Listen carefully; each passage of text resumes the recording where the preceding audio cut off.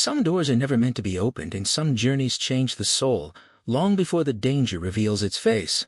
Tonight, you're about to step into one of literature's most haunting nightmares. Dracula, the unforgettable novel by Bram Stoker.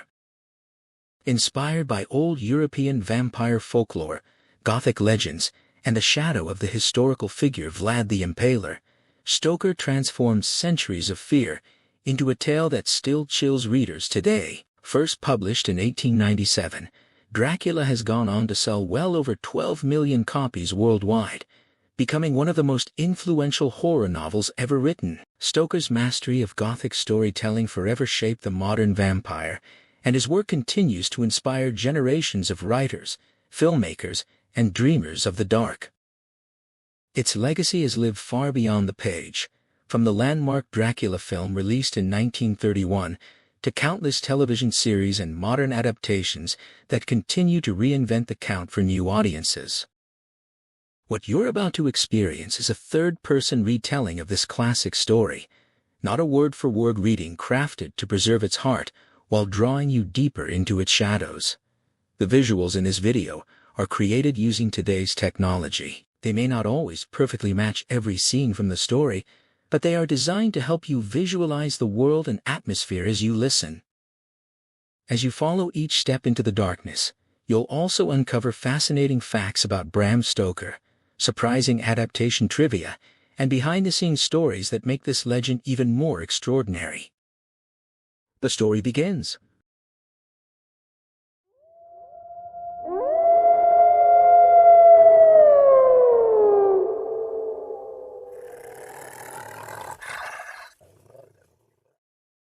The journey had begun with a late departure from Munich on the 1st of May, and by the time Jonathan Harker's train arrived in Vienna the following morning, it was already an hour behind schedule. He caught only a fleeting impression of Budapest through the carriage window and during a brief walk near the station, but the glimpse was enough to stir him. There was something in the air, in the architecture, in the very breadth of the Danube with its great western bridge receding behind him, that felt like a threshold, as though the train were ferrying him out of the West and into the traditions of the East. Night had fallen by the time he reached Klausenberg, where he checked into the Hotel Royal. The supper was a spicy chicken dish, robust and warming, but it left him parched and made him think of Mina. He would have to remember the recipe for her. He managed with his limited German, grateful for every scrap of it, aware that without it, he would be completely lost. In London, before departing, he had visited the British Museum and combed its maps and books for any intelligence on Transylvania.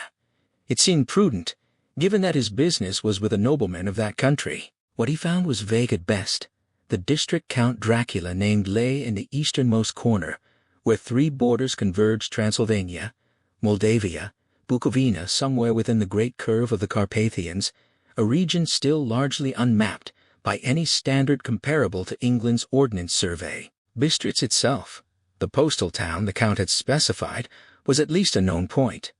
He made a mental note to record everything he could, knowing Mina would want to hear every detail. He read too about the people of Transylvania, 4 distinct groups, each with its own lineage. The Seklis, among whom he was traveling, claimed descent from Attila and the Huns, a genealogy that seemed plausible enough given the historical record. And then there was the matter of superstition. The Carpathians, according to what he read, gathered every known belief in the world into their horseshoe curve, as though the mountains formed a basin for the imagination's darkest currents. He made another note, asked the Count about all of this. Sleep that night was troubled. The bed was comfortable enough, but the barking of a dog beneath his window and the lingering heat of the paprika left him restless, thirsty even after he'd drained his carafe. Toward morning he finally sank into a deeper sleep, only to be roused by persistent knocking. Breakfast came quickly: more paprika, a maize porridge, and a rich stuffed eggplant dish.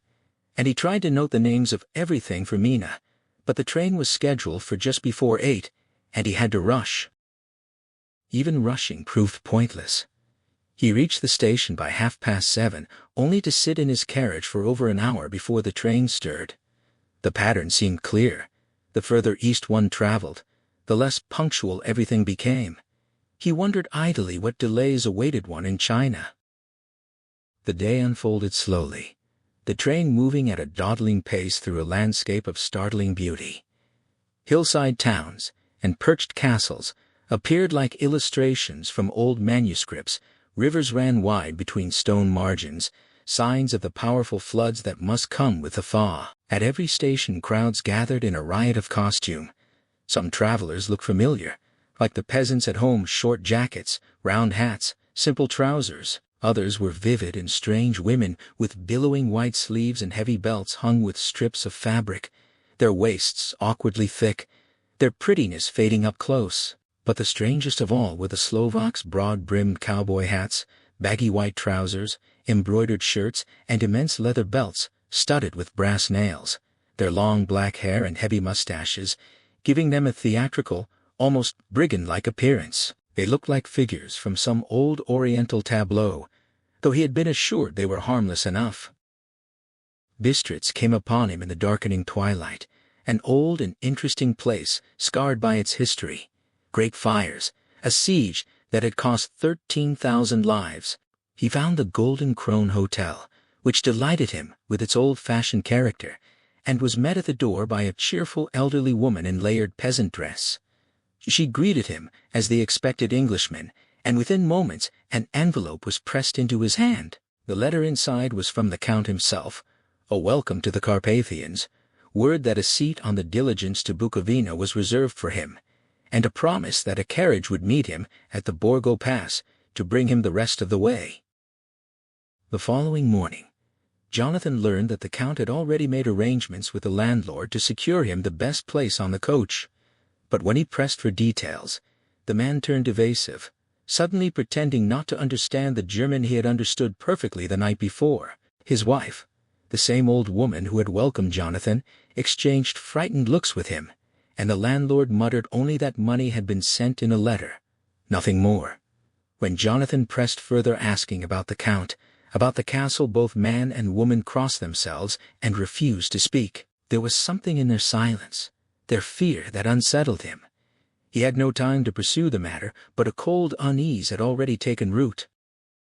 As he prepared to leave, the old woman followed him to his room, distraught, her German faltering into some other tongue he could not follow. Through her agitation, he gathered she was pleading with him to stay. When he told her his business was urgent, she asked him if he knew what day it was. He gave the date. She repeated it, then pressed further. Did he know what day it truly was? It was the eve of St. George's Day, she told him. At midnight, all evil things in the world would have full sway. Did he understand where he was going, what he was going toward? He tried to comfort her, to reassure her, but she dropped to her knees and begged him to wait just a day, 2 days. It felt absurd, but he could not shake the disquiet. Duty held him fast. He had business to complete. He helped her rise, thanked her gravely, and insisted he had to go. She dried her eyes, then reached to her neck and offered him a crucifix.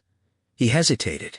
His Anglican upbringing had taught him to view such objects as faintly idolatrous, but to refuse her in such a state seemed ungracious. She must have seen the conflict in his face, for she placed it around his neck, saying it was for his mother's sake, and left. He found himself writing this final entry while waiting for the coach, the crucifix still resting against his chest. Whether the old woman's fears, the ghostly legends of the place, or the weight of the object itself had done it, he could not say. But his usual composure had deserted him. The thought that this diary might reach Mina before he did brought a cold pang, and he left a quiet farewell in its pages. Then the coach arrived. The gray morning had burned away, and now the sun stood high above a distant horizon that looked jagged and torn, whether from trees or peaks he couldn't tell. The distance blurred all scale. Sleep wouldn't come, and since no one would wake him until he stirred on his own, he filled the time with his pen, recording the strange details that had accumulated since leaving Bistritz.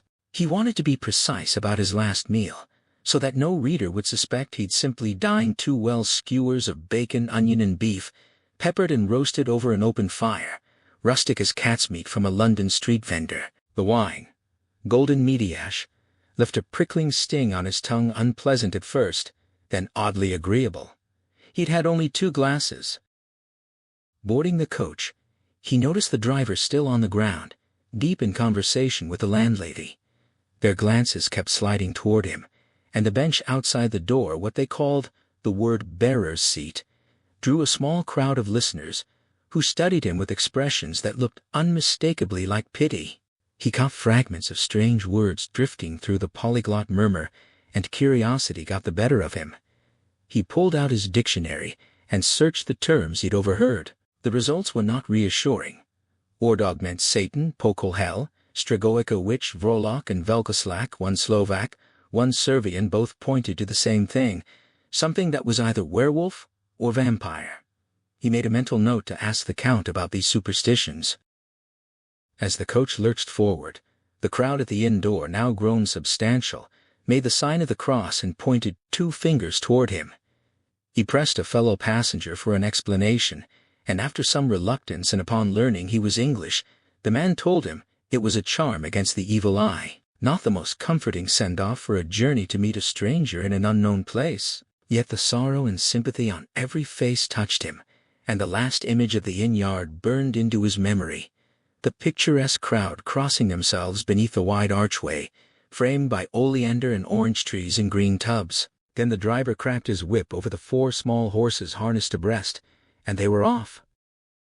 The beauty of the landscape quickly swallowed his unease, though he suspected that, if he understood the languages his fellow passengers were speaking, he might not have shed his fears so readily. The road unrolled through a green, sloping country dense with forest and wood, punctuated by steep hills crowned with trees or farmhouses whose blank gable ends faced the road. Fruit blossom overwhelmed the senses: apple, plum, pear, cherry, and beneath the trees, the grass sparkled with fallen petals. The road threaded through the Mittelland's green hills, vanishing around grassy curves or disappearing behind straggling pine woods that crept down the slopes like tongues of flame. The going was rough, but they flew over it with a feverish haste. He couldn't explain. The driver was clearly determined to reach Borgo Prund without delay. He learned that the road, excellent in summer, had not yet been repaired after the winter snows, a deliberate neglect, according to local tradition, since the hospodars of old would not mend the roads lest the Turks take it as preparation for foreign troops and hasten the always imminent war. Beyond the Mittelland, the vast forested slopes rose toward the Carpathians themselves, towering on both sides. The afternoon sun flooded them, revealing a kaleidoscope of color, deep blue and purple in the shadows, green and brown where rock and grass mingled, and an endless procession of jagged crags that faded into distance where snowy peaks rose grandly. Great rifts in the mountains opened as the sun sank, and through them he caught glimpses of falling water catching the light. As they swept around a hill's base, one of his companions touched his arm and pointed to a lofty snow-covered peak directly before them. "God's seat," the man said, crossing himself reverently. The sun dropped lower, the shadows lengthened, and the snowy mountaintop held the sunset in a delicate cool pink. They passed Siklis and Slovaks in picturesque dress, but he noticed order among them, painfully common. Roadside crosses appeared frequently, and each time his companions crossed themselves. Peasants knelt before shrines, so absorbed in devotion they didn't even turn as the coach swept by. Hayricks perched in trees, weeping birches gleamed like silver through the green. Lighter wagons crawled past, their long snake-like frames built for the uneven road, crowded with homebound peasants, Siklis in white, Slovaks in colored sheepskins, carrying their long staves with axes at the end like lances. The cold deepened as evening fell, and the growing twilight merged the darkness of oak, beech, and pine into one misty gloom. In the valleys between the hills, as they climbed through the pass, dark firs stood out against lingering snow. The road cut through pine woods that seemed to close down around them, and great masses of grayness scattered among the trees cast a weird, solemn effect. The falling sunset threw ghost-like clouds into strange relief clouds that seemed to wind ceaselessly through the Carpathian valleys. Some hills were so steep that the horses slowed to a crawl despite the driver's urgency. He offered to get down and walk, as he would at home, but the driver refused, The dogs were too fierce, he said, and then added, with a grim look around for approval from the other passengers, that Jonathan might have enough of such matters before he slept. The only pause came when the driver lit his lamps. Darkness brought a new restlessness among the passengers. They spoke to the driver one after another, urging him to greater speed, and he lashed the horses mercilessly, shouting wild encouragement. Through the dark, Jonathan saw a patch of gray light ahead, a cleft in the hills. The passengers' excitement mounted. The coach rocked violently on its great leather springs, swaying like a boat in a storm, and he gripped hard to keep his seat. The road leveled out beneath them, and the coach seemed to fly. Mountains closed in on either side, their dark faces bearing down as the pass narrowed. They were entering the Borgo Pass. One by one, the passengers pressed gifts into Jonathan's hands with an urgency that brooked no refusal. Odd trinkets, each offered with a kind word and a blessing, accompanied by the same fearful gestures he'd seen at Bistritz, the sign of the cross, and the warding fingers against the evil eye. The driver leaned forward, and the passengers craned over the sides, peering into the darkness with mounting excitement. Something was happening, or about to happen, but when Jonathan asked, no one would explain. At last, the pass opened to the east. Black clouds rolled overhead, and the air grew thick and heavy with the promise of thunder, as though the mountain range had divided two atmospheres, and they had entered the storm-charged one. Jonathan scanned the darkness for the carriage that was to meet him, expecting at any moment to see lamps cut through the blackness. But nothing appeared, only the flicker of their own lamps, the steam rising from the horses in white clouds, and the sandy road lying pale before them, empty of any vehicle. The passengers drew back with sighs of relief that only sharpened his own disappointment. Then the driver, checking his watch, murmured something to the others. Jonathan caught only the phrase "an hour less than the time," and turned to him with halting German. No carriage was here, he said. The Herr was not expected after all. He would have to continue on to Bukovina and return tomorrow, or the next day, better the next day. Before he could finish, the horses erupted into wild plunging, neighing and snorting in terror, forcing the driver to fight the reins. Then, through a chorus of peasant screams and a flurry of crossed hands, a caleche drawn by 4 coal-black horses swept up behind them and pulled alongside. In the lamplight, Jonathan saw the driver, a tall man with a long brown beard and a wide black hat that shadowed his features, save for a pair of eyes that gleamed red in the glow. The stranger spoke to the coach driver in a tone of knowing reproach, accusing him of trying to send the Englishman on to Bukovina. The coach driver stammered that the English Herr had been in a hurry. The stranger answered with a smile that revealed a hard mouth, very red lips, and sharp white teeth. One of the passengers whispered a line from Burger's Lenore about the dead traveling fast, and the strange driver looked up with a gleaming smile.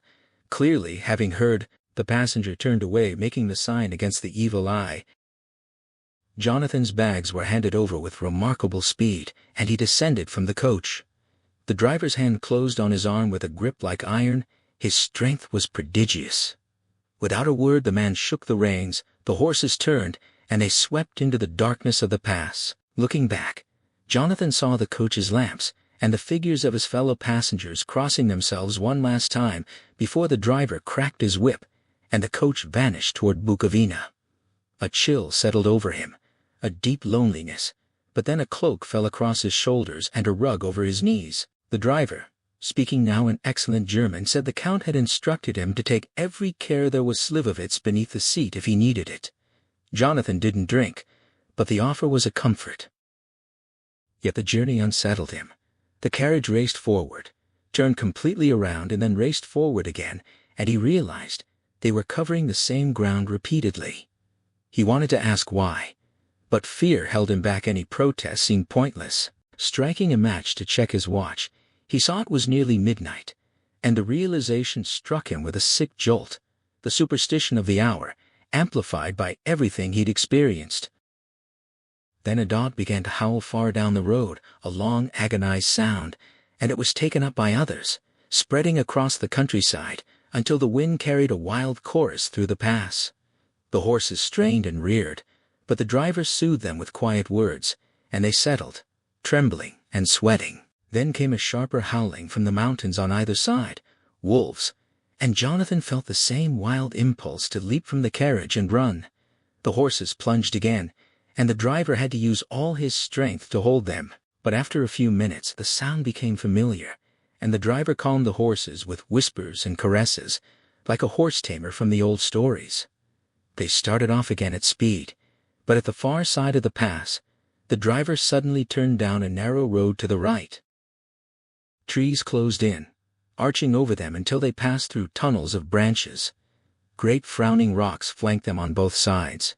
The wind rose, moaning through the rocks and crashing branches together as they swept forward.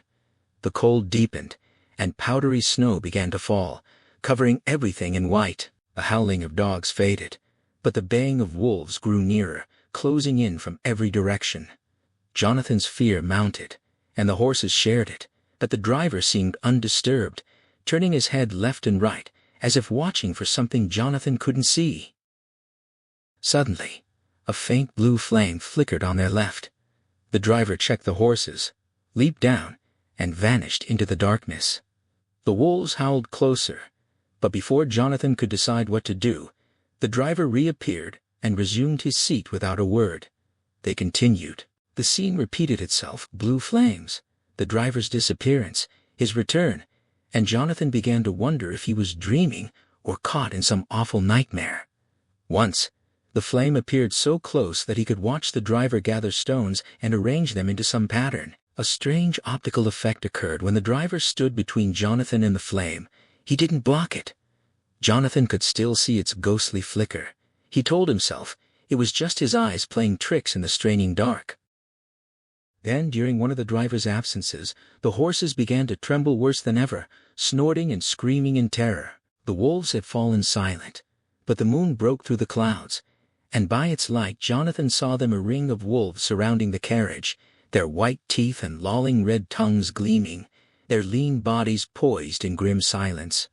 It was worse than their howling. A paralysis of fear seized him. He understood now what it meant to face such horror. The wolves began to howl again, and the horses plunged helplessly, trapped within the living ring. Jonathan shouted, and beat the side of the caleche, hoping to scare the wolves on one side so the driver could reach them. He didn't see how the driver returned, but he heard his voice raised in command. The man swept his long arms as if brushing aside something invisible, and the wolves fell back, further and further, until a heavy cloud crossed the moon and plunged them into darkness again. When the light returned, the driver was climbing back into his seat, and the wolves had vanished. A dreadful fear settled over Jonathan. He didn't dare speak or move. The time stretched endlessly as they swept onward, mostly ascending, sometimes descending through the dark. Then suddenly, he realized the driver was pulling up the horses in the courtyard of a vast ruined castle, its tall black windows giving no light, its broken battlements jagged against the moonlit sky. He must have been asleep, for surely he would have noticed the approach of such a place if he'd been fully awake. The courtyard loomed large in the gloom, its size exaggerated by the dark passages that branched from it under round arches. He hadn't yet seen it by daylight. The driver jumped down and offered his hand, and again Jonathan felt that prodigious strength, his grip like a steel vice. The man unloaded his luggage, setting it beside him by a great iron-studded door set in a massive stone doorway. Even in the dim light he could see that the stone was carved, but the details had been worn smooth by time and weather. Then the driver was back in his seat, shaking the reins, and the carriage disappeared down one of the dark openings. He stood alone, uncertain what to do. No bell, no knocker. His voice would never penetrate those frowning walls and dark windows. The waiting stretched endlessly, doubts and fears crowding in. What kind of place was this? What people lived here? What grim adventure had he embarked on? The thought struck him with a sort of bitter humor. Was this what happened to a solicitor's clerk sent to negotiate a property purchase? But no, he was no longer a clerk. He'd received word just before leaving London that he'd passed his examination. He was a full solicitor now. Nina would be proud. He rubbed his eyes, pinched himself, trying to wake from what felt like a nightmare. He half expected to find himself at home, dawn creeping through the windows after a long day's work. But his flesh responded to the pinch. His eyes showed him only the dark courtyard. He was awake, and he was in the Carpathians. All he could do was wait for morning. Then he heard heavy footsteps approaching from behind the door, saw a gleam of light through the chinks. Chains rattled, massive bolts clanked back, a key ground in the lock with the grating sound of long disuse, and the great door swung open. Inside stood a tall old man, clean-shaven except for a long white mustache, dressed entirely in black. He held an antique silver lamp, its flame flickering without chimney or globe, casting long, quivering shadows. The old man gestured him in with a courtly motion and spoke in excellent English, though with a strange cadence, welcoming him to his house, and bidding him enter freely and of his own will. He stood motionless as a statue until Jonathan crossed the threshold. Then he moved forward, grasping his hand with a strength that made him wince, and the hand was as cold as ice, more like a dead man's than a living one's. He repeated his welcome, adding a blessing about coming freely, going safely, and leaving something of the happiness he brought. The grip was so much like the driver's that Jonathan doubted, for a moment, if they weren't the same person. He asked directly, "Count Dracula?" The old man bowed and confirmed it, welcoming him to his house. He took Jonathan's luggage before he could protest, insisting that he would see to his guests' comfort himself, since his people were not available, and it was late. He carried the bags through a passage, up a great winding stair, along another stone-floored corridor, and finally threw open a door to reveal a room bright with firelight and a table laid for supper. Jonathan's heart lifted at the sight. The Count set down the bags, crossed to another door, and led him through a small octagonal room into a large bedroom, warmed by its own fresh fire. Then he withdrew, telling Jonathan to refresh himself and join him for supper when ready. The warmth and courtesy dispelled his doubts. Hunger overtook him, and he made a hasty toilet and returned to the dining room. Supper was waiting. The Count stood by the fireplace and motioned him to the table, excusing himself from joining. He'd already dined and didn't sup. Jonathan handed over the sealed letter from Mr. Hawkins. The Count read it gravely, then passed it back with a charming smile. A passage near the end gave Jonathan particular pleasure. Mr. Hawkins had written that, confined by gout, he was sending his most trusted young man in his place, one full of energy, talent, and faithful disposition, discreet and silent, grown to manhood in his service. The Count uncovered a dish of roast chicken, and Jonathan fell to eating. Over the meal, the Count asked many questions about his journey, and Jonathan recounted what he'd experienced. Afterwards, at his host's invitation, he drew up a chair by the fire and began to smoke a cigar. The Count offered him. The Count himself didn't smoke. Now he had a chance to observe his host and found him striking. His face was strongly aquiline, with a high-bridged thin nose and peculiarly arched nostrils, a lofty domed forehead, hair thin at the temples but thick elsewhere, massive eyebrows that nearly met, and a mouth that seemed fixed and cruel beneath his heavy mustache, with strangely sharp white teeth protruding over lips so red they showed astonishing vitality for a man of his age.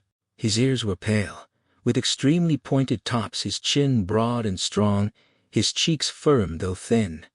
The overall effect was one of extraordinary pallor.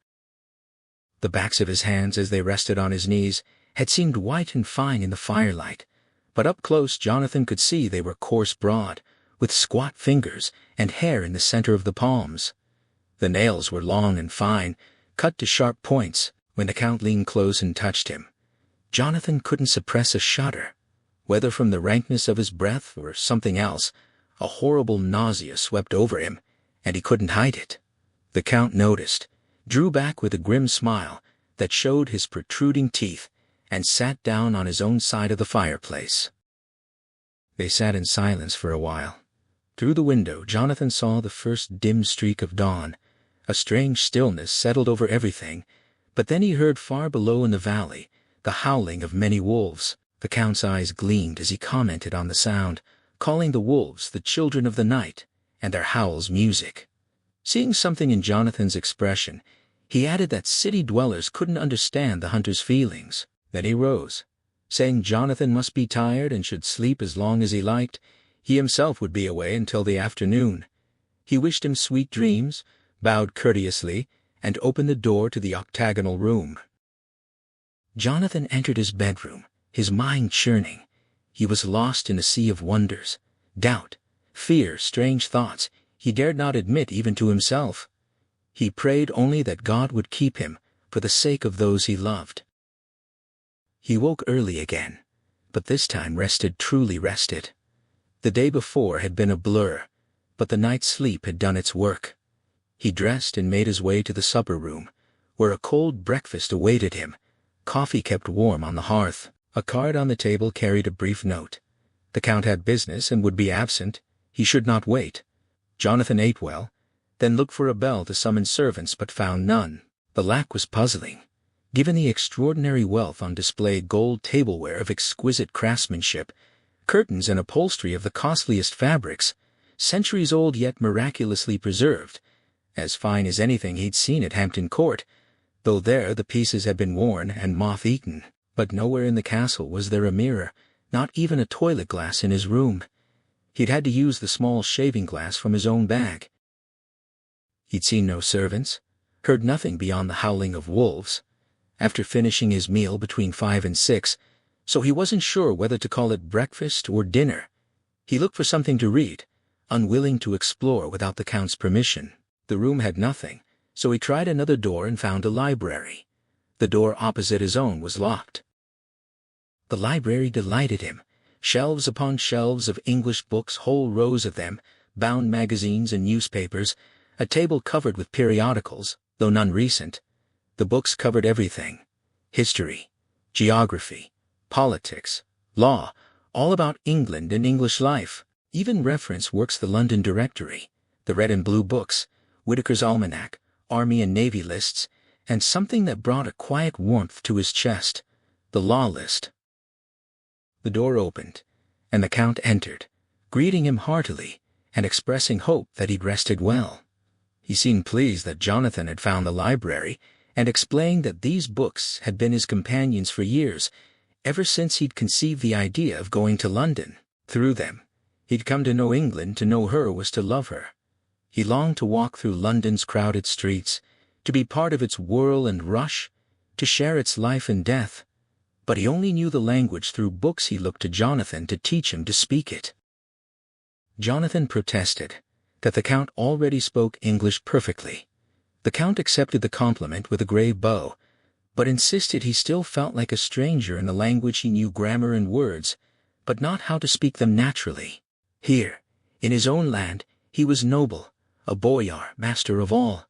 But in a strange land, a stranger was no one. He wanted to pass unnoticed, to blend in, so that no man would stop and think. A stranger. He'd been master so long he wanted to remain so, or at least have no other master over him. He explained that Jonathan's presence was not merely to finalize the property purchase, but to help him learn English intonation, to correct him when he made errors, however small. He apologized for his long absence that day, but he had many affairs to handle. Jonathan eagerly offered his help and asked if he might use the library freely. The Count granted the permission, adding that Jonathan could go anywhere in the castle except where doors were locked, and those, he suggested, Jonathan would have no wish to enter. There was reason for everything, as it was if Jonathan could see with his eyes and know with his knowledge, he would understand. Then he cautioned that Transylvania was not England. Their ways were strange, and Jonathan had already glimpsed some of those strangenesses. The conversation deepened. The Count clearly wanted to talk for its own sake, and Jonathan pressed him with questions about the things he'd seen. The Count answered most frankly, though sometimes he deflected or pretended not to understand. Growing bolder, Jonathan asked about the blue flames. The Count explained the local belief on the night of the evil spirits last night. Blue flames mark places where treasure is hidden. The region was steeped in blood, fought over for centuries by Wallachians, Saxons and Turks. Hardly a foot of soil was untouched by violence. In old days, the patriots had waited on the rocks above the passes, sending avalanches down on invaders. When the invaders won, they found little, as the treasure had been sheltered in the earth. Jonathan asked how such treasure could remain undiscovered when a clear sign pointed to it. The Count's smile stretched his lips back, revealing long, sharp canine teeth, as he answered that the peasants were cowards, and fools. The flames appeared only one night, and that night no man would stir from his door. Even if he did, he wouldn't know what to do. Even the peasant who'd marked the flames' location wouldn't know where to look in daylight. Jonathan admitted he was right. He knew no more than the dead where to search. They drifted to other subjects, and finally the Count asked to hear about London and the house Jonathan had procured for him. Jonathan fetched the papers from his bag. As he arranged them, he heard china and silver rattling in the next room. When he passed through, the table had been cleared and the lamp lit. The night had deepened. Returning to the library, he found the Count lying on the sofa, reading of all things an English Bradshaw's Railway Guide. When Jonathan entered, the Count cleared the table, and they went over plans, deeds, and figures together. He was interested in everything, asking question after question about the property and surrounding area. He'd clearly studied beforehand. By the end, he knew far more than Jonathan did. When Jonathan remarked on this, the Count said that when he went to London he'd be alone. Jonathan would be in Exeter, miles away, so he needed to understand everything himself. They thoroughly reviewed the Purfleet estate purchase. Jonathan detailed his notes. The walled estate called Carfax, a corruption of Quatre Faces, for its four-sided shape set on 20 acres, with a dark pond and a great house of mixed periods, one part medieval with heavily barred windows, close to an old chapel. He'd taken photographs but hadn't entered the house itself, lacking the key. The only nearby building was a private lunatic asylum, out of sight from the grounds.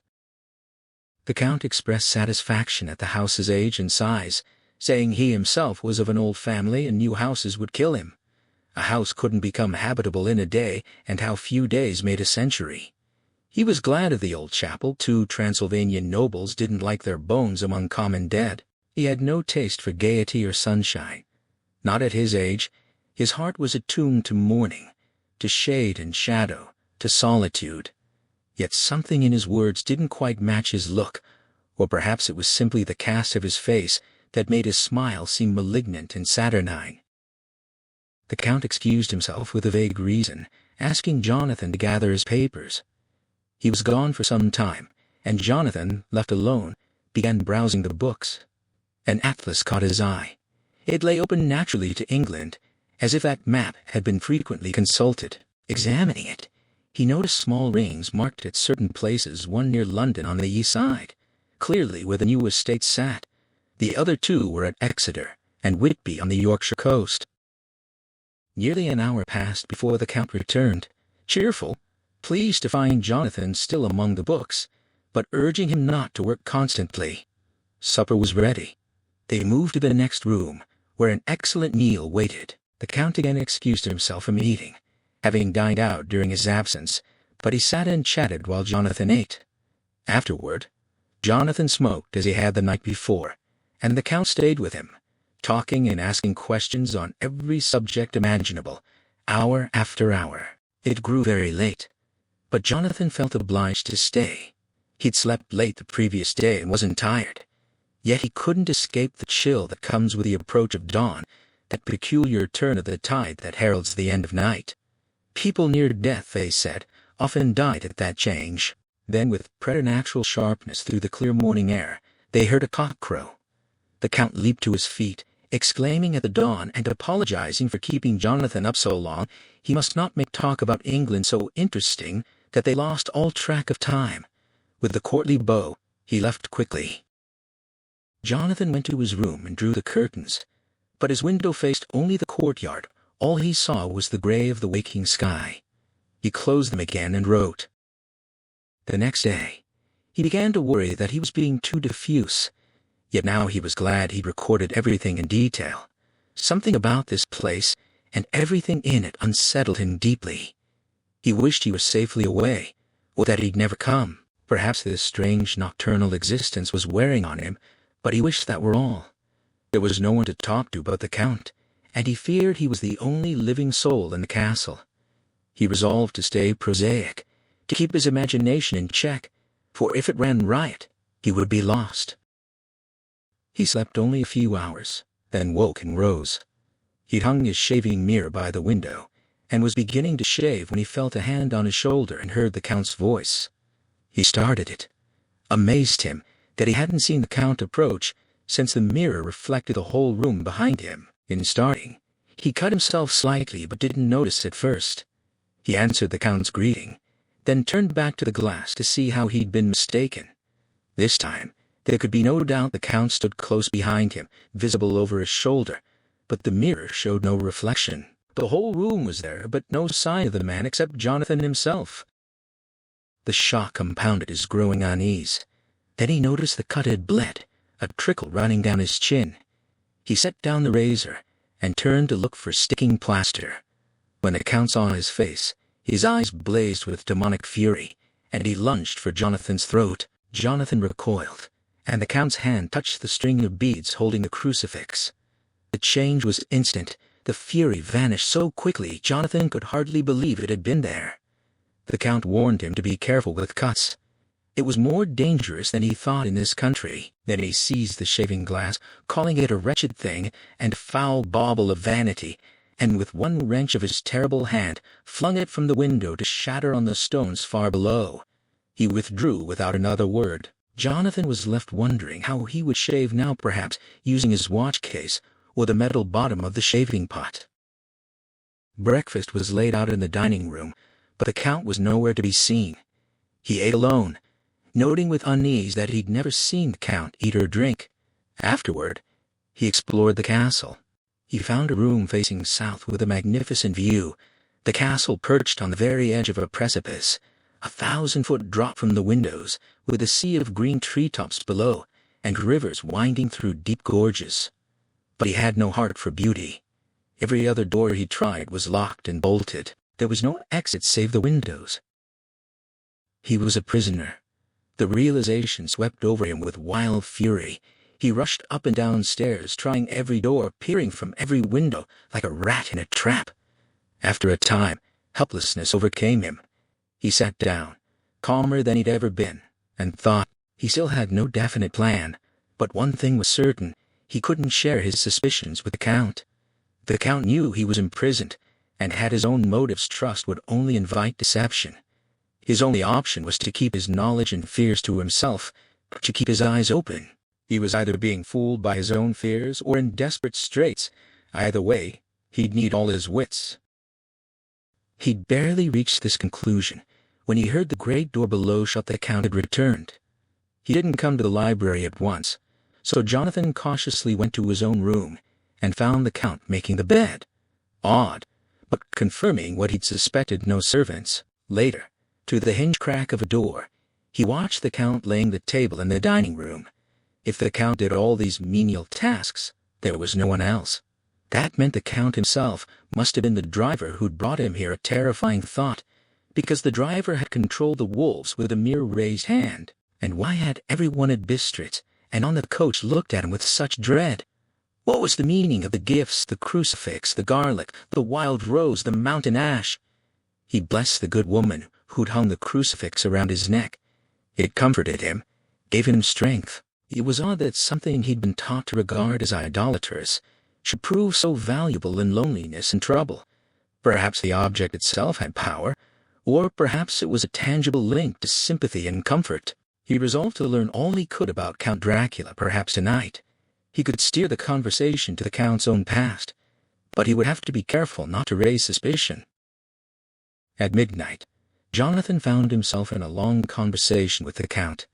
He'd asked a few questions about Transylvanian history, and the Count had warmed to the subject with remarkable intensity. When he spoke of battles and peoples, he did so as though he had witnessed them firsthand, a tendency he later explained as the natural pride of a boyar, for whom his house's glory and fate were his own. He always spoke of his family as we, almost in the royal plural. Jonathan wished he could record every word, for the Count's speech seemed to contain the whole history of the region.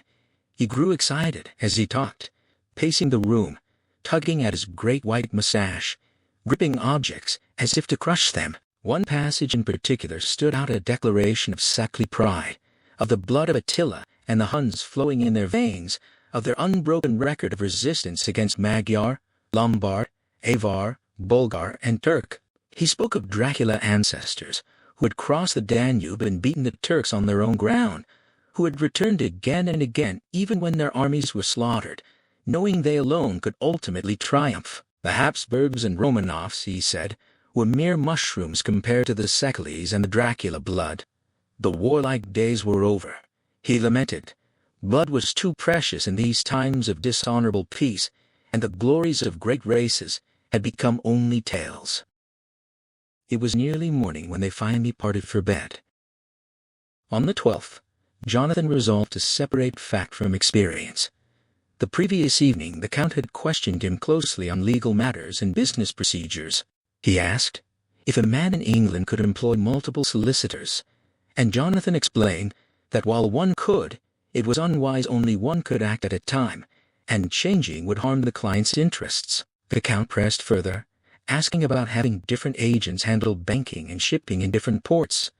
Jonathan explained the solicitor system of agency, which allowed local work to be done on instruction from a single solicitor. The Count then asked if he could direct matters himself, and Jonathan confirmed that many businessmen did so to keep their affairs private. The Count seemed satisfied and moved on to practical questions, consignments, forms, potential difficulties. His knowledge and foresight were extraordinary for a man who'd never been to England and apparently had little business experience. Then abruptly, he asked if Jonathan had written to anyone since his first letter. Jonathan admitted he hadn't. He'd had no opportunity to send letters. The Count told him to write now to Mr. Hawkins and anyone else he wished, saying he would stay for a month. Jonathan's heart grew cold at the thought, but the Count insisted it was understood when his employer sent someone that the Count's needs were paramount. Jonathan could only bow in acceptance. The Count's eyes and bearing reminded him that he was a prisoner, with no real choice. Then came the instruction Jonathan's letters should discuss only business. It would please his friends to know he was well and looking forward to returning home. The Count handed him 3 sheets of thin foreign post and envelopes, and Jonathan understood he'd be able to read whatever Jonathan wrote. He resolved to write only formal notes now, but to send full accounts secretly to Mr. Hawkins and to Mina in shorthand. While Jonathan wrote his 2 letters, the Count wrote several notes, consulting books on his table. When the Count left the room, Jonathan quickly looked at the letters he'd left behind, one to Samuel F. Billington in Whitby, one to Herr Leutner in Varna, one to Coutts & Co. in London, and one to bankers in Budapest. The 2nd and 4th were unsealed. Before he could read them, the door handle moved. He barely had time to replace the letters and resume his book.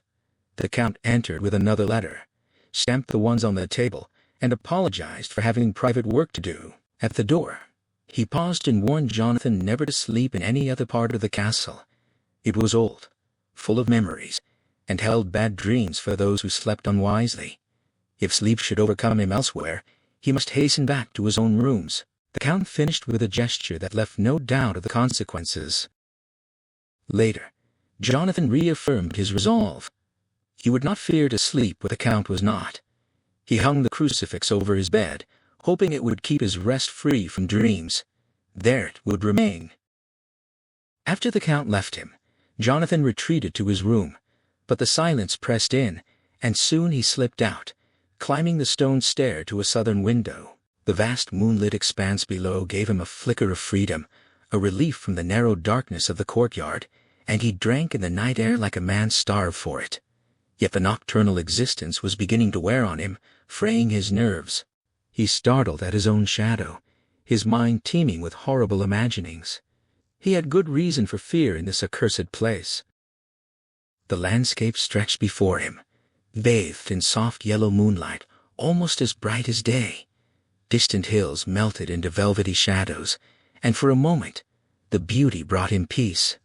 Then his eye caught movement a floor below and to the left, where he guessed the Count's windows faced out. He drew back behind the stonework and watched. The Count's head emerged from the window.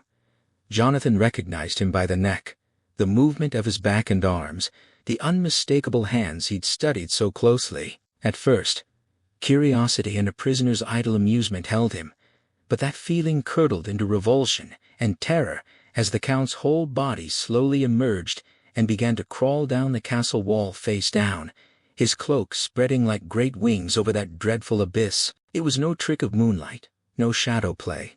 Fingers and toes found the corners of stones, worn smooth by years of pressure, and the Count moved downward with the speed and ease of a lizard. What manner of man or creature in man's likeness was this? The dread of the place overwhelmed him. He was in awful fear, with no escape, surrounded by terrors he dared not name. On the 15th, he saw it again, the Count descending in that same lizard-like way, 100 feet down and to the left, disappearing into some hole or window. Knowing the Count had left, Jonathan seized the chance to explore. He took a lamp and tried every door, all locked. The locks new. He descended to the main hall, found he could draw the bolts and unhook the chains, but the great door was locked, and the key was gone. The key must be in the Count's room. He would have to watch for an unlocked door. He searched further, finding a few small rooms with nothing but dusty, moth-eaten furniture. At last, he found a door at the top of a stairway that gave slightly under pressure. It wasn't truly locked, just stuck from sagging hinges. He forced it open and entered a wing of the castle he hadn't seen before, with windows looking south and west over a great precipice. The castle was built on a rocky corner, impregnable on 3 sides. This section, with its more comfortable furniture and curtainless windows, had clearly been occupied by ladies in bygone days. The moonlight poured through diamond panes, illuminating the dust and softening the ravages of time. His lamp was almost useless in the brilliant glow, but he was glad of its company against the dread loneliness that chilled him. Still, this place was better than the rooms he'd come to hate for their association with the Count. He sat at a little oak table where once, perhaps, a lady had penned a love letter and wrote in his diary, marveling at the irony 19th-century modernity in a place where old powers still held sway. By the morning of the 16th, his sanity felt threadbare. Safety was a thing of the past.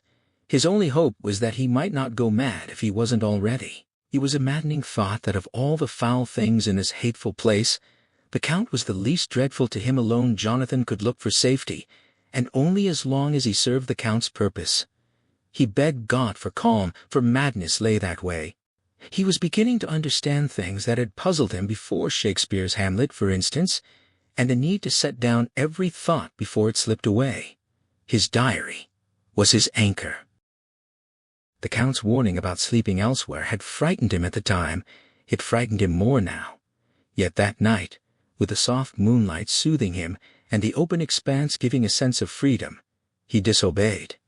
He felt sleep coming, and with it, the stubbornness that accompanies drowsiness. He decided not to return to his gloomy rooms but to sleep in this place where ladies of old had lived and loved and mourned. He pulled a couch near the corner, positioned himself to look east and south, and composed himself for sleep. He must have fallen asleep. He hoped so. But what followed was so startlingly real that now, in the broad morning sunlight, he couldn't believe it had been only a dream. He was not alone. 3 young women stood before him, ladies by dress and manner, yet they cast no shadow in the moonlight. 2 were dark, with aquiline features and piercing eyes like the Count's. The 3rd was fair, with golden hair and sapphire eyes, a face he seemed to know from some dreamy fear, though he couldn't place it. All had brilliant white teeth against ruby lips. They stirred in him a strange mix of longing and deadly fear, a wicked burning desire for their kisses. They whispered and laughed a silvery musical sound, but cold, inhuman, like the tingling of water glasses played by a cunning hand. The fair girl, urged on by the others, approached. He lay still, watching through his lashes, feeling the honey-sweet but bitter breath on him, like blood. She knelt and bent over him, her movements deliberately voluptuous, licking her lips like an animal, her head lowered toward his throat, and he could hear the churning of her tongue, feel the hot breath, the tingling anticipation of contact. Her lips touched his skin, and he felt the hard dents of 2 sharp teeth just pausing there. He closed his eyes in languorous ecstasy and waited, his heart pounding. But in that instant, another sensation swept through him like lightning. He felt the Count's presence, felt him wreathed in a storm of fury. His eyes flew open to see the Count's strong hand seize the fair woman by the throat and drag her back with giant strength. Her blue eyes blazed with rage, her teeth champed, her cheeks flushed crimson. But the Count himself, Jonathan, had never imagined such wrath, not even among the demons of the pit. His eyes blazed with lurid red light, as if hellfire burned behind them. His face was deathly pale, its lines hard as drawn wires. His thick eyebrows seemed like a heaving bar of white-hot metal. With a fierce sweep of his arm, he hurled the woman away and motioned the others back with the same imperious gesture he'd used on the wolves. His voice, low and almost a whisper, cut through the air and rang around the room. He demanded how they dared touch the man he'd forbidden them to even look at. This man belonged to him. They would beware how they meddled with him. The fair girl answered with a ribald laugh, taunting him that he had never loved, never could love. The others joined in a mirthless, soulless laughter that sounded like the pleasure of fiends. The Count turned, looked closely at Jonathan's face, and whispered that he too could love, as they knew from the past. He promised that when he was done with Jonathan, they could kiss him at their will. He ordered them to go. He had to awaken him, for there was work to be done. One of the women pointed to a bag on the floor that moved as if something living were inside. The Count nodded. She opened it, and Jonathan heard a gasp and a low wail like a half-smothered child. The women closed around it, then simply faded into the moonlight and vanished through the window, taking the dreadful bag with them. They left no trace, no door opening. The horror overwhelmed Jonathan, and he sank into unconsciousness. He woke in his own bed. If it wasn't a dream, the Count must have carried him there. Small details puzzled him. His clothes folded differently than his habit. His watch unwound, though he always wound it before bed. But these could be signs of his own disturbed state. He was glad his pockets were intact if the Count had undressed him hurriedly. He hadn't found the diary, which Jonathan was sure would have been taken or destroyed.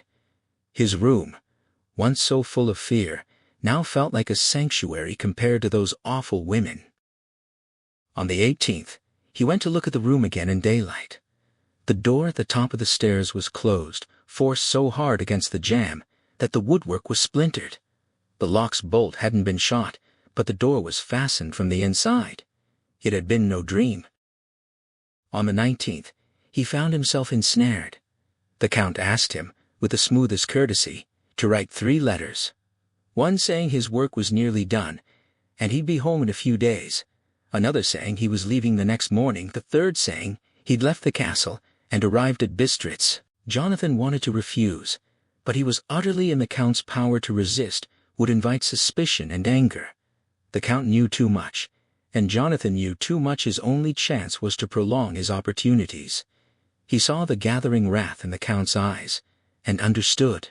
The Count explained that posts were uncertain writing now would ease his friends' minds. He assured Jonathan he could countermand the later letters, which would be held at Bistritz.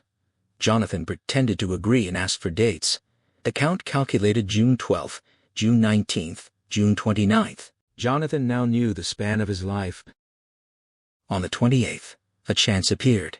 A band of Skagani gypsies who attached themselves to great nobles and feared nothing, camped in the courtyard. Jonathan wrote letters home, minas in shorthand, and tried to get them posted. He threw them through the window bars with a gold piece, and a man took them, pressing them to his heart before stowing them in his cap. But the Count returned, holding 2 letters. He'd gotten them from the Skagani. One was to Peter Hawkins, the other, in shorthand, he called a vile thing, an outrage upon friendship and hospitality, and burned it in the lamp flame. The Hawkins letter he would send on, since it was Jonathan's. He apologized for breaking the seal, and handed Jonathan a clean envelope to redirect it. Jonathan could only comply in silence. When the Count left, Jonathan heard the key turn softly. The door was locked. Later, the Count found him asleep on the sofa and sent him to bed with kind words. Jonathan slept without dreaming. Despair, it seemed, had its own calm. On the morning of the 31st, he thought to keep paper and envelopes ready in case of an opportunity, but again, Surprise and shock, every scrap of paper was gone. His notes, memoranda, letter of credit, anything that might help him if he escaped. His traveling suit, overcoat, and rug were also missing. The realization struck him with the force of a physical blow. Every piece of paper he possessed had been systematically removed. His notes, his travel memoranda, his letter of credit, anything that might have offered a lifeline beyond these walls, was gone. He sat frozen for a long moment, the weight of his helplessness pressing down on him, before a grim thought surfaced. Rising, he searched his portmanteau and the wardrobe where he had stored his clothes. The suit he had traveled in was missing, along with his overcoat and rug. There was no trace of them anywhere. The message was unmistakable. This was a carefully laid scheme of villainy. Days later, hope flickered briefly. From his window, he heard the crack of whips and the clatter of hooves on the rocky path below. Rushing to the casement, he saw 2 heavy wagons lumbering into the courtyard, each drawn by 8 sturdy horses and driven by Slovaks in their distinctive rough attire. His heart leaped. This might be his chance to make contact, to find a way out through the main hall. He ran for his door, only to find it bolted from the outside. A fresh wave of despair washed over him. He returned to the window and called out to the men below. They looked up with dull bewilderment, pointing at him, until a Sagani leader emerged. He said something to them, and they laughed, turning away with finality. No amount of pleading could draw their eyes back to him. They unloaded the wagons, great square boxes that rang hollow, and were handled with ease, and piled them in the yard. After accepting payment from the Sagani, the Slovaks spat on the coins for luck, and drifted back to their horses. Soon the fading crack of whips signaled their departure, and he was alone again with his despair. Days later the air grew thick with unease. The Count had retired early, locking himself away. Seizing the opportunity, Jonathan crept up the winding stairs to the south-facing window, determined to watch. Something was stirring in the castle. He could hear the distant, muffled thud of mattocks and spades from somewhere below. It was the sound of dark purpose, of some ruthless work nearing its end. He had been at his post less than half an hour, when movement caught his eye. A figure emerged from the Count's window, and he recoiled in horror. It was the Count, wearing his own traveling clothes, the terrible bag slung over his shoulder. The implication crashed over him. This was a monstrous deception. The Count would appear in the villages, seen by others in Jonathan's guise, posting letters and sowing evidence that he was free, while any atrocity committed would be laid at Jonathan's feet. The sheer injustice of it burned through him, a bitter rage at being trapped without even the protection of law afforded to a criminal. He sat watch for hours, waiting for the Count's return. As the moonlight grew stronger, he noticed tiny specks floating in its rays, like grains of dust gathering and swirling in nebulous clusters. A strange calm settled over him, and he leaned back, letting the hypnotic dance soothe his frayed nerves. Then a sound jolted him upright, the low, pitiful howl of dogs from the valley below. The floating dust seemed to twist and take new shapes to the rhythm of the howling, and he felt himself sinking into a trance, his instincts screaming for him to wake. The moonbeams quivered. The phantom forms solidified into the 3 ghostly women he remembered. With a start, he snapped back to full awareness and fled screaming, slamming his own door behind him, the lamp's steady light a small comfort against the terror. Hours later, a sharp, muffled wail came from the Count's room, then silence, a deep, chilling silence that froze his blood. He tried the door again, but it was still locked. Powerless, he sat down and wept. Then came another sound, a woman's agonized cry from the courtyard. He rushed to the window and threw it open, peering through the bars. A disheveled woman leaned against the gateway, her hands clutching her chest. When she saw him, she lunged forward, her voice laden with menace, demanding her child back. She fell to her knees, tearing her hair and beating her breast, her grief spilling over in violent, heart-wrenching sobs. Then he heard the dull thud of her bare hands against the door. From high above, the Count's harsh whisper cut through the night, and his call was answered by the howling of wolves. In moments, a pack poured through the courtyard entrance, a living flood. The woman's cries ceased, and the howling died away as quickly. The wolves streamed out singly, licking their lips. Jonathan watched, numb. He knew what had become of her child. She was better dead. Morning brought a new resolve. The sunlight struck the top of the gateway, and it felt like a dove's landing, a sign of hope. The fear that had clung to him like a shroud dissolved in the warmth. He had to act. One of his post-dated letters had already been sent, part of a scheme to erase his very existence. He pushed the thought aside. Action was all that mattered. He had never seen the Count in daylight. Did he sleep when others woke? The door to his room was always locked, but there was another way. He had seen the Count crawl from that window. If he could imitate him, he might gain entry. The risk was desperate, but his need was greater. At worst, it meant death, and the hereafter might still hold mercy. He said his goodbyes to Mina, to his friend and second father, to all he held dear. He made the attempt while courage still burned. He slipped out the south window onto the narrow stone ledge, the ancient mortar worn away between the rough-cut blocks. He took off his boots, looked down once to steady himself against the dizzying depth, then fixed his gaze forward. The Count's window was within reach. Excitement drove out dizziness. The time passed in a blur. Soon he was sliding feet first through the window, his heart pounding. The room was empty, barely furnished, layered in dust. The key was nowhere to be found, but in one corner lay a great heap of gold coins, Roman, British, Austrian, Hungarian, Greek, Turkish, all ancient, filmed over with dust. Chains and jeweled ornaments lay beside them, old and stained with age. A heavy door at the corner of the room stood open, leading to a stone passage and a winding stair. He descended carefully, the only light from narrow loopholes in the masonry. At the bottom, a dark tunnel exuded, a sickly, deathly odor of freshly turned earth. The smell grew thicker as he pressed on. At the end, he pushed open a heavy door and found himself in a ruined chapel that had been used as a graveyard. The roof was broken open, and the ground had been freshly dug, the earth piled into great wooden boxes, the ones the Slovaks had brought. He searched every inch, even descending into the vaults where dim light struggled. In two of them, he found only fragments of coffins and piles of dust. In the third, he made his discovery. The discovery hit him like a jolt of ice water. There, in one of the great wooden boxes, lying on a pile of fresh earth, was the Count. His eyes were open and glassy, but not with the dullness of death, and his cheeks, though pale, held a warmth of life. His lips remained vividly red, yet no pulse stirred, no breath moved, no heartbeat sounded. Jonathan leaned close, desperate to find some spark of life, but found nothing. The earthy smell suggested he had not been there long. The scent would have faded in hours. Beside the box lay its lid, perforated with small holes. A thought struck him. Perhaps the keys were on the Count's person, but as he reached out, he caught those dead eyes, and in them, though they seemed unaware of him, he saw such a depth of hatred that it froze his blood.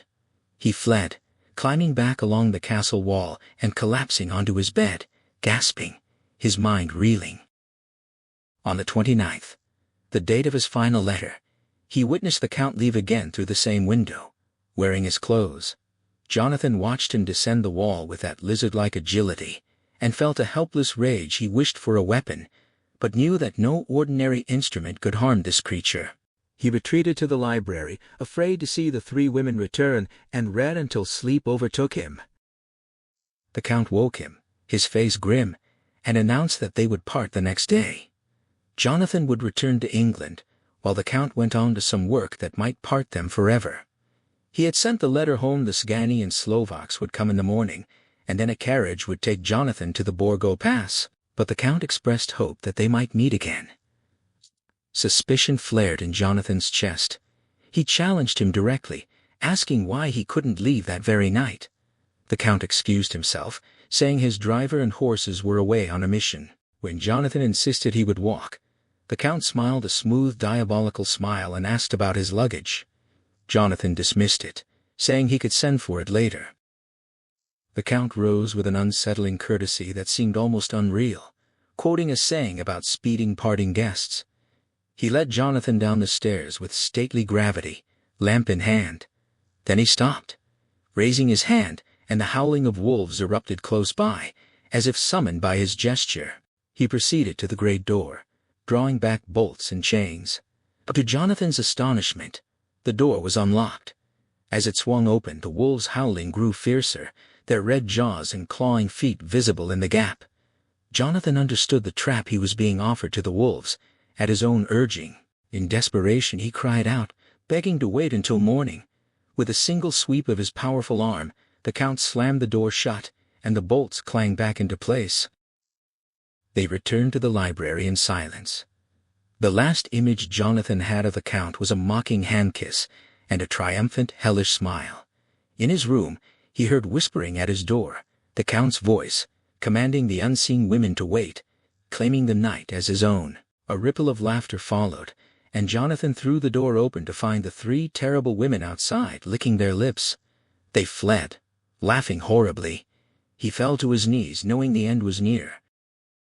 The morning of the 30th arrived. He had slept until just before dawn, and woke resolved to meet death ready. The cock's crow brought relief. Morning had come. He ran to the hall, the door seemingly unlocked, but his hopes shattered, as he found it bolted from the outside. He had been locked in again after the Count's departure. Desperate, he resolved to scale the wall once more and search the Count's room for the key. Death seemed preferable to this captivity. He scrambled down into the Count's room, finding it empty, the gold still heaped in the corner. He descended through the winding stair and dark passage to the old chapel. The great box was there, lid in place but not fastened, nails ready. He raised the lid and horror flooded him. The Count lay inside, but changed. His white hair and mustache had darkened, his cheeks were fuller, his skin flushed with life, his mouth redder than ever with fresh blood trickling from its corners. The eyes seemed swollen, the face bloated, as if gorged on blood, like a leech exhausted by its feast. Jonathan's every sense recoiled as he searched the body, finding no key. The mocking smile on that bloated face drove him to madness. This was the monster he was helping to unleash on London to create a cycle of undeath. Seizing a shovel, he struck at the hateful face, but the head turned, those basilisk eyes fixing him, and the shovel glanced off, leaving a deep gash above the forehead. The lid fell back, hiding the horror. His last glimpse was that blood-stained, grinning face. He waited, his mind ablaze with despair, as he heard gypsy songs and the rumble of wagons, the Sgani and Slovaks arriving. He ran back to the Count's room, hoping to escape when the door opened. He heard the key grind in the lock, the heavy door fall back, and the tramp of many feet. A sudden gust of wind slammed the door to the winding stair, sealing him in. The net of doom tightened. Below he heard the sounds of heavy boxes being moved, of hammering the box being nailed shut. Then footsteps faded, and the great door boomed shut, chains rattling, the key withdrawing. He was alone in the castle with those awful women. He would not remain their prey. He resolved to scale the wall further, taking some of the gold with him, hoping to find a way out, and if not, the precipice offered a final escape. He said his goodbyes to Mina, to his friend and second father. The final echoes of departure faded into silence. The grinding key, the withdrawing bolt, the distant rumble of wheels and crack of whips as the Sgani caravan receded into the night. Jonathan stood alone in the vast hollow castle, the weight of his isolation pressing down on him. Those 3 women were somewhere within these walls, and the thought of them, their hungry eyes, their mocking laughter sent a chill through his blood. They were nothing like Mina, they were creatures of the pit, and he would not become their prey. He made his decision with grim finality. He would not remain caged with them. He would scale the castle wall, push further than he had dared before, and take some of the gold with him, a desperate measure, but one that might buy his freedom, if he found a way out. Beyond this cursed place lay home, the quickest train, escape from this land where devils walked in human form, and if the wall betrayed him, if the precipice claimed him, at least he would die as a man, not as their plaything. He said his final farewells to Mina, to all he held dear, and steeled himself for the attempt. The scene shifted now. the narrative pulling back from that nightmare castle to a brighter, more ordinary world. In England, Mina Murray wrote to her dearest friend Lucy, apologizing for her long silence. The life of an assistant school mistress had consumed her, but she longed to be with Lucy by the sea, to talk freely, and share their dreams. She had been working hard, studying shorthand, and typing, determined to be useful to Jonathan after their marriage. They already wrote to each other in shorthand, and he kept a stenographic journal of his travels. Mina planned to keep a diary of her own, not a mere appointment book, but a true journal, recording conversations and observations like the lady journalists she admired. She had just received a brief note from Jonathan in Transylvania. He was well, and would return in about a week. She was eager to see him again, to hear of his adventures, and to wonder whether they might one day travel together. The 10 o'clock bell ended her letter, and she signed off with love, asking Lucy to share her news and pressing for details about a certain tall, curly-haired man. Lucy's reply came from Chatham Street, playful and defensive. She protested that she had written twice since they parted, and her news was hardly thrilling. London was pleasant, full of picture galleries and park rides. As for the curly-haired man, that was Mr. Holmwood, who visited often and got on splendidly with her mother. She also mentioned another acquaintance, a doctor just 29, who ran a vast lunatic asylum and had been introduced by Mr. Holmwood. He was resolute, calm, and had a penetrating gaze that seemed to read thoughts, a habit he tried on her, though she fancied she was a tough puzzle for him. She confessed she found him a fascinating psychological study. Dress bored her, as Arthur. She revealed the name casually remarked every day. Then came the confession she loved Arthur Holmwood. She had loved him for some time, though he had not yet spoken his feelings aloud. The admission spilled out in a rush of affection, and she asked Mina to write back quickly with her thoughts, to pray for her happiness, and to keep the secret. A later letter from Lucy, dated the 24th of May, overflowed with joyful astonishment. She had received not one but 3 proposals in a single day, a bewildering and exhilarating turn of events. She felt genuinely sorry for 2 of the suitors, but her happiness was boundless. She begged Mina to keep the matter confidential, except from Jonathan, and insisted that a woman should tell her husband everything. The first proposal came from Dr. John Seward, the asylum doctor with the strong jaw and good forehead. He had been outwardly cool but inwardly nervous, fumbling with his hat and a lancet in a way that nearly made her scream. He spoke plainly, declaring his love and asking if she might come to care for him in time.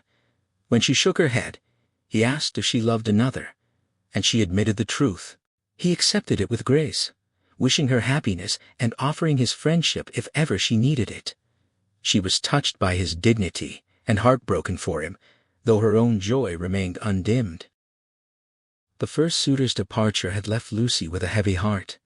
She had watched Dr. Seward walk away, his strength and dignity intact, but his spirit clearly wounded, and the sight had moved her to tears. She felt the weight of his unspoken grief, knowing that she was passing out of his life for good, no matter what brave words he offered. The happiness of being so ardently sought was shadowed by the pain she had to inflict. That evening, after Arthur had gone, her spirits lifted enough to continue the tale. The second proposal came after lunch, from an American named Quincy P. Morris. He was a fresh-faced, well-traveled man who seemed far too young for his adventures. He had a habit of using American slang that amused her, though she suspected he invented much of it, and he was always careful to behave with perfect manners around strangers. He found her alone, as suitors always seemed to do, and though he appeared jovial, she could see his nervousness beneath the surface. He took her hand, and, with a joking manner, asked her to join him in marriage, using colorful metaphors about hitching up and driving in double harness. She deflected with a light refusal, claiming ignorance of such arrangements. He then grew serious, apologizing for his levity on such a momentous occasion, and poured out his heart with earnest passion. When he saw her hesitation, he stopped, and asked directly with a manly fervor whether there was someone else she cared for. She admitted the truth, and he responded with noble grace, saying her honesty had made him a friend, which was rarer and more unselfish than a lover. He asked for a kiss to carry with him, and she gave it freely, moved by his bravery and generosity. He left without a backward glance, and she wept for him, wishing she could ease his sorrow. The third proposal, she hinted, had been a whirlwind, Arthur himself, who had taken her in his arms and kissed her before she could even think. She was blissfully happy, grateful to God for sending her such a lover, husband, and friend. The scene shifted to Dr. Seward's diary, recorded on a phonograph. He noted his own low spirits after Lucy's rejection, a hollow emptiness that made nothing seem worthwhile. To distract himself, he threw himself into his work at the asylum, focusing on a patient who fascinated him, a peculiar man named Renfield. Seward felt he was finally getting closer to understanding the heart of his delusion, though he admitted to a certain cruelty in his questioning, pressing the man to the point of madness. He recorded a clinical summary of Renfield's case: a sanguine temperament, great physical strength, periods of gloom culminating in some fixed idea Seward couldn't quite grasp. He noted the potential danger of the man, especially if his motives were unselfish, and pondered the psychology of self versus duty. A letter from Quincy Morris to Arthur Holmwood, dated May 25, rounded out this chapter. He wrote with the warmth of old friendship, recalling their shared adventures around the world, campfires, wounds, healths drunk on distant shores. Now, he proposed another gathering, a small campfire of their own, with only Jack Seward joining them. He knew a certain lady was otherwise engaged, and Arthur would be free. They wanted to drink a health to the happiest man alive, the one who had won the noblest heart. They promised a warm welcome, and a toast as true as his right hand. Arthur's telegram the next day confirmed he would attend, bearing messages that would make their ears tingle. Mina Murray arrived at Whitby Station to find Lucy Westenra awaiting for her, looking more radiantly sweet than ever. They rode together to the house in the Crescent where Lucy and her mother were staying, and Mina immediately fell in love with the place. The little river Esk cut through a steep green valley that widened as it approached the harbor, crossed by a great viaduct, whose high piers somehow made the view beyond seem more distant than it truly was. From the high ground on either side, she could look straight across the valley's depth, the old town's red-roofed houses piling haphazardly against each other, like something from a picture of Nuremberg, while the grand ruin of Whitby Abbey, sacked by the Danes and immortalized in Scott's Marmion, loomed over everything. Between the abbey and the town sat the parish church, surrounded by a sprawling graveyard full of tombstones, which Mina decided was the most beautiful spot in all Whitby. It overlooked the harbor in the bay all the way to the headland called Kettleness, the ground falling so sharply that part of the bank had collapsed, carrying some graves with it, and in one place the stonework of a tomb jutted out over the sandy path far below. Walking paths wound through the churchyard with seats alongside them, where people sat all day admiring the view and the breeze, and Mina resolved to join them often. She was already writing there, her book balanced on her knee, listening to three old men nearby who seemed to spend their entire days in that spot, talking. Below her, the harbor stretched out on the far side, a long granite wall curved outward at its end, a lighthouse at its midpoint on the near side, the seawall bent in a crooked elbow, also terminating in a lighthouse. Between the two piers, a narrow opening gave way to suddenly wider waters within. At high tide it was beautiful, but when the tide retreated, the harbor shoaled to almost nothing, leaving only the Esk stream running through sandbanks dotted with rocks. Outside the harbor on the near side a great reef rose for half a mile, its sharp edge running straight from behind the south lighthouse, and at its end a bell buoy swung in rough weather, sending a mournful tone across the wind. A local legend claimed that when a ship was lost, bells could be heard out at sea. Mina made a mental note to ask the old man about it, and saw him approaching. He was a peculiar old fellow, his face so gnarled and twisted it resembled tree bark, and he claimed to be nearly 100, old enough to have been a sailor in the Greenland fishing fleet when Waterloo was fought. He proved to be a thorough skeptic when Mina asked about the sea bells and the White Lady legend at the Abbey.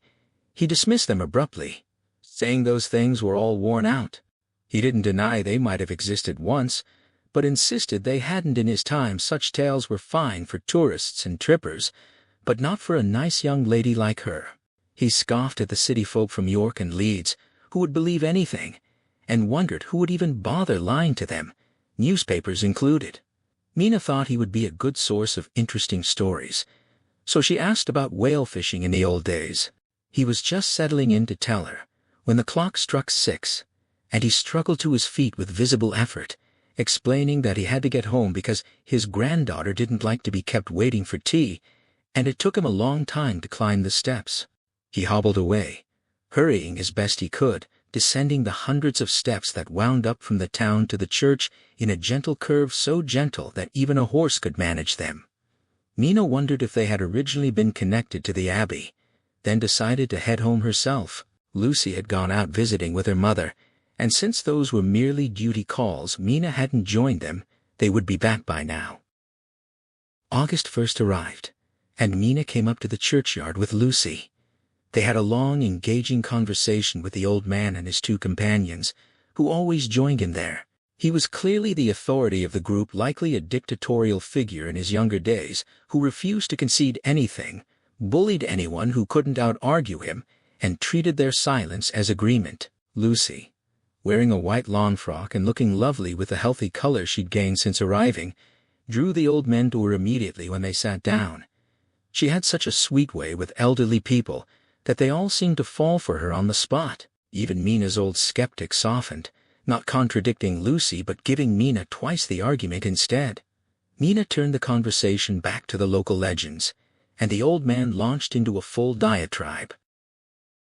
He declared the whole business of ghosts, omens, and warnings to be utter nonsense fit only to frighten children and hysterical women, nothing but air bubbles invented by parsons, bookish folk, and railway touts to scare simpletons into doing things they wouldn't otherwise do. It made him angry just thinking about it. Worse still, these sane people, not content with printing lies and preaching them from pulpits, carved them onto tombstones. He gestured around at the stones all about them, claiming they were merely collapsing under the weight of their own false inscriptions. "Here lies the body, sacred to the memory," scrawled everywhere, when nearly half of them had no bodies beneath at all, and their memories weren't worth a pinch of snuff. Lies, every one of them. He laughed at the thought of Judgment Day, when the dead would come tumbling up in their shrouds, dragging their tombstones with them to prove how good they'd been, their hands too numb and slippery from lying in the sea to keep hold of them.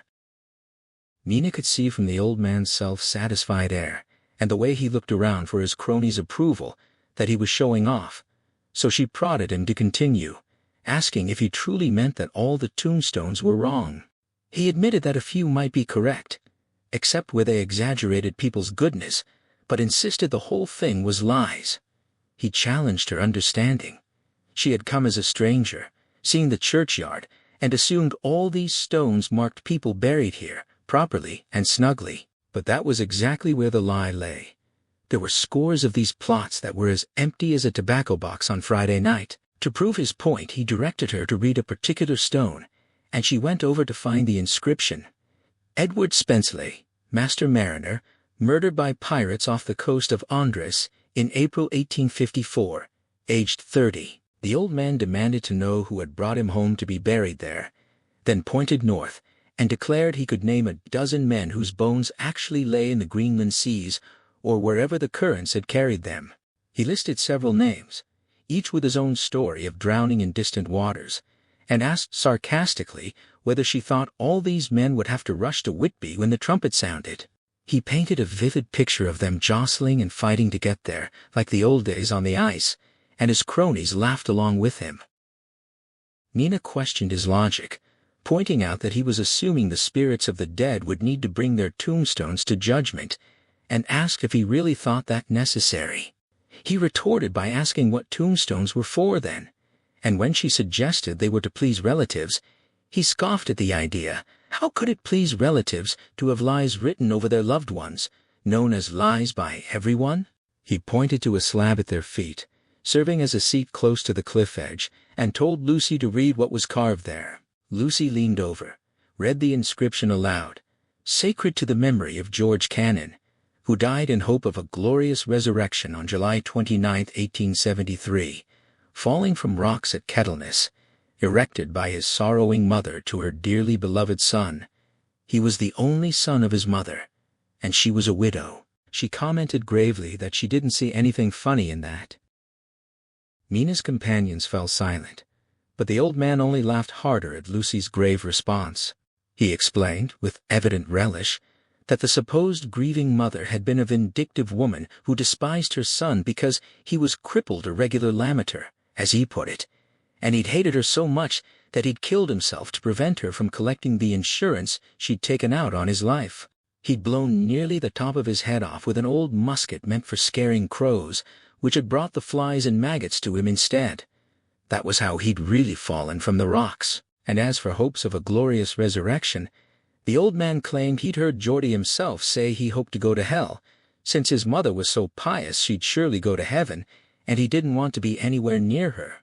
He rapped the stone with his stick for emphasis, asking if that wasn't a pack of lies, and whether it wouldn't make Gabriel chuckle when Geordie came panting up the steps with his tombstone balanced on his back, asking to have it admitted as evidence.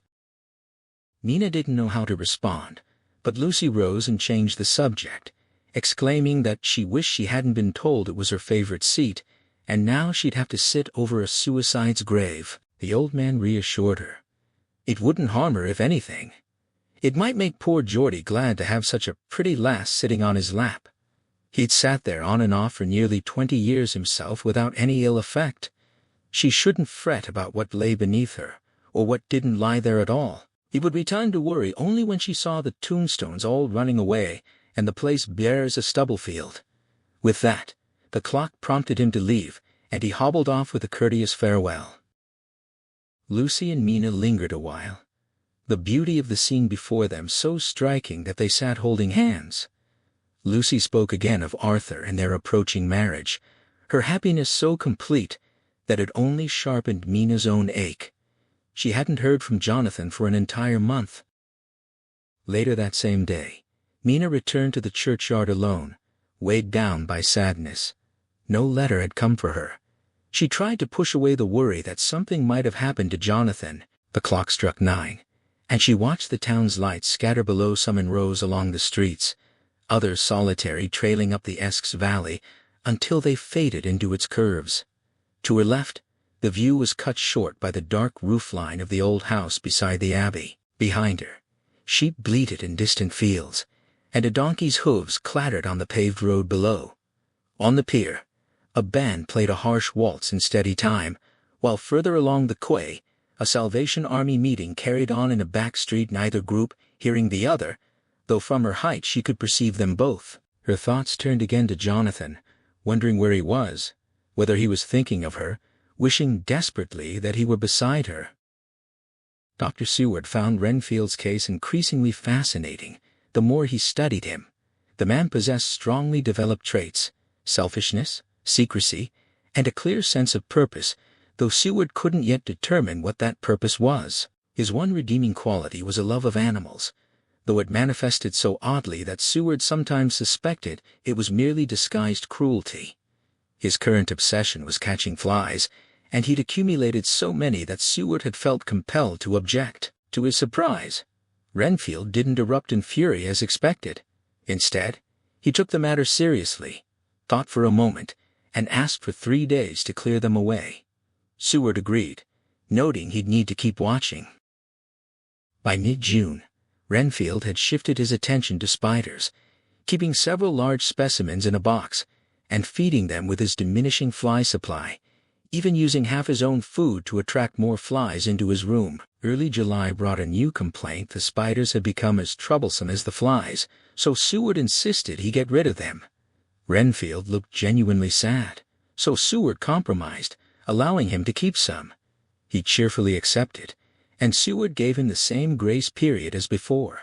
During that visit, Renfield disgusted him by catching a bloated blowfly, holding it triumphantly, then eating it before Seward could react. When scolded, he argued calmly that it was good and wholesome life, strong life, that gave life to him. The incident sparked the beginning of an idea in Seward's mind. He resolved to observe how Renfield disposed of his spiders, noting the man kept a little notebook filled with columns of figures, as if he were auditing some account. By the second week of July, Seward saw a method in the madness. He kept his distance for a few days to observe any changes, finding that Renfield had parted with some pets and acquired a new one, a sparrow, partially tamed, while the spiders had notably diminished. The remaining spiders were well fed, as Renfield continued luring flies with his food. By the 19th, Renfield had a whole colony of sparrows, his flies and spiders nearly gone. He approached Seward fawningly, asking for a great favor, a kitten, a nice little sleek playful one he could feed and teach. Seward wasn't surprised, having noticed the increasing size and vivacity of his pets, but he didn't want the sparrows wiped out like the flies and spiders, so he suggested a cat instead. Renfield's eagerness betrayed him. He'd only asked for a kitten to avoid refusal, and his face fell when Seward said it wasn't possible for now. Seward caught a dangerous sidelong look that meant killing, recognizing him as an undeveloped homicidal maniac. He planned to test the craving further. Late that night, Seward found Renfield brooding in a corner. The man threw himself to his knees, imploring him for a cat, insisting his salvation depended on it. Seward held firm, and Renfield retreated without a word, gnawing his fingers in the corner. Early the next morning, Seward found him up and humming, spreading sugar in the window to catch flies again cheerfully and with good grace. His birds were gone, and when asked, he claimed they'd all flown away, though feathers scattered around the room and a drop of blood on his pillow told a different story. Seward instructed the attendant to report anything unusual. By mid-morning, the attendant confirmed Renfield had been sick and disgorged a quantity of feathers, clearly having eaten his birds raw. That night, Seward gave Renfield a strong opiate, took his notebook, and confirmed the theory that had been forming. He'd have to classify him as a zoophagous life-eating maniac, driven to absorb as many lives as possible in a cumulative chain, flies to spiders, spiders to birds, birds to a cat. He wondered what would come next, almost tempted to complete the experiment, though it would require a sufficient cause. The thought of advancing science, of unlocking the secrets of the brain, haunted him. He reflected on how well the madman reasoned within his own scope, then turned to his own paying Lucy, lost to him, the new record of his life beginning with that loss. He could only work, hopelessly, wishing he had a cause as strong as his poor patience, a good unselfish purpose to drive him forward. Mina found relief in writing, the act of shaping her anxieties into shorthand symbols, giving her a strange comfort, like whispering to herself and hearing her own voice echo back. Yet unease pressed in from two directions: Lucy's strange new habits and Jonathan's alarming silence. She hadn't heard from him in some time, and though kind Mr. Hawkins had forwarded a letter that very day, it was only a single line from Castle Dracula saying he was just starting for home. The curtness of it troubled her deeply. It wasn't like Jonathan at all, and she couldn't shake the feeling that something was wrong. Then there was Lucy. Despite her radiant health, she'd reverted to her old sleepwalking habit, and Mrs. Westenra had spoken to Mina about it. They'd agreed. Mina would lock their bedroom door each night, for Lucy's mother had a dreadful fear that sleepwalkers climbed onto roofs and along cliff edges, only to startle awake and fall with a despairing cry. She told Mina that Lucy's father had the same tendency, rising in the night to dress and go out if not stopped. Lucy herself was absorbed in plans for her autumn wedding, already dreaming of dresses and arranging her future home, a preoccupation Mina understood all too well, though her own start with Jonathan would be much simpler, requiring careful economy. Arthur Holmwood, Lord Godalming's only son, was expected soon, and Lucy was counting the moments, eager to show him the beauty of Whitby from their churchyard seat. Mina suspected the waiting itself was what disturbed her. Surely she'd settle once he arrived. By the 27th, still no news from Jonathan. Mina's unease deepened despite having no clear reason for it. She only wished he'd write, even a single line. Lucy's sleepwalking grew worse, and Mina found herself wakened nightly by her movements around the room. Fortunately, the weather remained so warm that there was no risk of chill, but the constant anxiety and interrupted rest were beginning to wear on her, making her nervous and wakeful herself. She was thankful Lucy's health held steady. Arthur had been called away to see his seriously ill father, and Lucy fretted at the postponement. Though it didn't diminish her looks, She'd gained a little weight, and her cheeks had a lovely rose-pink glow, the anemic pallor entirely gone. Mina prayed it would last. Another week passed, and still no word from Jonathan, not even to Mr. Hawkins. Mina's hope that he wasn't ill felt fragile. Surely, he would have written if he could. She reread that last brief letter, but something about it didn't satisfy her. The handwriting was his, unmistakably, yet the tone felt wrong. Not like Jonathan at all. Meanwhile, Lucy had walked less in her sleep over the past week, but a strange concentration had taken its place even in sleep. She seemed watchful, trying the door, and, finding it locked, searching the room for the key. 3 more days, and still nothing. The suspense was becoming unbearable. Nina wished she knew where to write, or where to go, but no one had heard a word of Jonathan since that last letter. All she could do was pray for patience. Lucy remained excitable, but otherwise, well, the night before had been threatening, the fisherman predicting a storm. Nina resolved to observe and learn the weather signs herself. The day itself was gray.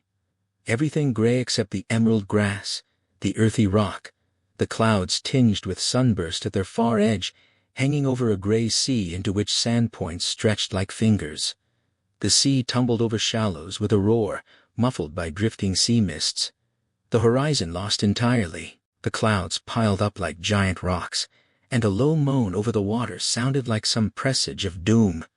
Dark figures moved on the beach, half shrouded in mist, seeming like men walking as trees.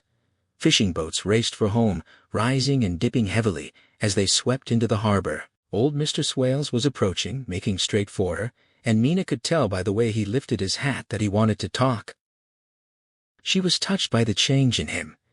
He sat down beside her and spoke with uncharacteristic gentleness, admitting he was afraid he'd shocked her with all his harsh talk about the dead over the past weeks. He hadn't meant it.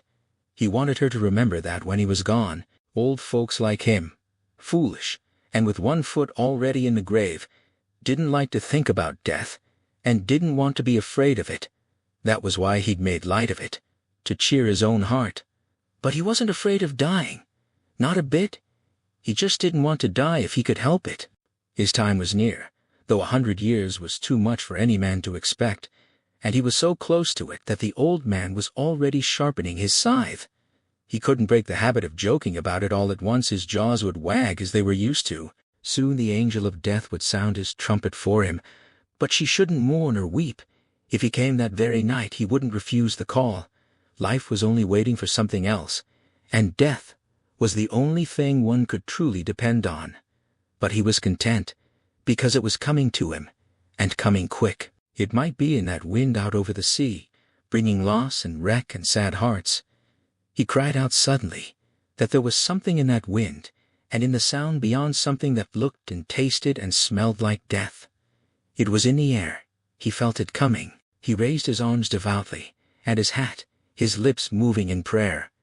After a few minutes of silence, he rose, shook her hand, blessed her, said goodbye, and hobbled off. Mina was deeply moved and upset. She was relieved when the Coast Guard appeared with his spyglass, stopping to talk as he always did, though his attention kept drifting to a straying ship.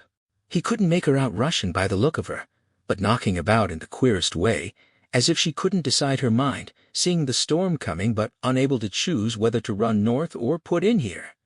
She was steered strangely too, not minding the hand on the wheel, changing about with every puff of wind. He predicted they'd hear more of her before this time tomorrow. The clipping from the Daily Graph described the great storm that had just struck Whitby, one of the most sudden on record. The weather had been sultry but not unusual for August, and Saturday evening had been exceptionally fine. Holiday-makers had set out for various excursions, and the steamers, Emma and Scarborough, had made trips along the coast. The afternoon brought a sudden show of mare's tails high in the northwest sky, and the Coast Guard reported it immediately. An old fisherman who'd watched weather signs from the East Cliff for over half a century emphatically predicted a sudden storm. The sunset was spectacular, drawing a crowd to the cliff walk in the old churchyard to admire it. Masses of clouds in every sunset color, flame, purple, pink, green, violet, gold, with scattered patches of absolute blackness shaped like colossal silhouettes. Painters took note, and some sketches would likely grace gallery walls the following spring. Captains decided to keep their boats in harbor until the storm passed. The wind died entirely by evening, and at midnight there was dead calm, sultry heat, and that oppressive intensity that sensitive people feel before thunder. Few lights were visible at sea. Even coasting steamers stayed well out, and only a few fishing boats could be seen. The only sail was a foreign schooner with all sails set, seemingly heading west. Her foolhardiness drew comment, and efforts were made to signal her to reduce sail. By nightfall, she lay with sails flapping idly on the undulating swell, like a painted ship upon a painted ocean. Shortly before 10, the stillness grew oppressive, the silence so profound that a sheep's bleat or a dog's bark from town was distinctly audible, and the pier band's lively French air sounded like a discord against nature's great silence. A little after midnight, a strange sound came from over the sea, and high overhead the air carried a faint, hollow booming. The storm struck without warning, transforming the placid sea into a roaring, devouring monster in minutes. Waves rose with incredible speed, each towering over the last, until the once glass surface became a churning chaos of white-crested fury that battered the sands and rushed up the shelving cliffs, breaking over the piers and sweeping the lighthouse lanterns with foam. The wind thundered with such force that strong men struggled to keep their footing, clinging desperately to iron stanchions, and the piers had to be cleared of onlookers to prevent the night's fatalities from multiplying. Sea fog rolled inland in ghostly white wreaths, so dank and cold that it took little imagination to feel the spirits of the drowned reaching out with clammy hands, and many shuddered as the mist swept past. Between the fog's shifting curtains, lightning revealed glimpses of the sea running mountains high, throwing up massive foam that the tempest snatched away, while fishing boats with rags of sail raced for shelter and storm-tossed seabirds wheeled desperately. On the east cliff, officers readied a new searchlight and swept its beam across the waves during lulls in the fog, once guiding a swamped fishing boat safely past the piers to cheers that briefly cut through the gale before being swallowed. The searchlight soon found a schooner under full sail in the distance, the same vessel spotted earlier. With the wind now backing eastward, watchers on the cliff shuddered at her terrible danger. Between her and the harbor lay the great flat reef that had claimed so many ships, and with the wind in its present quarter she could never reach the entrance. Though high tide was near, the waves were so immense that the shallows were visible in their troughs, and the schooner rushed forward with such speed that, as one old salt put it, she'd fetch up somewhere, even if it was hell.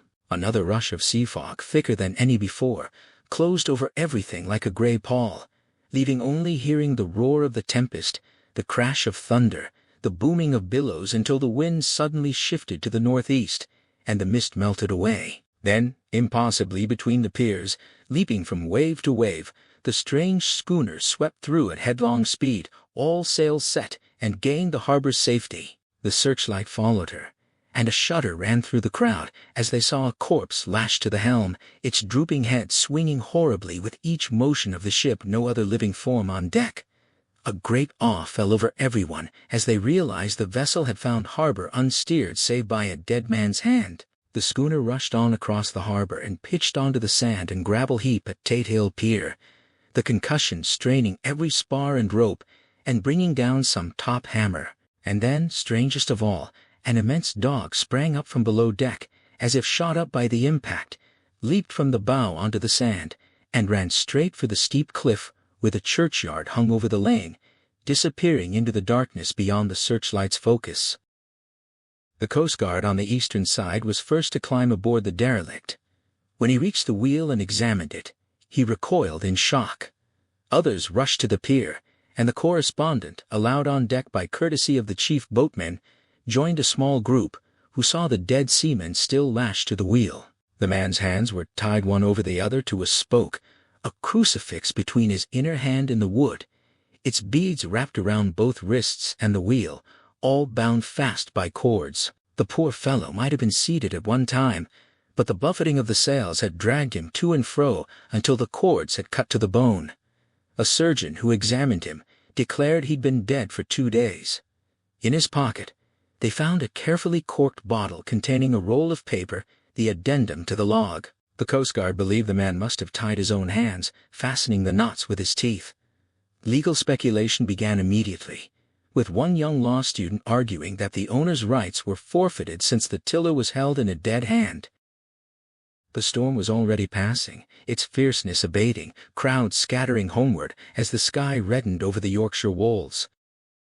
By the next day, the schooner was identified as the Russian Demeter from Varna, carrying only ballast of silver sand and a small cargo of great wooden boxes filled with mold, consigned to Whitby solicitor Mr. S. F. Billington. The Russian consul took formal possession of the ship, while the solicitor claimed the cargo.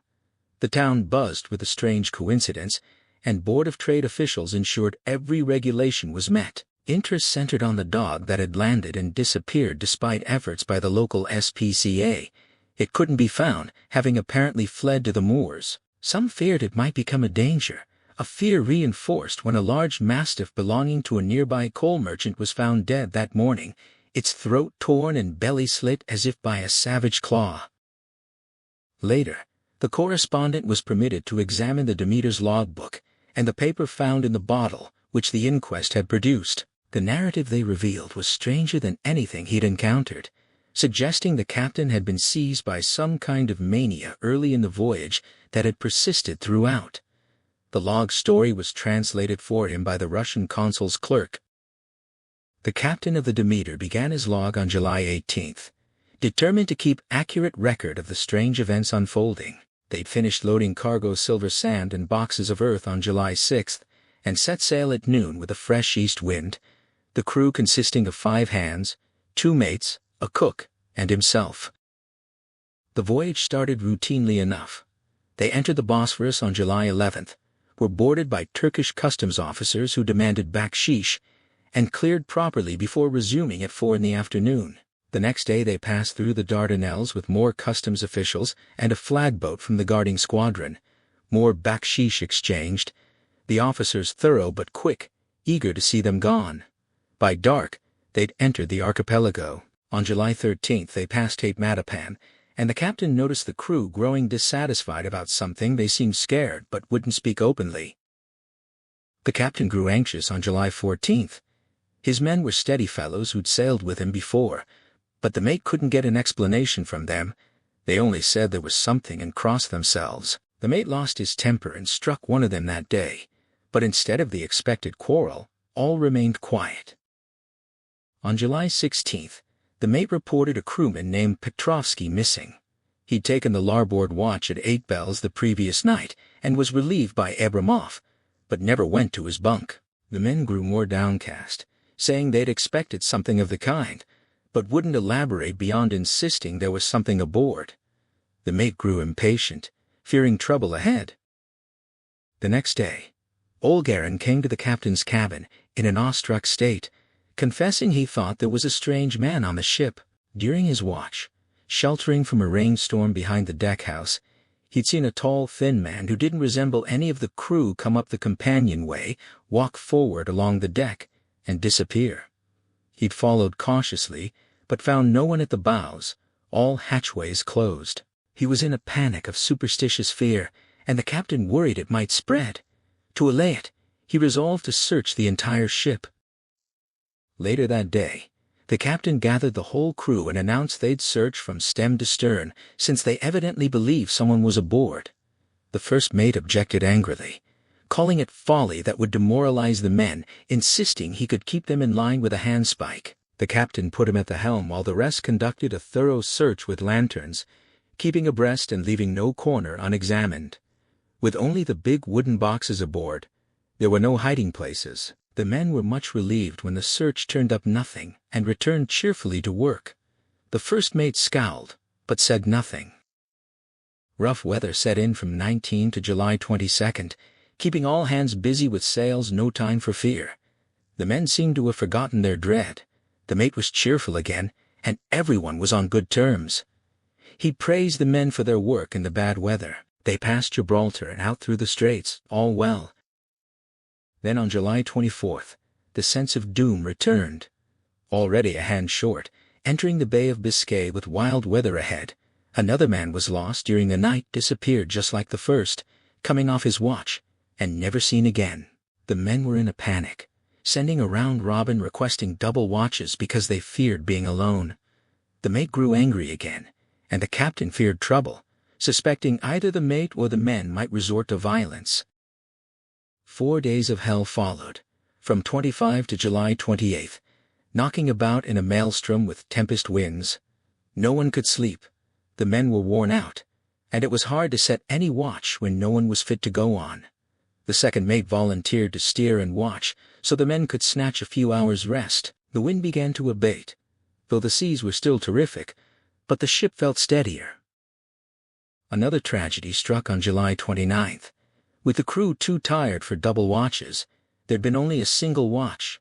When the morning watch came on deck, they found no one but the steersman. They raised an outcry, all came on deck, searched thoroughly, but found nothing. They were now without the second mate, and the crew was in a panic. The captain and mate agreed to go armed from then on and wait for any sign of cause. On July 30th, nearing England and rejoicing, the captain retired worn out and slept soundly, only to be awoken by the mate with news that both the man on watch and the steersman were missing. Only the captain, the mate, and 2 hands remained to work the ship. 2 days of fog followed in August, with no sail sighted. They'd hoped to signal for help or get in somewhere in the English Channel, but without power to work sails, they had to run before the wind, daring not lower them for fear of not raising them again. They seemed to be drifting to some terrible doom. The mate was now more demoralized than either of the men. His stronger nature seemed to have worked inwardly against himself.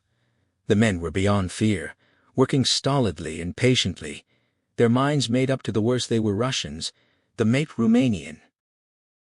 At midnight on August 2nd, the captain woke from a few minutes' sleep to a cry outside his port.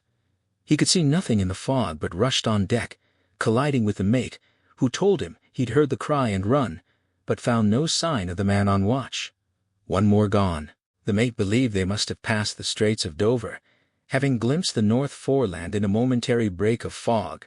Just as he heard the cry of so, they were now in the North Sea, with only God to guide them through the fog, and God seemed to have deserted them. On August 3rd, at midnight, the captain went to relieve the man at the wheel, and found no one there. With the wind steady and the ship running before it without yawing, he dared not leave the helm, and shouted for the mate.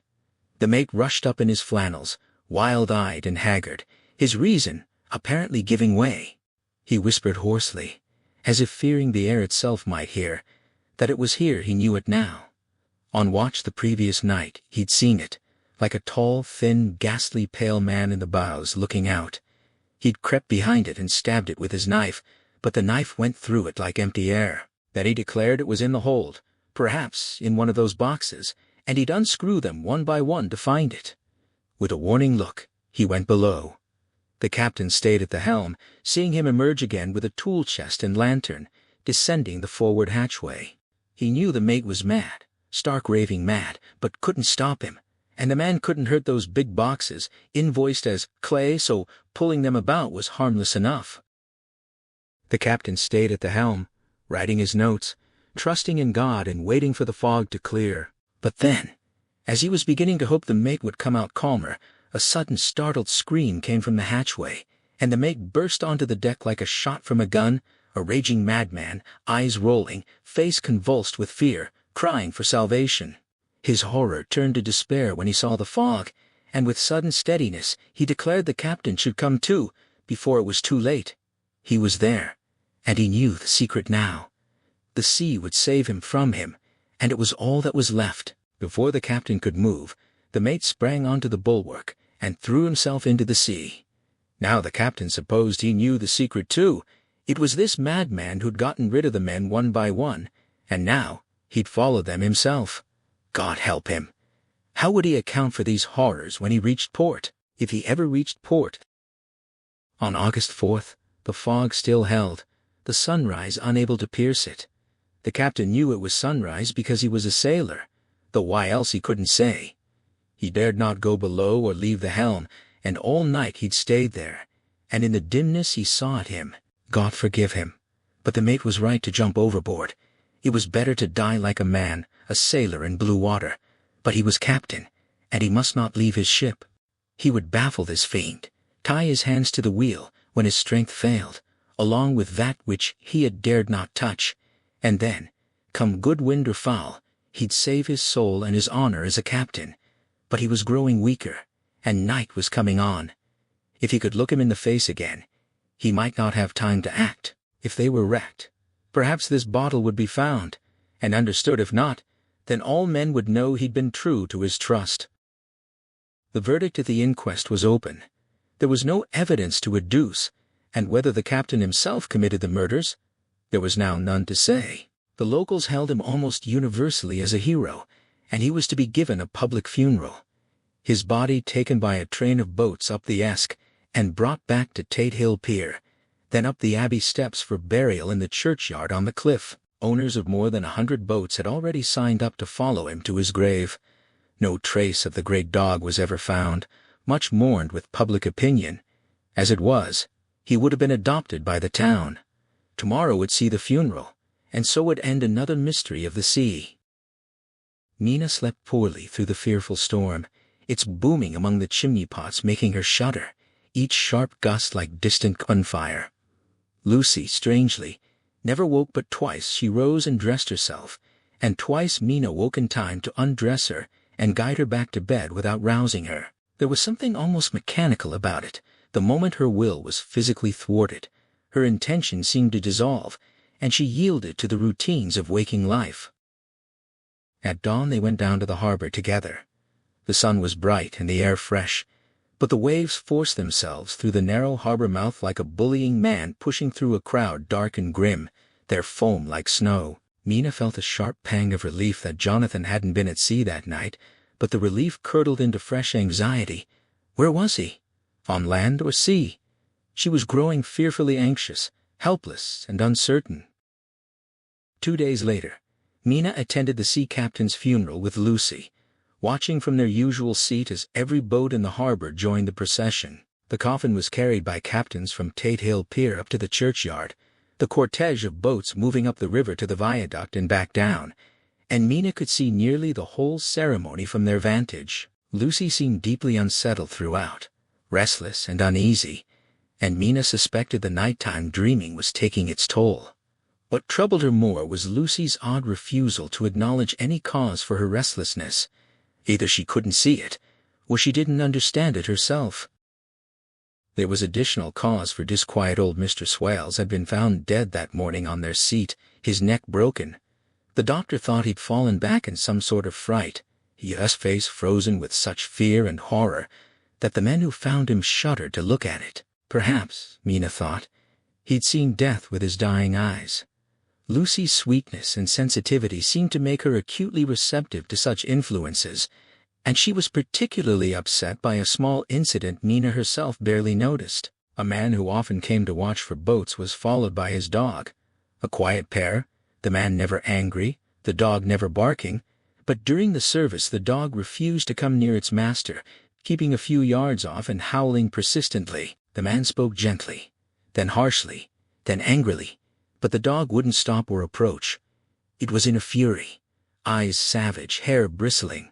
Finally the man jumped down, kicked it, grabbed it by the scruff, and dragged it onto the tombstone that formed their seat. The instant the dog touched the stone, it fell silent and began to tremble, crouching and cowering in pitiable terror. Mina tried to comfort it without success. Lucy, full of pity, looked on in an agonized way but wouldn't touch it. Mina feared her friend was too sensitive for this world. Surely she'd dream of this tonight, along with all the other disturbing images, the dead man steering the ship, the crucifix and beads, the funeral, the dog's fury and terror. To tire her out physically and discourage sleepwalking, Mina resolved to take her on a long walk along the cliffs to Robin Hood's Bay and back. That evening, exhausted, Mina nevertheless opened her diary out of duty. They'd had a lovely walk. Lucy's spirits had lifted after a startle from some cows that nosed toward them near the lighthouse. The shared fright seemed to wipe the slate clean. They'd had a hearty tea at an old-fashioned inn overlooking the seaweed-covered rocks, and Mina suspected they'd have shocked the new woman with their appetites. Men were more tolerant, bless them. They'd walked home with frequent stops to rest, hearts full of dread of wild bulls, and Lucy was genuinely tired by the end. They'd hoped to slip off to bed, but the young curate had come in, and Mrs. Westenra had asked him to stay for supper. Lucy and Mina had both had to fight to stay awake, and Mina thought bishops ought to breed a new class of curates who knew when to leave tired girls alone. Lucy was now asleep, breathing softly, her cheeks flushed and lovely. Mina was happy tonight because Lucy seemed better. She really believed they'd turned the corner on her dreaming troubles. If only she knew about Jonathan. At 3 a.m, Mina found herself wide awake, a horrible sense of fear and emptiness gripping her. The room was dark. She crept to Lucy's bed and found it empty. The door was shut but not locked as she'd left it. Fearing to wake Lucy's mother, she threw on clothes and prepared to search. A quick check showed that both Lucy's dressing gown and dress were still in place. She was only in her nightdress, so she couldn't have gone far.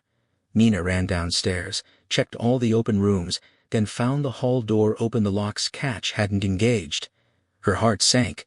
Lucy must have gone out as she was. She grabbed a heavy shawl and ran outside. The clock was striking 1. The crescent was deserted. She ran along the north terrace, but saw no white figure. At the edge of the west cliff, she looked across the harbor to the east cliff, hoping and dreading to see Lucy on their favorite seat. The moon was full and bright, with heavy black clouds driving across it, throwing the scene into fleeting patterns of light and shadow. For a moment, St. Mary's Church was obscured. Then the cloud passed, and the abbey ruins came into view, followed by the church and churchyard as a sharp band of moonlight moved across them. And there, on their seat, the silver light struck a snowy white, half-reclining figure. But something dark stood behind it, bent over it, man or beast. She couldn't tell. She didn't wait for another glimpse but flew down the steep steps to the pier, along by the fish market, across the bridge, the only way to reach the east cliff. The town seemed dead, and she was glad of it. She wanted no witness to Lucy's condition. The time and distance stretched endlessly. Her knees trembling, breath labored, as she climbed the long steps to the abbey. Her feet felt weighted, her joints rusty. Near the top, she could see the seat and the white figure clearly, and there was definitely something long and black bending over it. She called out in fright, "Lucy! Lucy!" And something raised its head. She could make out a white face and red gleaming eyes. Lucy didn't answer. Mina ran to the churchyard entrance. The church blocked her view for a moment, and when she could see again, the cloud had passed and the moonlight was brilliant. Lucy lay half-reclining with her head over the back of the seat alone, no sign of any living thing nearby. Mina bent over Lucy, and saw that she was still asleep. Her lips parted, breathing in long, heavy gasps. Not her usual soft rhythm, but as if she was struggling to fill her lungs. As Mina drew closer, Lucy's hand came up in her sleep and pulled the collar of her nightdress tight around her throat, and a little shudder passed through her, as though she felt the cold. Mina flung the warm shawl over her and drew it tight around her neck, dreading the chill of the night air on her unclad body. She fastened it with a large safety pin to free her hands, but in her anxiety, she must have been clumsy, for she pinched or pricked Lucy later. When her breathing quieted, Lucy put her hand to her throat again and moaned. Mina wrapped her carefully, put her own shoes on Lucy's feet, and began to wake her gently. At first, she didn't respond, then grew increasingly restless in her sleep, moaning and sighing. Finally, with time pressing and urgent reasons to get her home, Mina shook her more forcibly, and Lucy opened her eyes and awoke. She didn't seem surprised to see Mina, not yet realizing where she was. Lucy always woke prettily, and even now chilled, waking unclad in a churchyard at night. She didn't lose her grace.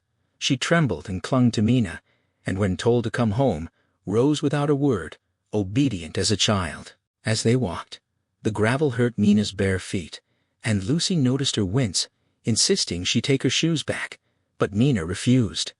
At the pathway outside the churchyard, she daubed her feet with mud from a puddle, so that no one would notice her bare feet if they met anyone. Fortune favored them. They got home without seeing a soul once they hid in a doorway from a man who seemed unsteady on his feet, waiting till he disappeared up one of the steep closes. Mina's heart pounded so loudly. She thought she might faint. Her anxiety was twofold: Lucy's health, and her reputation if the story got out. Once inside, they washed their feet, said a prayer of thankfulness together, and Mina tucked Lucy into bed. Before falling asleep, Lucy implored her not to tell anyone, not even her mother, about the sleepwalking. Mina hesitated, but considering Mrs. Westenra's fragile health and how the story might become distorted if it leaked, she promised. She locked the door and tied the key to her wrist, hoping she wouldn't be disturbed again. Lucy slept soundly, the reflex of the dawn far over the sea. By noon, all seemed well. Lucy slept until Mina woke her, and hadn't even changed position. The night's adventure seemed not to have harmed her. If anything, she looked better than she had in weeks. Mina noticed with regret that her clumsiness with the safety pin had hurt her 2 tiny red pinpricks on her throat, a drop of blood on the nightdress band. Lucy laughed it off, said she hadn't even felt it, and it was too small to scar. That night they passed a happy day, clear air and bright sun, a cool breeze. They lunched in Mulgrave Woods, Mrs. Westenra driving while Lucy and Mina walked the cliff path. Mina felt a pang of sadness, thinking how absolutely happy it would have been with Jonathan there, but she must be patient. In the evening they strolled the casino terrace, heard music by Spohr and Mackenzie, and went to bed early. Lucy seemed more restful, and fell asleep at once. Mina locked the door and secured the key as before, though she didn't expect trouble. But her expectations were wrong. Twice during the night she was wakened by Lucy trying to get out, impatient at finding the door shut, returning to bed under protest. In the dawn light, Lucy woke, and seemed even better than before. All her old gaiety returned. She snuggled beside Mina and spoke of Arthur, and Mina confided her anxiety about Jonathan. Lucy's sympathy helped make things more bearable. Another quiet day followed, and again Mina went to bed with the key on her wrist. She woke in the night to find Lucy sitting up in bed, still asleep, pointing at the window. Mina drew the blind and looked out at brilliant moonlight. The sea and sky merged in beautiful silent mystery. A great bat flitted between her and the moonlight, circling wildly, coming close once or twice before flitting away across the harbor toward the abbey. When Mina turned back, Lucy had lain down again and slept peacefully, not stirring all night. On the 14th, they spent the day on the East Cliff. Lucy seemed as enchanted with the spot as Mina, reluctant to leave for meals. That afternoon, as they stopped at the top of the steps from the West Pier to watch the sunset, Lucy murmured something odd. "His red eyes again. They're just the same." The words came from nowhere and startled Mina.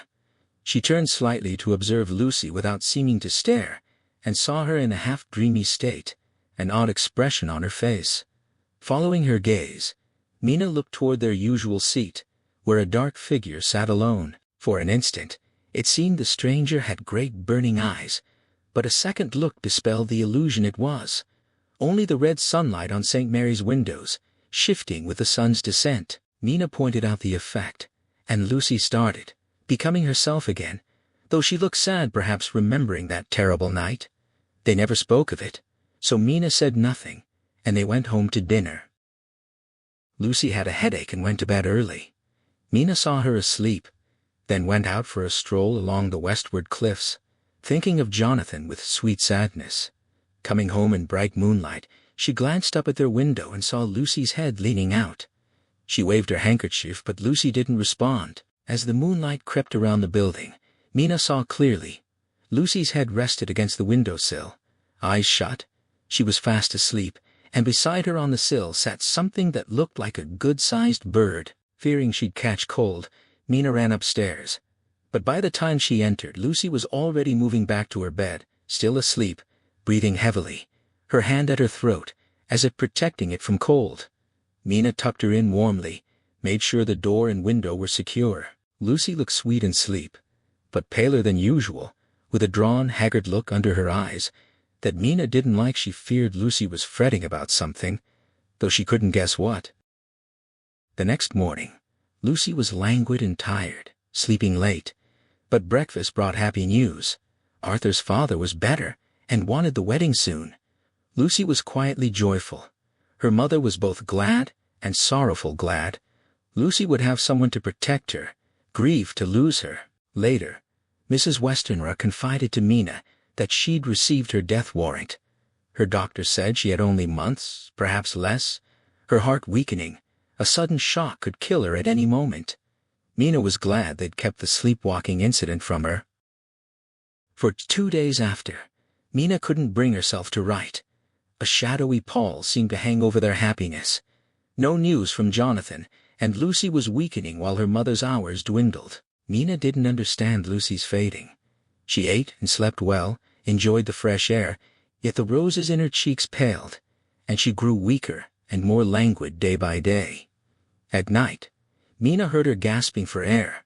Despite keeping the key on her wrist, Lucy rose and walked the room, sat at the open window. The previous night, Mina had found her leaning out and couldn't wake her. She was in a faint.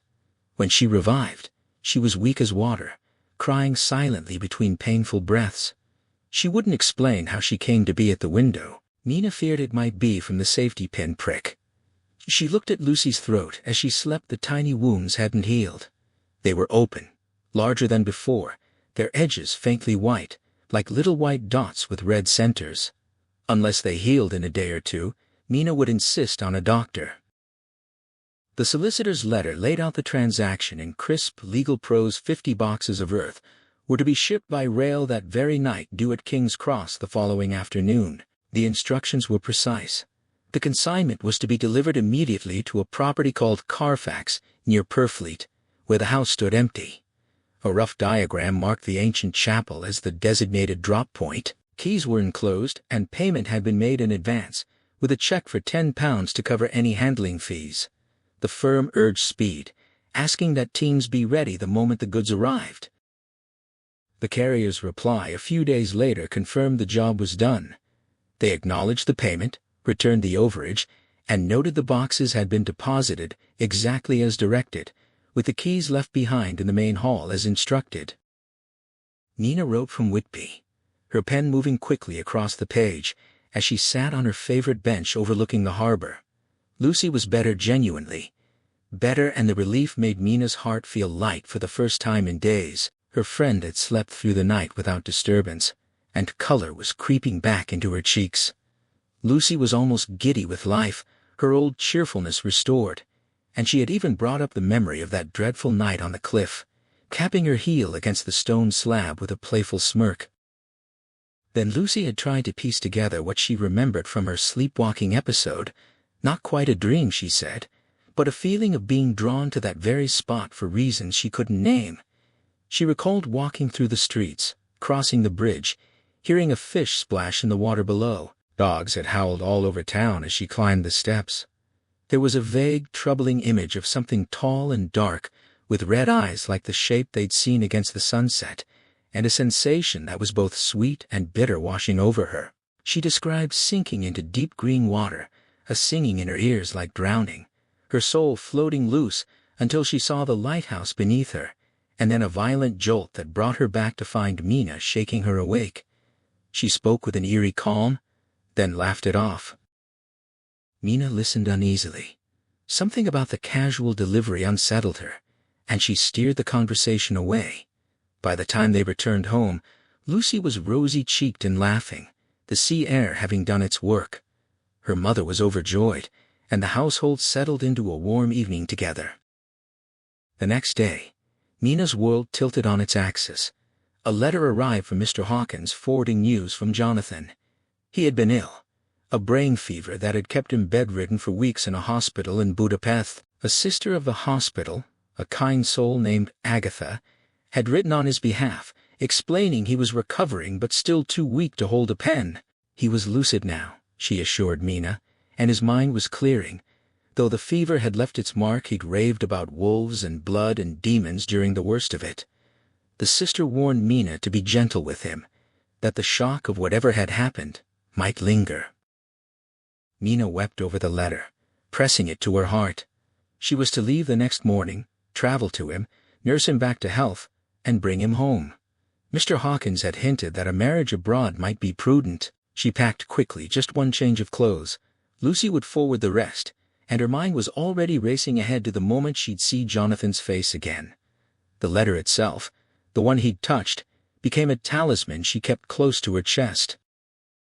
Seward's diary entry for the same day turned to his own strange patient, Renfield. The man had undergone a sudden and unnerving shift the night before. He'd grown agitated, around 8 o'clock, sniffing the air like a hunting dog, and when the attendant tried to engage him, Renfield had dismissed him with contempt, insisting the attendant no longer mattered, the master was coming. Seward had visited at 9, and found the same haughty refusal in Renfield's manner.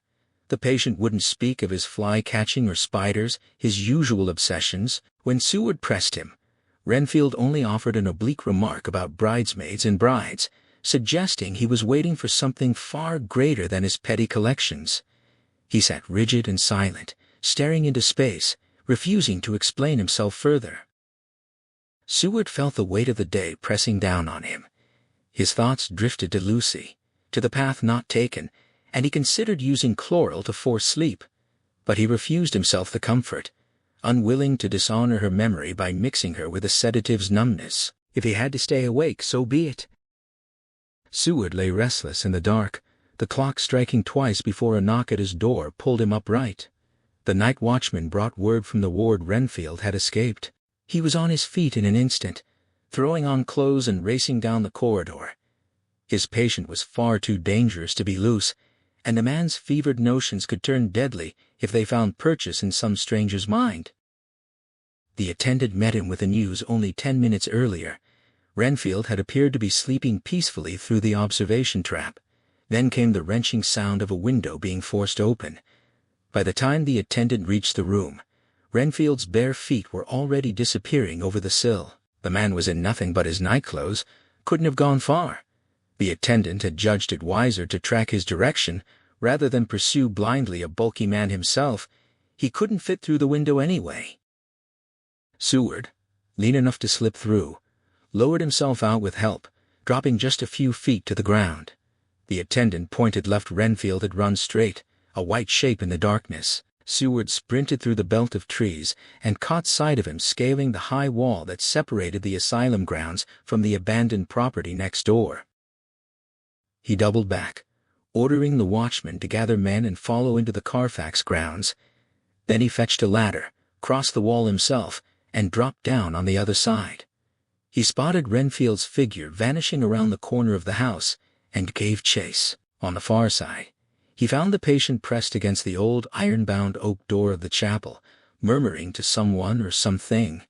Seward hung back, afraid that approaching too closely would spook the man into bolting again. Chasing a naked lunatic in full flight was no small thing. After a few minutes, seeing Renfield oblivious to his surroundings, Seward crept nearer. His men had crossed the wall now, and were closing in. He caught the words. Renfield declared himself there to do his master's bidding, a faithful slave awaiting reward. He had worshipped from afar, and now that the master was near, he begged not to be overlooked in the distribution of good things. Seward noted the man's selfishness with grim amusement. Even in the grip of delusion, Renfield angled for his share.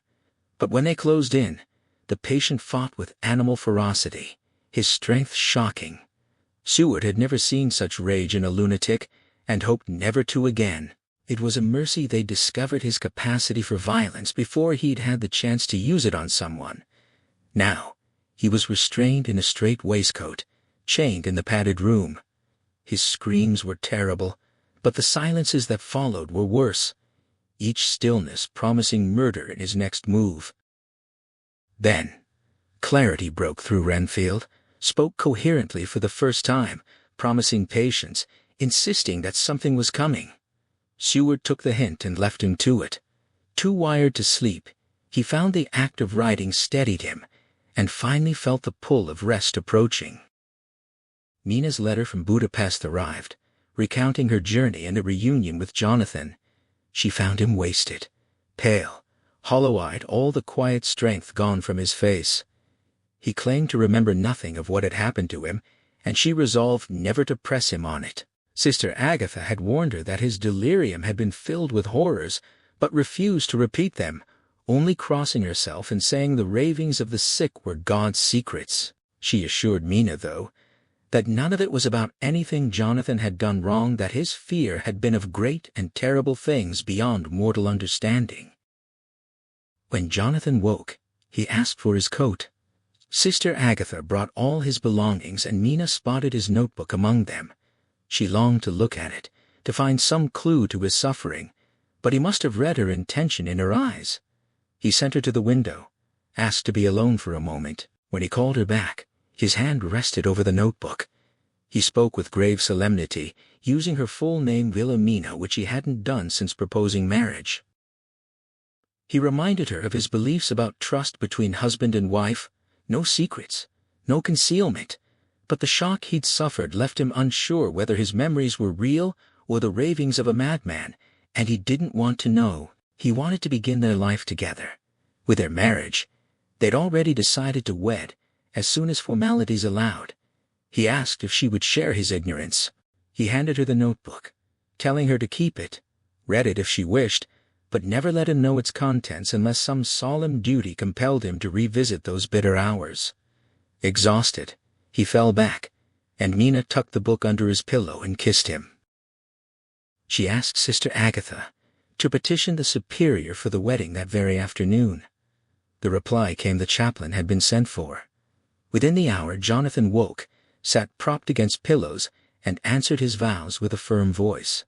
Mina could barely speak through her tears. When the ceremony ended, and they were alone, she took the notebook, wrapped it in white paper, tied it with the pale blue ribbon from her neck, sealed it with wax, and pressed her wedding ring into the seal. She showed it to Jonathan and told him it would be their outward sign of trust. She would never open it unless duty demanded. He took her hand, his wife's hand, for the first time, and said it was the dearest thing in the world, that he'd endure all the past again to win it. She told him she was the happiest woman alive, offering him herself, her life, her trust, her love and duty for all her days. Their kiss felt like a solemn pledge between them. She wrote to Lucy, hoping her own happiness might be a guide, wishing her friend a marriage as full of sunshine, duty, and trust. Lucy's reply from Whitby overflowed with affection. The sea air had restored her completely. She slept soundly, ate ravenously, and had even stopped walking in her sleep. Arthur was there, and they spent their days walking, riding, rowing, and fishing together. She loved him more than ever. Arthur insisted he loved her more too, though she doubted that was possible. Her mother sent her love, and seemed to be improving. The wedding was set for the 28th of September. Seward noted Renfield's strange new phase. After the escape and the violence, the man had calmed into something almost like reason. For a week after the attack, he'd been perpetually violent. But one night, as the moon rose, he'd grown quiet, murmuring that now he could wait. Seward found him still in restraints, but the manic flush had faded from his face, and his eyes had regained something of their old pleading softness. Satisfied, he ordered the strait waistcoat removed. The attendants hesitated, but complied. Renfield, with enough humor to notice their distrust, whispered that they thought he might hurt Seward. How absurd, he said. The fools. Seward found himself oddly soothed by being singled out as different from the others. But what did Renfield really want from him? Was there some connection he was trying to forge? He couldn't get the patient to speak further that night. Not even the offer of a kitten tempted him. Renfield only repeated that he had more important things to think of now, and he could wait. The pattern held for 3 nights: violence by day, calm from moonrise to sunrise. Seward wondered if some external influence was at work, waxing and waning. He resolved to play a trick on the man's madness, give Renfield the chance to escape again, with men ready to follow. Let the lunatic think he had his freedom, and see where it led. Seward's clever plan had come to nothing. He'd left the cage door open, and the bird refused to fly. Still, the experiment proved one useful thing: Renfield's calmer spells lasted a predictable length of time. From now on, Seward could safely loosen his restraints for a few hours each day, giving the man's body some relief, even if his mind remained unreachable. He'd given orders to the night attendant once Renfield quieted, lock him in the padded room, until an hour before sunrise. But even as he wrote, a fresh summons came. The patient had escaped again.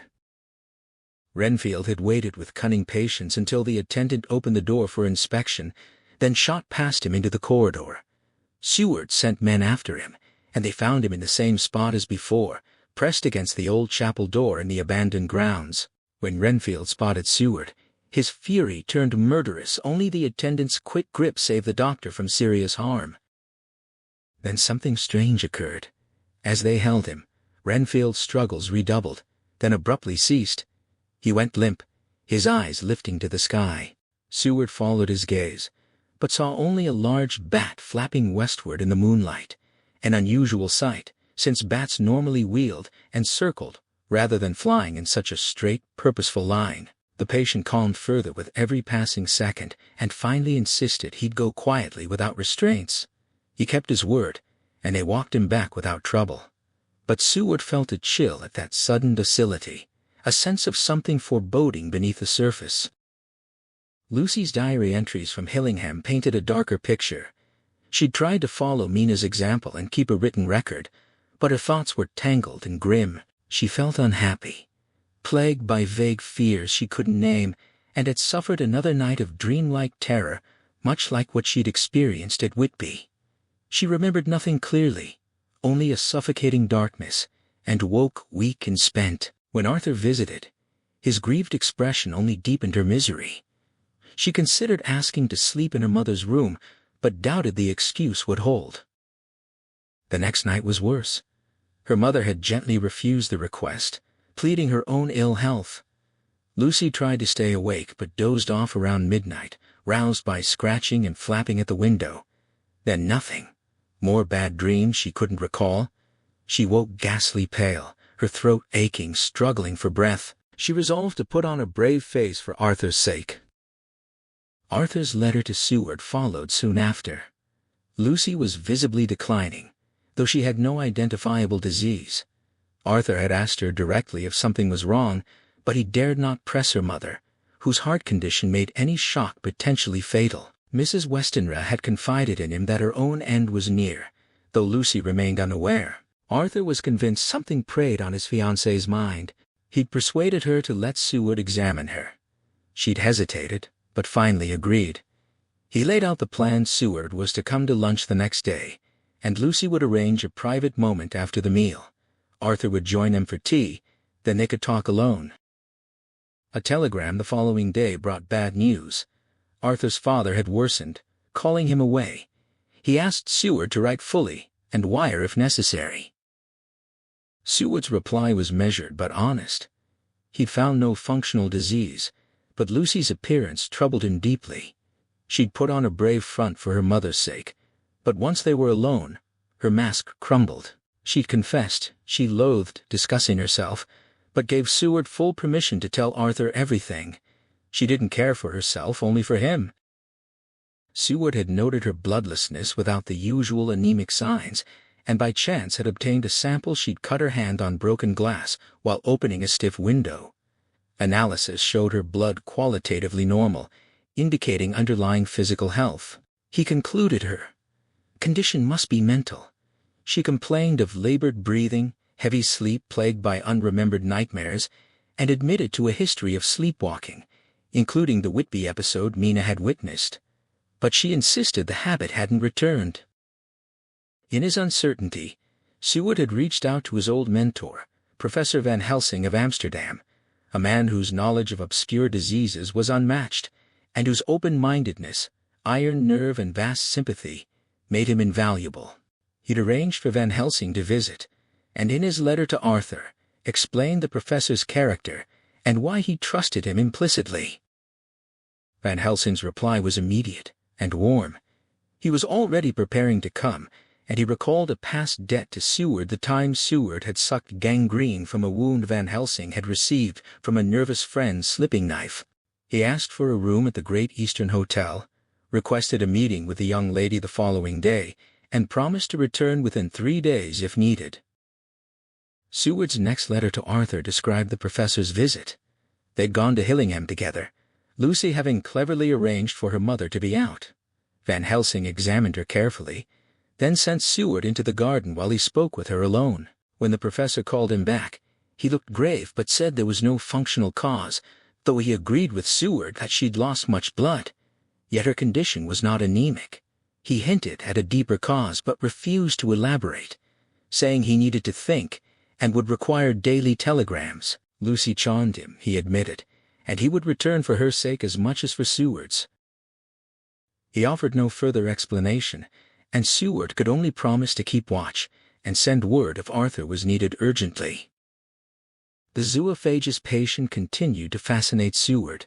The man had suffered only one outburst the previous day, and it came at an unusual hour just before noon. The attendant recognized the warning signs and called for help. The men arrived barely in time, for at the stroke of 12, Renfield erupted with such violence that it took all their strength to restrain him. Within 5 minutes the fury drained away, replaced by a sullen melancholy that had persisted ever since. The attendant described the screams as appalling, and Seward could well believe it, even from a distance. The sounds had disturbed him enough that other patients required his attention after being frightened by the noise. Now, well past dinner, Renfield sat brooding in a corner, his face a mask of dull misery that seemed to hint at something deeper he couldn't or wouldn't express. By 5 o'clock, another shift had taken hold. Seward found him seemingly content, catching flies and eating them, marking his tally with nail scratches on the doorframe. When he noticed Seward, he apologized for his earlier behavior and humbly requested to be moved back to his own room, with his notebook returned. Seward indulged him. Soon the man was back in familiar surroundings, window open, sugar spread on the sill to lure fresh prey, though now he was collecting them in a box, rather than consuming them, already scanning the corners for spiders. When Seward tried to draw him out about the past few days, hoping for some clue to his thought process, Renfield refused to engage. He looked briefly despondent, murmuring to himself that all was over, that he'd been deserted, and had no hope unless he acted for himself. Then, with sudden resolve, he asked for more sugar, arguing that it would be good for him. When Seward pressed about the flies, he responded that they liked sugar too, and since he liked them, it followed naturally. Seward doubled his supply and left him content. At midnight, Seward stood at the gate after visiting Lucy, who was much improved, and watched a smoky London sunset. The beauty of the fading light over the city's grime was abruptly shattered by Renfield's screams from his room on that side of the building. The contrast between the world's rough splendor and the grim reality of his asylum, with its breathing misery and his own desolate heart, struck him like a physical blow. He reached Renfield just as the sun dipped below the horizon. The patient's frenzy ebbed with a dying light, and at the moment the red disk vanished, he went limp in his attendant's grip. Within minutes, he stood calmly, brushing sugar crumbs from the windowsill, emptying his fly box out the window, discarding it, closing the sash, and sitting on his bed. When Seward asked if he was done with flies, he replied flatly that he was sick of the whole business. Seward marveled at the man's resilience, and a theory began to form. The outbursts had come at high noon and sunset. Could there be some malign influence tied to the sun's position, affecting certain minds the way the moon affected others? He sent Van Helsing a series of telegrams over the next days. The patient was improving, eating well, sleeping naturally, color returning. Then the third message reversed course entirely, a terrible change for the worse. He urged the professor to come at once, holding off on notifying Holmwood until he could consult in person. A letter to Arthur followed, explaining that Lucy had relapsed. At least one positive outcome had emerged. Mrs. Westenra had grown anxious enough to consult Seward professionally, giving him the opening to inform her that Van Helsing was coming to stay. He could now manage Lucy's care without alarming her mother. Unduly a shock would be fatal, and in Lucy's weakened state disastrous. He assured Arthur they were doing everything possible. When Van Helsing arrived at Liverpool Street, his first question was whether Seward had told Arthur anything. Seward hadn't, waiting as planned. The professor approved, suggesting Arthur might never need to know the full truth. He then offered a cryptic warning: Seward dealt with madmen, but all men were mad in some way, and he should treat the rest of the world with the same discretion he used with his patients. Keep knowledge contained, not sharing thoughts or plans until they were fully formed. Seward pressed him for more, but Van Helsing deflected, using a parable about a farmer checking his corn. One didn't dig up the seed to see if it grew, one waited until the ear began to swell. He urged Seward to record everything, even doubts and guesses, and reassured him that his old habit of meticulous case-taking would serve them now. They could learn as much from failure as from success. Seward described Lucy's symptoms worse than before, far more pronounced. Van Helsing listened bravely, saying little, his bag full of the grim tools of their trade. At Hillingham, Mrs. Westenra met them with alarm, but less than Seward had feared. Nature had built a strange insulation around her, protecting her from the full weight of her daughter's decline. Even death itself seemed softened. Seward used his knowledge of this phenomenon to insist she stay away from Lucy as much as possible. She agreed readily, and he saw nature's hand at work again. In Lucy's room, Seward was horrified.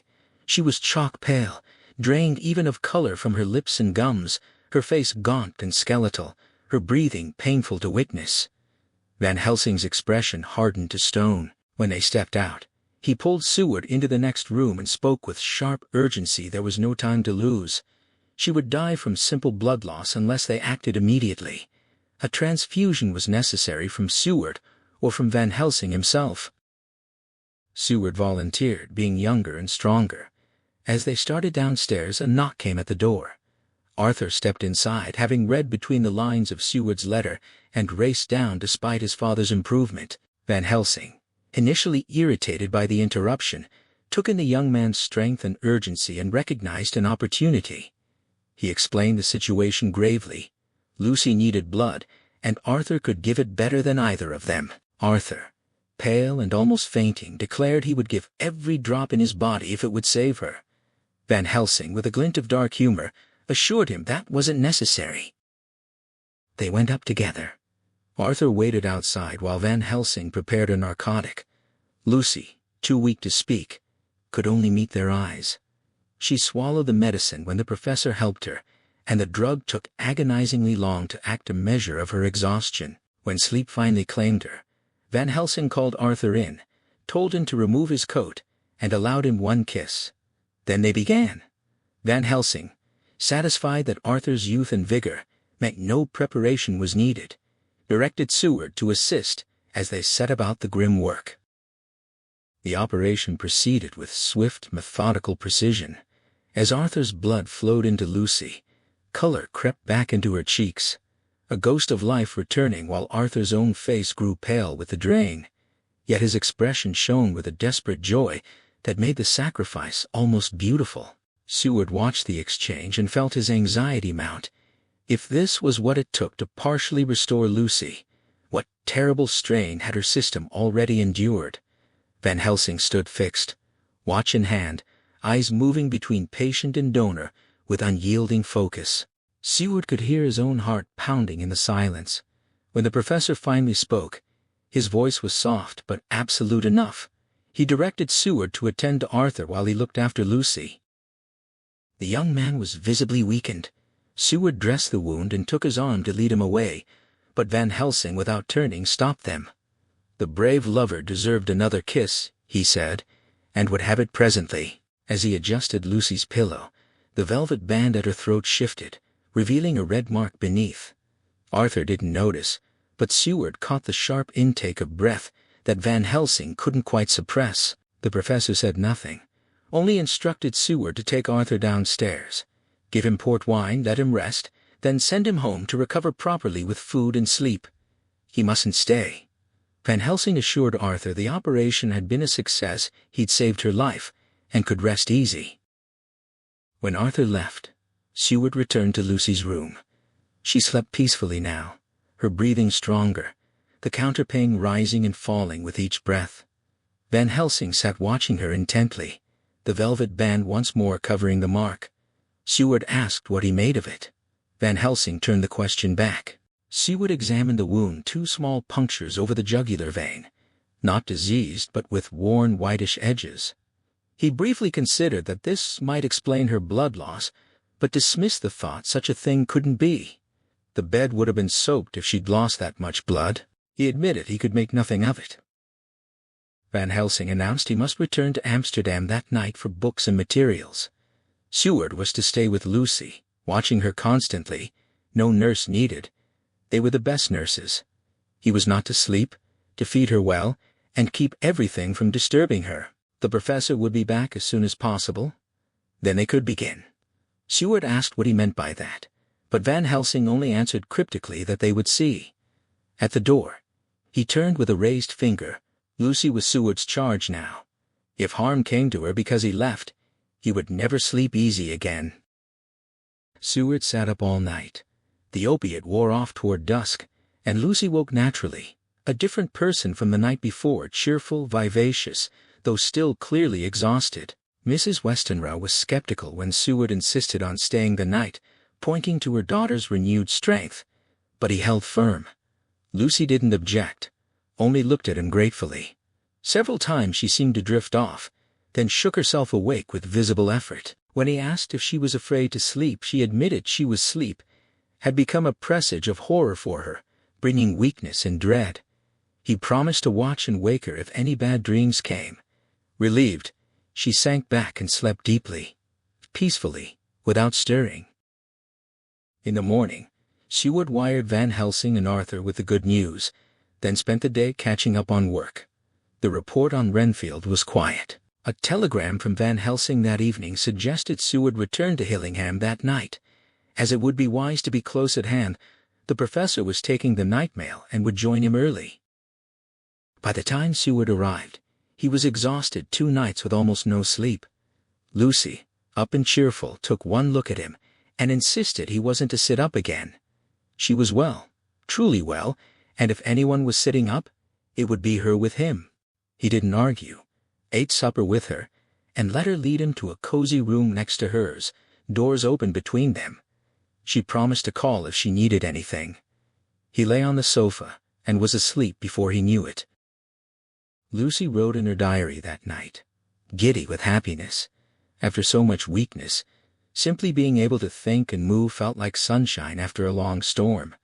Arthur felt incredibly close to her, his presence warming her even in absence. Sickness made one selfish, she reflected, but health let love roam free.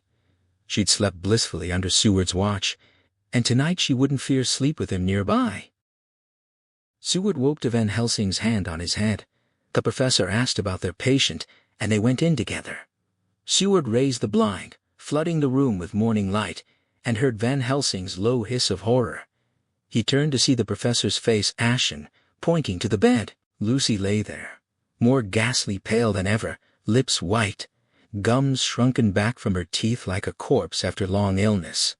Van Helsing suppressed an angry stamp and ordered brandy. They moistened her lips, rubbed her palms and wrists, felt her heart still beating faintly. All their work was undone. They must begin again. This time, it had to be Seward's blood. They began the transfusion without anesthetic. Seward felt the draining of his own life into her veins, a terrible sensation. Van Helsing, watching carefully, stopped him sooner than Seward expected, noting that Arthur had given more, but Arthur was her lover. Seward had other work to do for her and for others. He'd given enough. Van Helsing administered morphine to Lucy, who slipped from faintness into narcotic sleep. Seward watched color return to her cheeks with a surge of pride. No man knew what it was to feel his blood flow into the woman he loved until he'd done it. Van Helsing bound Seward's wound and sent him downstairs for wine. As he left, the professor warned him to say nothing of this to Arthur. It would frighten and enjealous him. When Seward returned, Van Helsing examined him and sent him to lie on the sofa, rest, eat a good breakfast, then return. Seward obeyed, too weak to protest. He fell asleep, wondering how Lucy could have lost so much blood with no visible source, his thoughts circling back to those tiny punctures in her throat. Lucy slept late into the day, waking much improved, though not as strong as before. Van Helsing left instructions for Seward to stay with her constantly, then went to send a telegram. Lucy chatted freely, seeming unaware anything had happened. When her mother visited, she thanked Seward for everything, noting he looked pale himself and needed a wife to look after him. Lucy blushed crimson at the remark. Her wasted veins couldn't sustain such a rush of blood, then paled again just as quickly. Seward smiled and nodded, finger to his lips, and she sank back into her pillows with a sigh.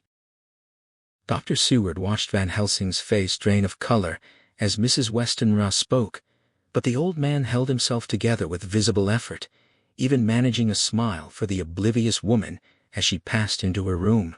The moment the door clicked shut, Van Helsing seized Seward's arm and yanked him into the dining room, slamming the door behind them. Then the professor broke. His hands flew upward in a gesture of pure despair before he collapsed into a chair, covering his face as dry, racking sobs tore through him. When he finally spoke, his voice came raw and broken. He demanded to know what they had done, what this poor girl had done to deserve such a fate. He spoke of fate itself, some ancient pagan doom that still hunted them, and of the mother, who had unknowingly condemned her own daughter in a well-meaning act that would cost Lucy both body and soul. They could not even warn her the shock would kill Mrs. Westenra instantly, and then both women would be lost. He seemed overwhelmed by the sheer weight of the forces arrayed against them. But the moment passed. He surged to his feet, suddenly decisive. It did not matter what devils they faced, he declared. They would fight him regardless. He retrieved his bag from the hall, and together they climbed the stairs to Lucy's room. Seward drew up the blind, and Van Helsing moved toward the bed. This time, when he saw what lay there, he did not start. His face became a mask of grim sorrow and pity as he gazed at Lucy's waxen pallor, that same awful bloodless whiteness they had seen before. He murmured that it was exactly as he had feared, and without another word locked the door and began preparing for another transfusion. Seward had already recognized the necessity and started removing his coat, but Van Helsing stopped him. Today he would provide the blood himself. Seward was too weakened already. He rolled up his own sleeve and began the operation. Again the procedure, again the narcotic, again the faint return of color to Lucy's ashen cheeks, and the steady rhythm of healthy sleep returning. This time, Seward watched as Van Helsing rested and recovered his strength.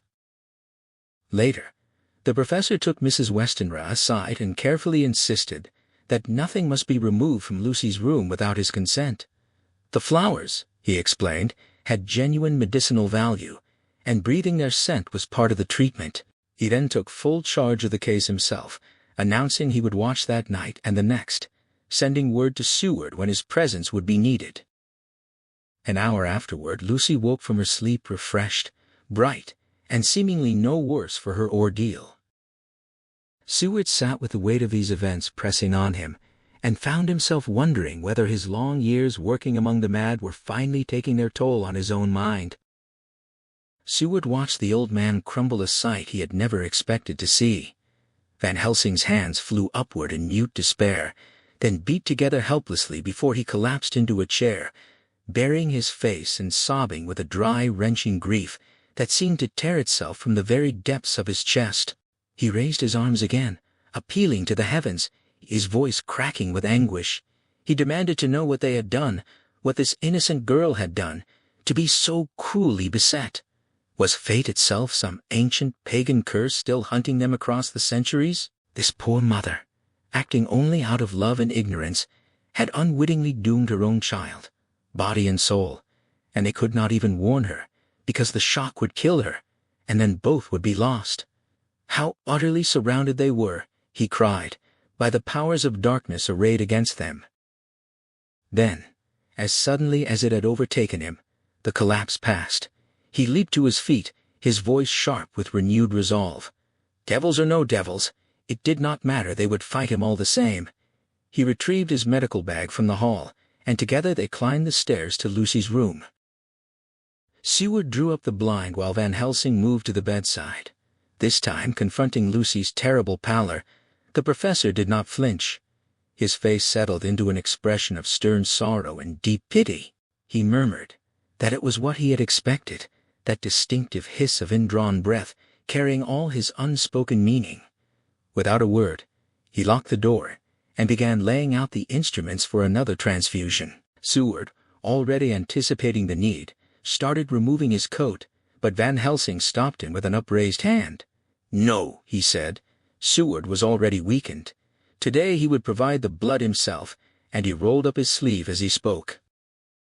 The operation followed its grim pattern once more, the careful procedure, the narcotic, the slow return of color to Lucy's bloodless cheeks, the steady rhythm of healing sleep. This time Seward watched as Van Helsing rested and recovered his own strength.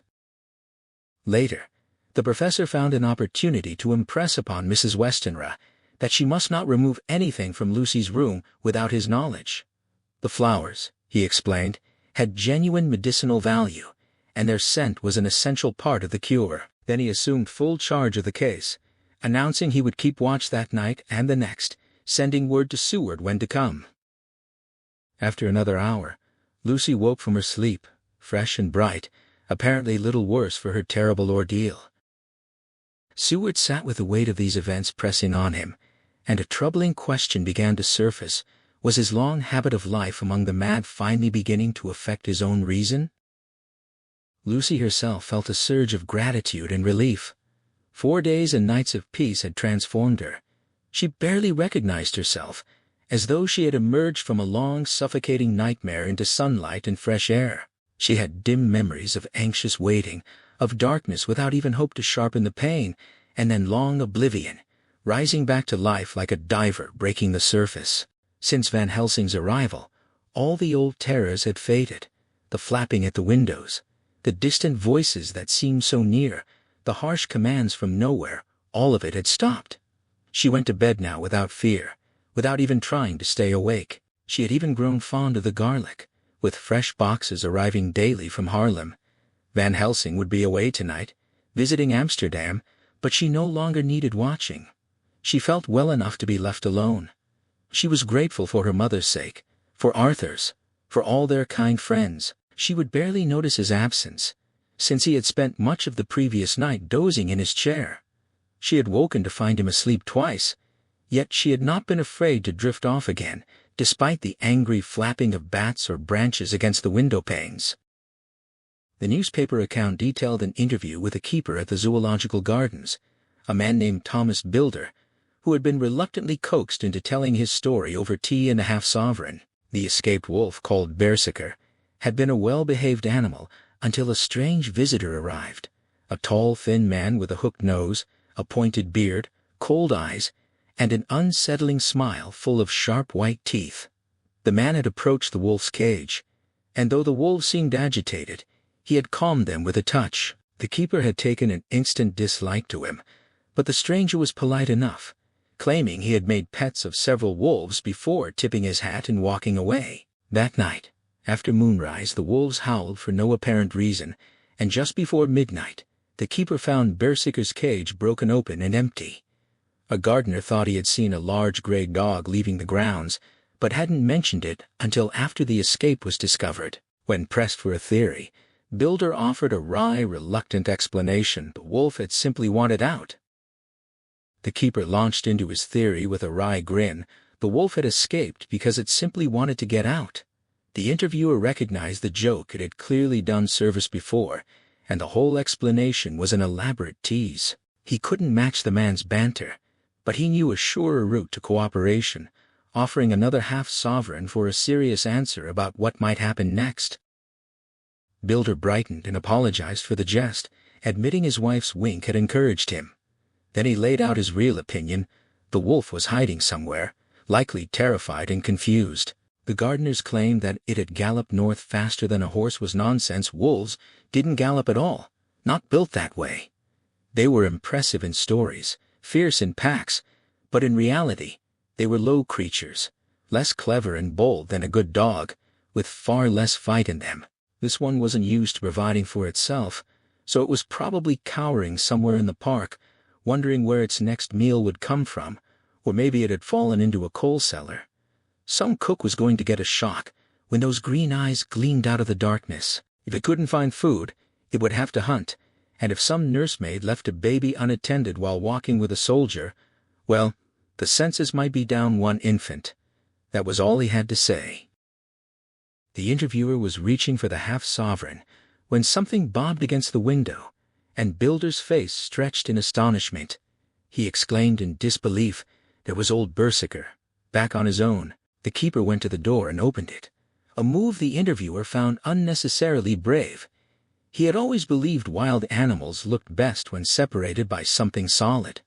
But custom was everything.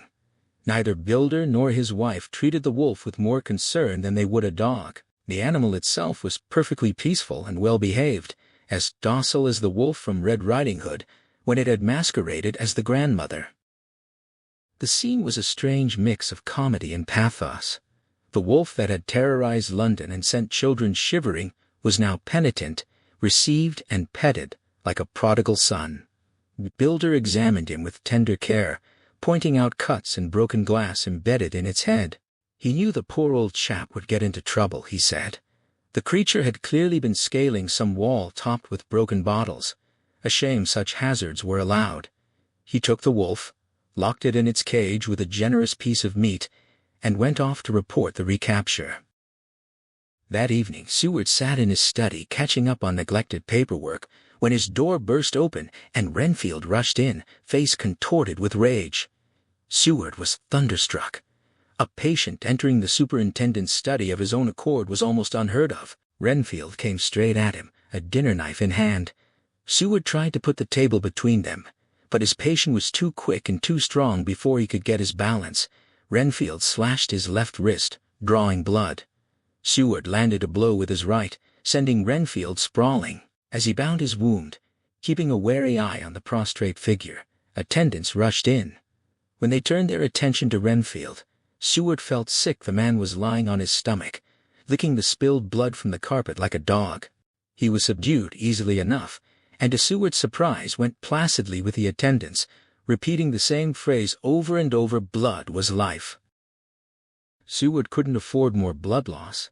He'd already lost too much lately, and the strain of Lucy's illness was wearing on him. Overwrought and weary, he desperately needed rest. At least Van Helsing hadn't summoned him, so he could sleep tonight. Then a telegram arrived from Van Helsing in Antwerp, sent to Carfax but delivered 22 hours late. Seward must not fail to be at Hillingham that night. He was to watch constantly, check that the flowers remained in place, and not fail. Van Helsing would join him as soon as possible. Seward's heart sank.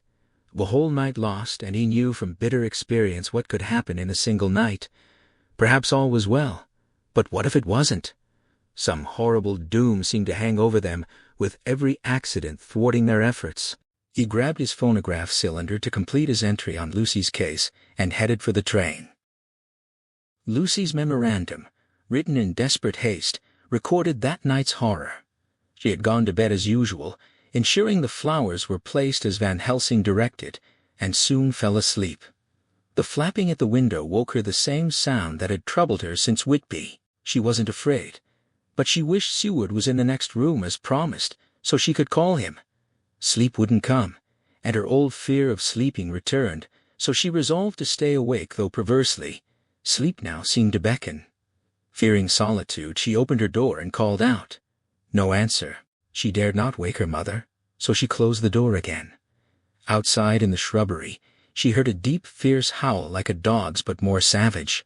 She looked out the window, saw nothing but a large bat that had been beating against the glass, and returned to bed, determined not to sleep. Her mother came in, having been uneasy about her, and sat by her bed. Lucy invited her to stay, and her mother lay down beside her, still in her dressing gown. As they lay together, the flapping resumed at the window. Her mother started, frightened, asking what it was. Lucy tried to calm her, and eventually she lay quiet, though Lucy could still hear her poor heart pounding. Then came the low howl from the shrubbery, followed by a crash, shattered glass spraying across the floor. In the broken window aperture, the head of a gaunt gray wolf appeared. Her mother cried out in terror, struggling up and grabbing wildly at anything within reach, including the wreath of flowers Lucy wore at Van Helsing's insistence, tearing it away. For a moment, she sat up, pointing at the wolf, a strange gurgle in her throat. Then she fell, as if struck by lightning, her head hitting Lucy's forehead, dizzying her. The room spun, and the wolf withdrew its head. A myriad of tiny specks blew in through the broken window, whirling like a desert dust storm. Lucy tried to move, but something held her fast. Her mother's body, already growing cold, weighed her down. She remembered nothing more for a time. When she came to, a passing bell tolled nearby. Dogs howled everywhere, and a nightingale sang just outside the window, its voice like her dead mother's come back to comfort her. The sounds woke the maids, who rushed in and screamed at the scene. They lifted her mother's body, covered it with a sheet, and laid it on the bed. Lucy, dazed, sent them to the dining room for wine to steady their nerves. The door flew open and shut again on its own. The maids shrieked and fled together. Alone with the dead, Lucy laid what flowers she had on her mother's breast, remembering Van Helsing's instructions but reluctant to remove them. She expected the servants to return, but they didn't. She went to find them. Her heart sank. All four lay on the floor, breathing heavily. The decanter of sherry was half empty, but smelled strange of laudanum. The doctor's bottle for her mother was empty. What could she do? She was back in the room with her mother, alone save for the drugged servants, trapped with the dead. She dared not leave, hearing the wolf's low howl through the broken window. The air filled with circling specks. The lights burned blue and dim. She hid the paper in her breast, a record for whoever found her. Her mother was gone, and perhaps it was time for her to go too. Goodbye, Arthur. If she didn't survive the night, God keep him and help her. Seward drove to Hillingham at once, arriving early. He left his cab at the gate and walked up the avenue alone, knocking and ringing as gently as possible, hoping to summon only a servant and avoid disturbing Lucy or her mother. No response came. He tried again, cursing the servant's laziness at such an hour. It was now 10 o'clock, but still silence answered him. A terrible fear began to creep in. Was this desolation another link in the chain of doom tightening around them? Had he come too late to a house of death? He knew that moments of delay could mean hours of danger for Lucy, if another of those frightful relapses had seized her. He circled the house, searching for any entry, but every window and door was fastened and locked. Baffled, he returned to the porch. Then he heard the rapid beat of hooves. A carriage stopped at the gate, and moments later Van Helsing came running up the avenue. When he saw Seward, he gasped out, asking if Seward had just arrived, how Lucy was, whether they were too late, and if Seward had received his telegram. Seward explained that he had only gotten the telegram that morning and had come immediately, but could not rouse anyone in the house. Van Helsing paused, raising his hat with solemn finality. He feared they were too late. God's will be done. But then his usual resilience returned. If there was no way in, they would make one. Time was everything now. They went around to the back, finding a kitchen window barred with iron. Van Helsing produced a small surgical saw from his case, handed it to Seward, and pointed to the bars. Seward attacked them, cutting through 3 quickly, and then they used a long, thin knife to push back the sash fastening and open the window. Seward helped Van Helsing in and followed. The kitchen and nearby servants' rooms were empty. As they moved through the house, they found 4 servant women lying on the dining room floor, their heavy breathing and the acrid smell of laudanum revealing their drugged condition. They would attend to them later. They ascended to Lucy's room, pausing at the door to listen. Silence. With white faces and trembling hands, they opened the door and entered. The scene was devastating. On the bed lay 2 women, Lucy and her mother. Mrs. Westenra lay farthest in, covered by a white sheet that had been blown back by the draft from the broken window, revealing her drawn, terrified face. Beside her lay Lucy, even paler and more haggard. The garlic wreath Van Helsing had placed around Lucy's neck now lay on her mother's bosom, and Lucy's throat was bare, revealing the 2 small wounds now horribly white and mangled. Van Helsing bent over the bed, his head nearly touching Lucy's breast, then turned his head sharply as if listening. He leaped up, declaring it was not yet too late, and demanded brandy. Seward flew downstairs, returning with it after checking carefully that it wasn't drugged like the sherry he'd found on the table. The maids were breathing more restlessly now, the narcotic wearing off. But he didn't linger. Van Helsing rubbed brandy on Lucy's lips, gums, wrists, and palms, then sent Seward to wake the maids, flick their faces with a wet towel, force them to prepare heat, fire, and a warm bath. Lucy was nearly as cold as her dead mother and needed warming before anything more could be done. Seward roused 3 of the women easily. The youngest was too deeply drugged, so he laid her on a sofa to sleep. The others, dazed and hysterical as memory returned, he silenced sternly, telling them one life was already lost, and if they delayed, they would lose Miss Lucy too. Sobbing, they half-clothed themselves and prepared water and fire. Fortunately, the kitchen boilers were still hot, so there was no shortage of warm water. They bathed Lucy, chafing her limbs while a knock came at the hall door, a messenger from Arthur Holmwood. Seward sent word that he must wait. In the urgency of their work, he forgot about the man entirely. He had never seen Van Helsing work with such desperate intensity. It was a stand-up fight with death, Seward observed during a pause. Van Helsing answered with a grim look. His words strange. If death were all, he would let her fade into peace, for he saw no light in life over her horizon. He resumed his frenzied efforts. Gradually, the heat began to take effect. Lucy's heart beat more audibly, her lungs stirring. Van Helsing's face nearly beamed as they lifted her from the bath and wrapped her in a hot sheet. The first gang was theirs. He declared check to the king. They moved Lucy to another prepared room, laid her in bed, and forced brandy down her throat. Van Helsing tied a soft silk handkerchief around her throat. She remained unconscious, as bad as or worse than ever. Van Helsing called one of the women to watch Lucy without taking her eyes off her, then beckoned Seward out. They descended to the dining room, where the blinds were already drawn in the etiquette of death. In the dim light, Van Helsing's sternness gave way to perplexity. Another transfusion was needed immediately, he said, but both he and Seward were exhausted, and he dared not trust the maids to submit. Who could they find to open their veins for her? From across the room came Quincy Morris's voice, asking what was the matter with him. Relief flooded Seward as he rushed to his friend. Quincy explained that Arthur had sent him, worried by 3 days of silence from Seward. His father was still ill, and Arthur couldn't leave, but he needed news of Lucy. Quincy had arrived just in time. Van Helsing stepped forward, taking Quincy's hand and looking him in the eye. A brave man's blood was the best thing in the world when a woman was in trouble. The devil might work against them, but God sent men when they were needed.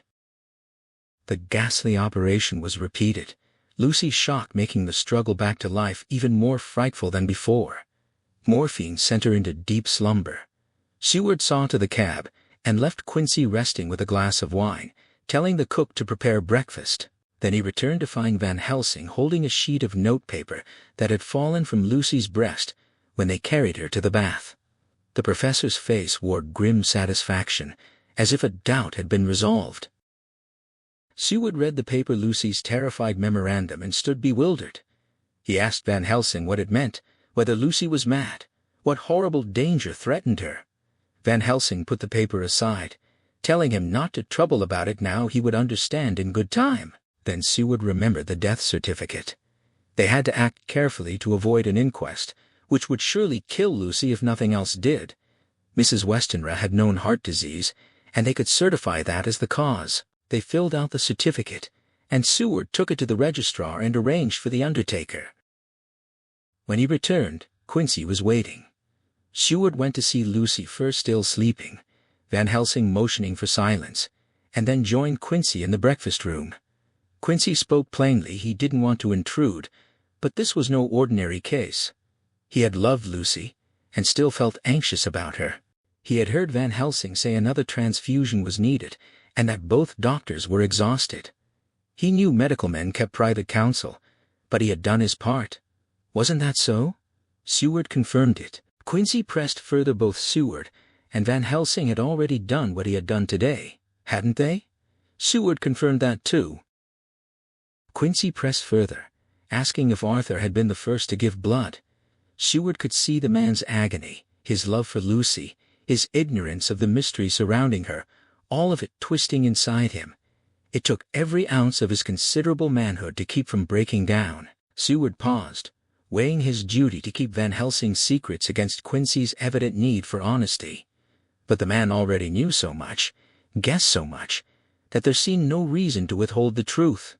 He confirmed it with the same quiet phrase that was so. Quincy asked how long this had been going on. 10 days, Seward told him. Quincy's mind raced through the arithmetic. 4 strong men's blood poured into that poor creature in little more than a week. Her whole body couldn't hold it. He leaned close, his voice dropping to a fierce half-whisper. What had taken it out? Seward shook his head, admitting that was the crux of the mystery. Van Helsing was frantic, and he himself was at his wits' end, unable even to hazard a guess. A series of small accidents had undermined their efforts to keep Lucy properly watched, but that would not happen again. They would stay until all was well or ill. Quincy held out his hand, offering himself to the cause. He would follow their lead and do whatever was needed. When Lucy woke late that afternoon, her first instinct was to reach for her breast, producing the paper Van Helsing had replaced there. Her eyes found both doctors, brightening with recognition, then swept the room. Realizing where she was, she shuddered and cried out, hiding her thin face in her hands. They understood she had fully grasped her mother's death. They tried to comfort her, and though sympathy eased her somewhat, she remained low in thought and spirit, weeping silently for a long time. They assured her that one or both of them would stay with her always, and that seemed to bring some comfort.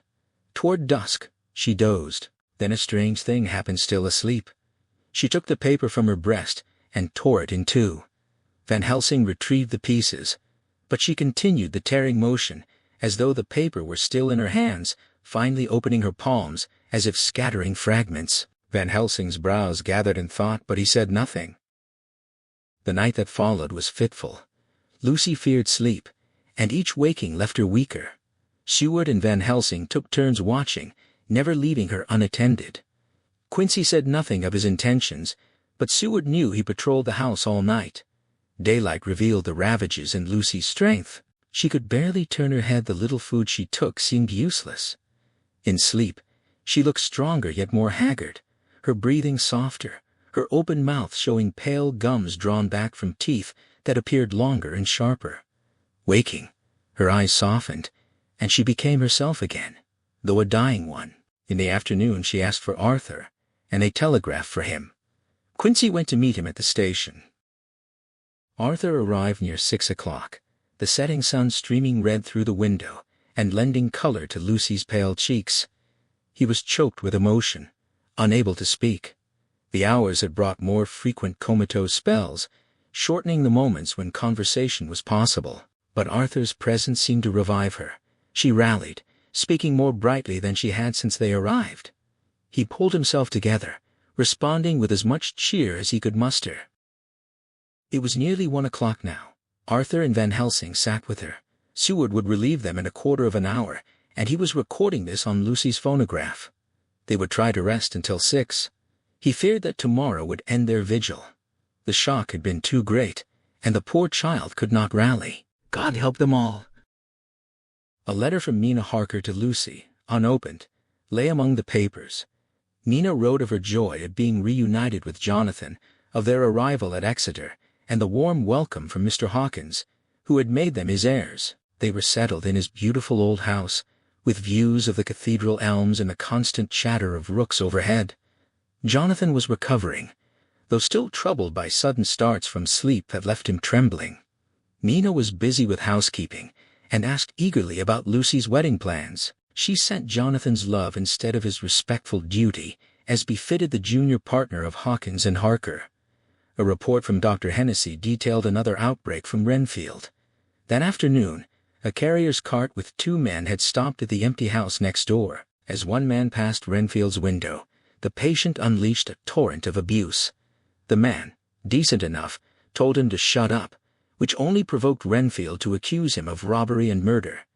Hennessy intervened, signaling the man to ignore it. The man pitied anyone forced to live with such a wild beast and went on his way. Hennessy found Renfield oddly composed afterward, but it was only cunning within half an hour. Renfield had broken out through his window and was running down the avenue. He attacked the same cart, pulling one man off and beating his head against the ground. Hennessy barely stopped him from killing the man. The other man struck Renfield with his whip, but he didn't seem to notice, seizing him too, and struggling with all three of them as if they were kittens. As they subdued him and put him in a strait waistcoat, he raved about frustrating them, about not being robbed or murdered, about fighting for his lord and master. They finally got him to the padded room. One attendant had a broken finger.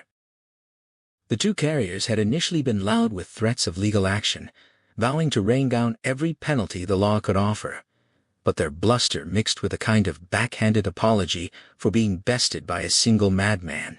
They claimed their strength had been spent hauling heavy boxes to the cart, and they had been reduced to a desperate state of thirst by the dusty work and the lack of any public house nearby. Hennessy understood their meaning perfectly. After providing stiff drinks and a sovereign for each, they made light of the attack, swearing they'd face a worse madman any day for the pleasure of meeting such a generous gentleman. He took their names and addresses: Jack Smollett and Thomas Snelling, both employed by Harris & Sons, Moving and Shipment Company. He would report anything further of interest. Mina's letter to Lucy, still unopened, brought news of another loss. Mr. Hawkins had died suddenly. Though some might not think it so sad for them, Mina and Jonathan had grown to love him like a father. Jonathan was deeply distressed, not only grieving the dear man who had befriended him all his life and left him a fortune, but also overwhelmed by the weight of responsibility. He had begun to doubt himself, and Mina tried to cheer him, her belief in him helping restore his own. But the grave shock he had experienced still told on him most cruelly. His sweet, noble, strong nature had been injured, the very essence of his strength gone. Mina needed to confide in someone. Keeping up a brave front for Jonathan was exhausting. They would have to come to London the day after tomorrow for the funeral, and she hoped to see Lucy, if only for a few minutes. Seward forced himself to write, though misery and despair weighed on him. He relieved Van Helsing in watching Lucy.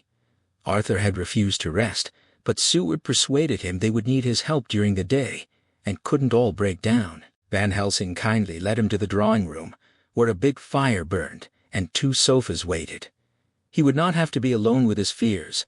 They would rest together, their sympathy, a comfort even in silence. Seward looked around Lucy's room. The garlic was everywhere. Window sashes reeked of it, and a rough chaplet of the flowers encircled Lucy's neck over the silk handkerchief. Her breathing was stertorous, her face at its worst, mouth open, pale gums showing teeth that seemed longer and sharper in the dim light, especially the canines. He sat by her, and she stirred uneasily. A dull flapping came at the window. He peered out. A full moon, and a great bat wheeling and striking the glass with its wings. When he returned, Lucy had torn away the garlic flowers. He replaced them. She woke, took little food languidly, and seemed to have lost her unconscious struggle for life. Oddly, whenever she became conscious, she pressed the garlic close. Whenever she slipped into that lethargic, stertorous state, she pushed them away. This pattern repeated through the long hours. At 6, Van Helsing relieved him. Arthur was dozing, and Van Helsing let him sleep. When he saw Lucy's face, he drew in his breath sharply and demanded light. He bent close, removing the flowers and handkerchief, then started back with a choked exclamation. Seward looked and felt a queer chill. The wounds on Lucy's throat had completely disappeared. Van Helsing stood for 5 minutes, his face stern. Then he said calmly that she was dying. It would not be long. It would make all the difference whether she died conscious or in sleep. Wake Arthur, and let him see the last they had promised him.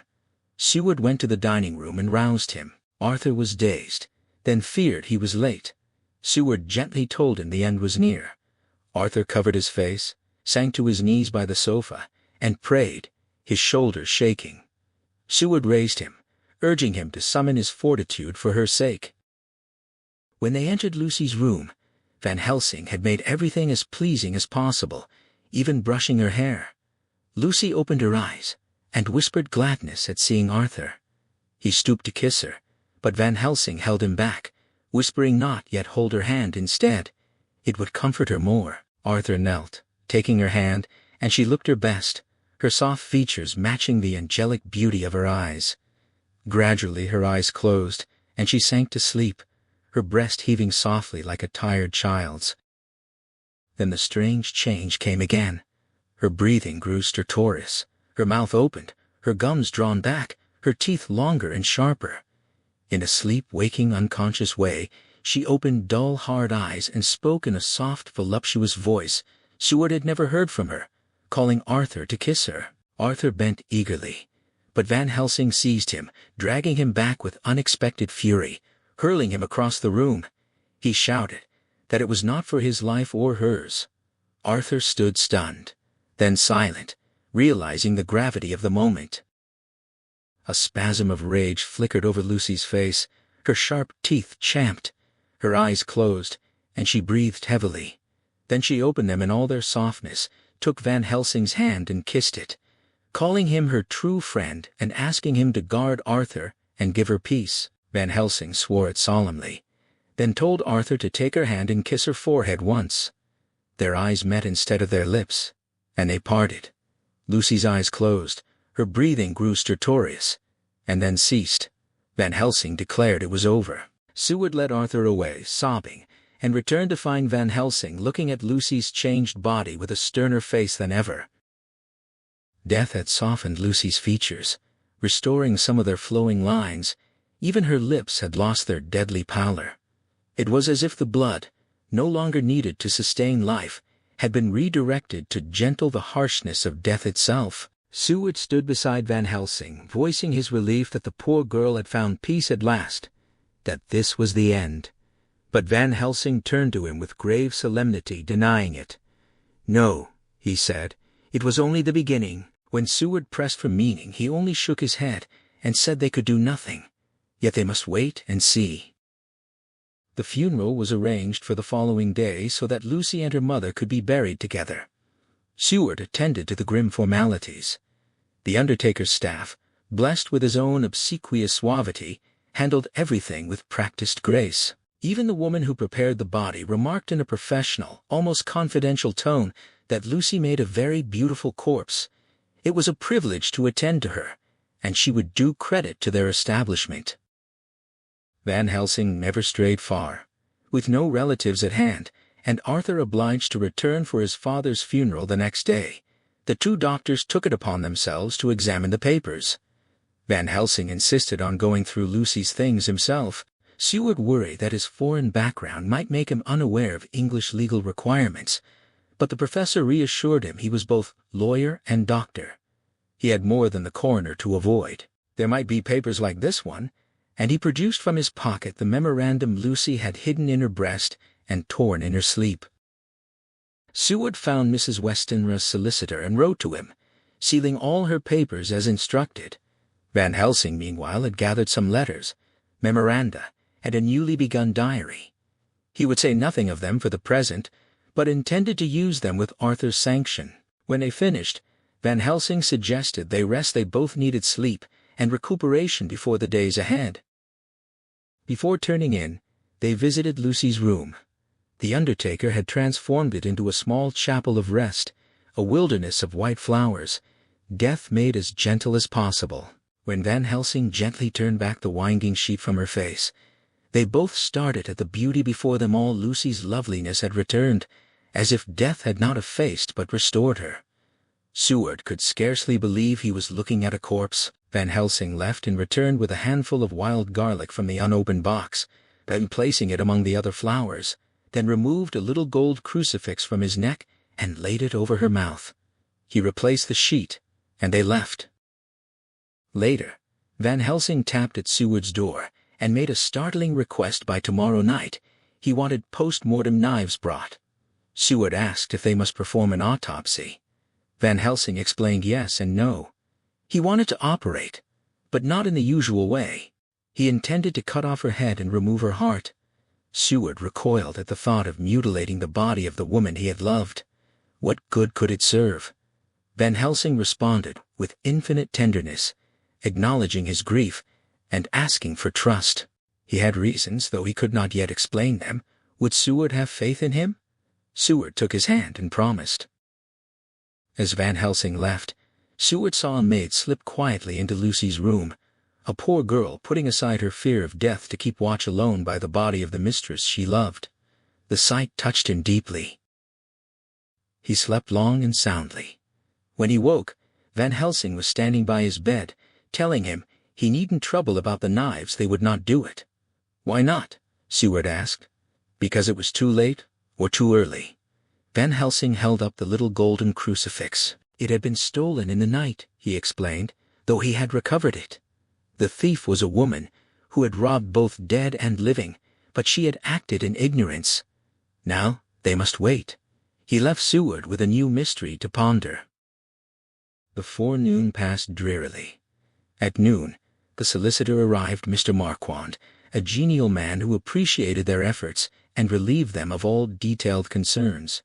During lunch, he revealed that Mrs. Westenra, having long expected sudden death, had put her affairs in perfect order. The entire estate, real and personal, was left absolutely to Arthur Holmwood, except for certain entailed property that reverted to a distant branch of the family.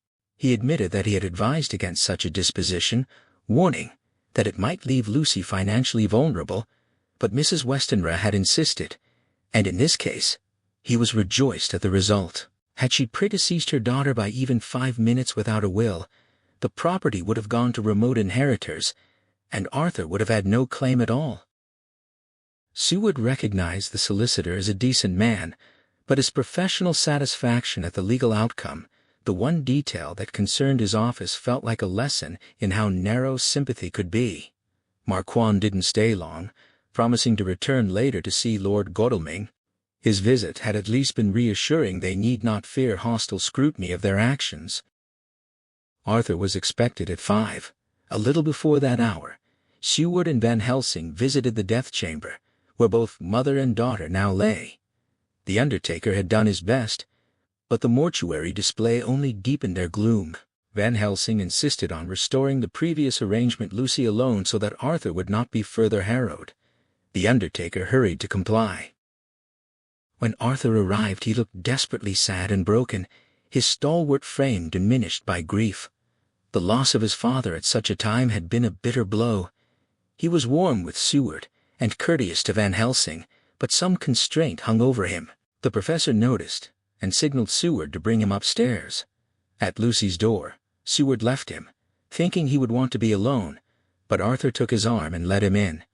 He spoke hoarsely of Seward's love for her, of how she had told him there was no closer friend. He couldn't find words to thank him.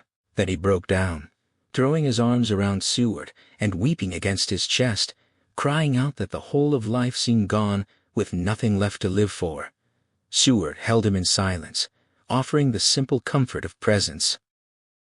When the sobs subsided, Seward guided him to the bed and lifted the lawn from Lucy's face. Her beauty was startling, enhanced with each passing hour, almost frightening in its perfection. Arthur trembled, shaken by doubt. In a faint whisper, he asked if she was really dead. Seward assured him it was so, suggesting that such restoration often followed acute suffering. The explanation seemed to settle him. He knelt, looked at her long and lovingly, then rose, kissed her hand and forehead, and came away, glancing back over his shoulder. Seward told Van Helsing that Arthur had said his goodbyes. The professor went to the kitchen to tell the undertaker's men to proceed with the coffin. When Van Helsing returned, Seward told him of Arthur's question. Van Helsing admitted he wasn't surprised. He himself had doubted for a moment. They dined together, Arthur trying to keep up spirits, Van Helsing silent until after dinner. When the professor began to address him formally, Arthur interrupted, pleading not to be called by his title, not yet. Van Helsing replied with sweetness, saying he had used the name only out of doubt. He had grown to love him as Arthur. They shook hands warmly. Arthur gave him leave to call him whatever he wished, and expressed his gratitude for all the professor had done for Lucy, asking forgiveness for any rudeness on the night Van Helsing had intervened.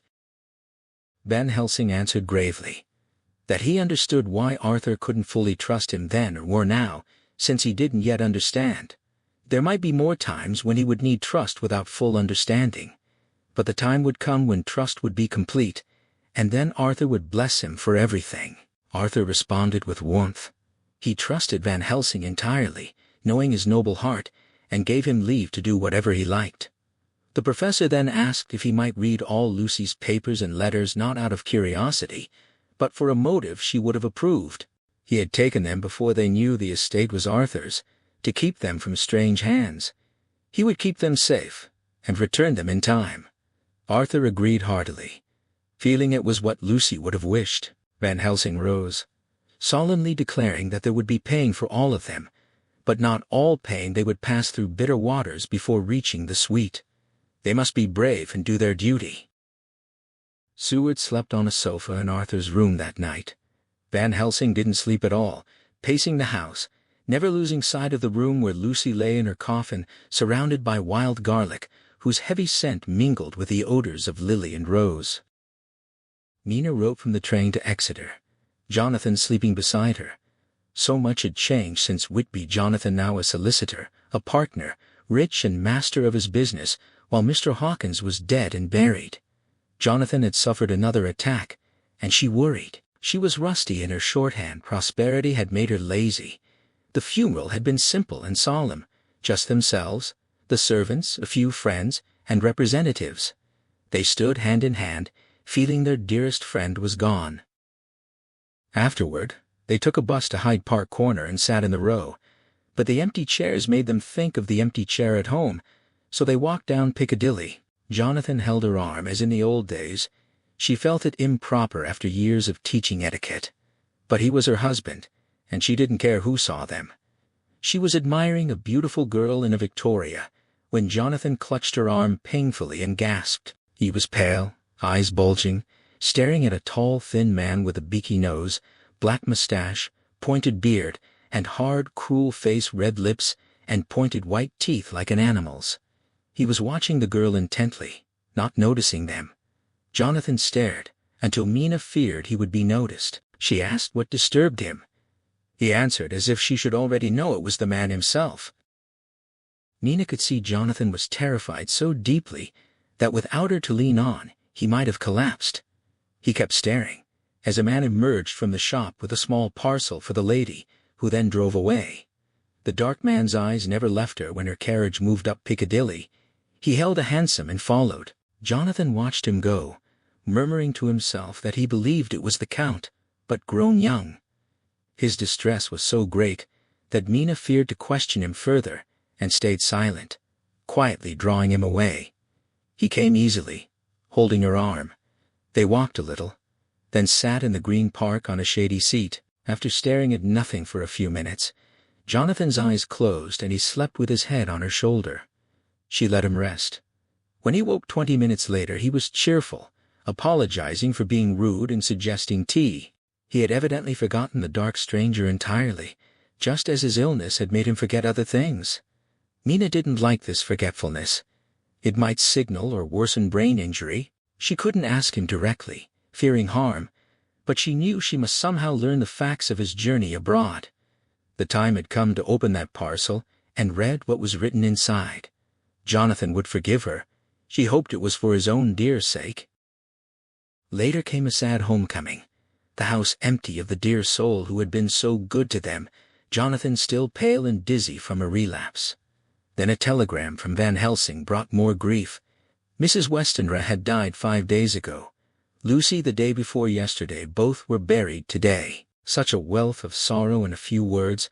Poor Mrs. Westenra, poor Lucy, gone forever, and poor Arthur left so bereft.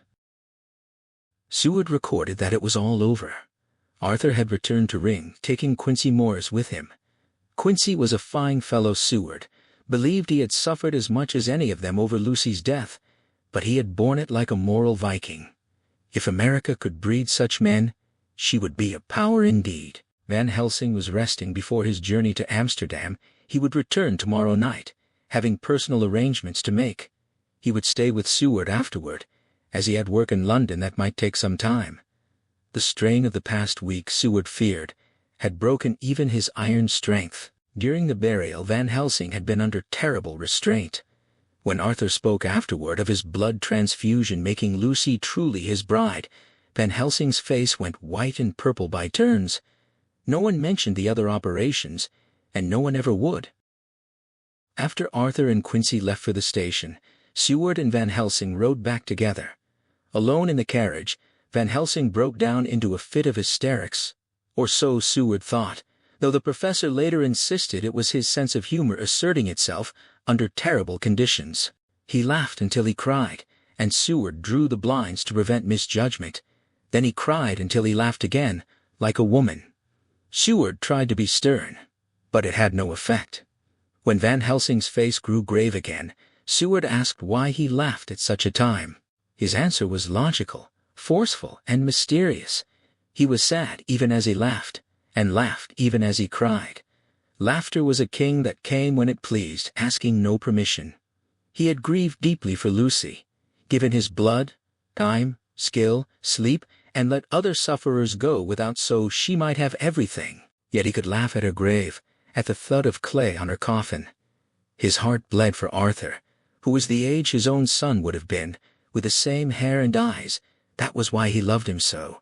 Yet even when Arthur's words touched him as a husband and father, King Laugh would come and shout in his ear, making the blood dance, and bringing sunshine to his cheek. It was a strange, sad world full of miseries, but King Laugh made them all dance to his tune. Men and women were like ropes drawn tight by strained tears, brace them like rain, until perhaps they broke. But laughter came like sunshine and eased the strain, letting them bear their labor. Seward pressed for the cause of his laughter. Van Helsing's face grew stern as he explained the grim irony of it all. The lovely lady garlanded with flowers, laid in a fine marble tomb in a lonely churchyard with her mother, the tolling bell, the holy men pretending to read, all of them with bowed heads. And all for what? She was dead. Seward couldn't see the joke. Van Helsing pressed further. If Arthur's blood had made her truly his bride, what about the others? Then Lucy was a polyandrist, and he himself a faithful husband to a wife now dead in mind if not in law was a bigamist. Seward was displeased, but Van Helsing asked forgiveness, saying he only showed his feelings to his old trusted friend. If Seward could have seen his heart when laughter came, he might pity him most of all. When Seward asked why, Van Helsing answered simply because he knew. And now they were scattered. Loneliness would brood over them. Lucy lay in her kin's tomb, a lordly death-house in a lonely churchyard away from London, where fresh air blew and wildflowers grew. Seward could finish his diary, uncertain if he would ever begin another. If he did, it would be for different people and themes. At the end of this romance of his life, he wrote sadly, and without hope, Phoenix.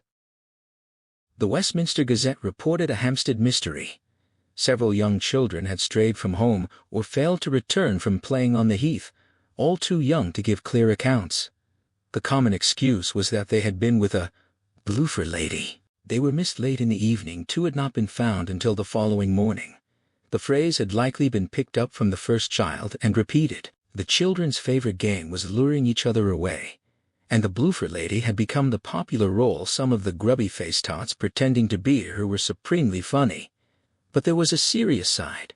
All the children had small wounds on their throats, as if made by a rat or small dog. The police were instructed to watch for straying children and any stray dog in the area. A special extra edition reported another child found late in the morning under a furze bush on Shooter's Hill, terribly weak and emaciated, with the same throat wound and the same story of being lured by the bloofer lady. Mina sat alone with her thoughts on the 23rd, relief washing over her as she noted Jonathan's improvement after a restless night. She took comfort in his work. It anchored him, kept his mind from darker places, and she felt a quiet pride watching him rise to his new responsibilities with such steady resolve. He had left early that morning, explaining that he would not be home for lunch, and she found herself grateful for the solitude. With her household tasks finished, she retrieved his foreign journal and locked herself in her room, determined to finally read it.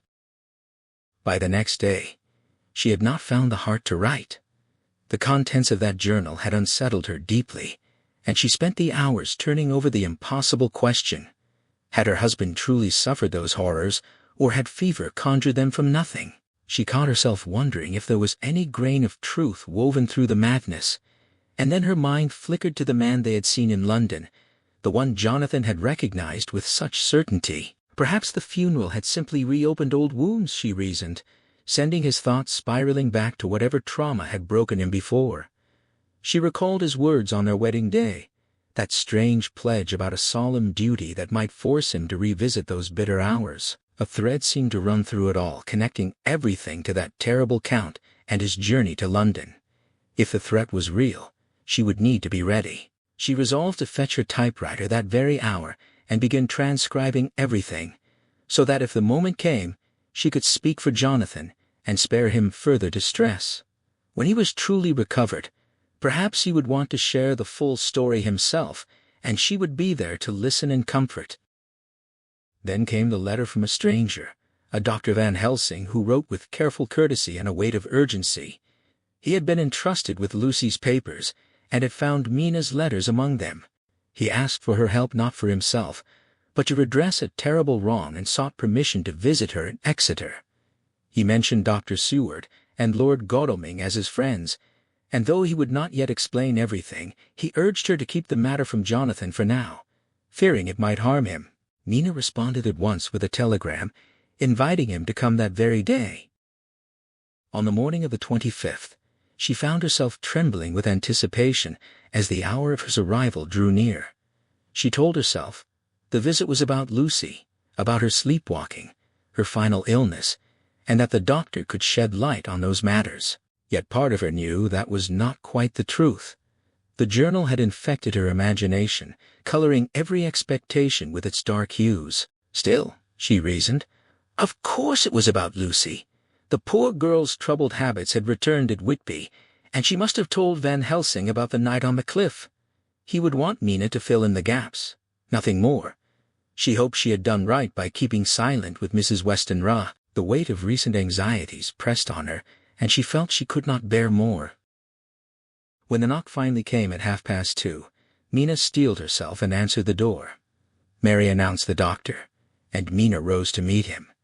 He was a man of medium build, but powerful presence, broad-chested, with a head set nobly on a strong neck. His face was clean-shaven, with a hard jaw and a mouth that seemed mobile and resolute. His nose was straight but sensitive, his nostrils flaring beneath thick, bushy brows. A fine forehead sloped back above distinct ridges, and his reddish hair fell naturally away from it. His eyes were wide-set, large and dark blue, shifting between tenderness and sternness with his mood. He confirmed her name with a bow, then asked if she had been Miss Mina Murray. She nodded, and he explained that he had come because of the dead for Lucy's sake. She extended her hand, and he took it warmly, praising her as the friend of that poor Lily girl.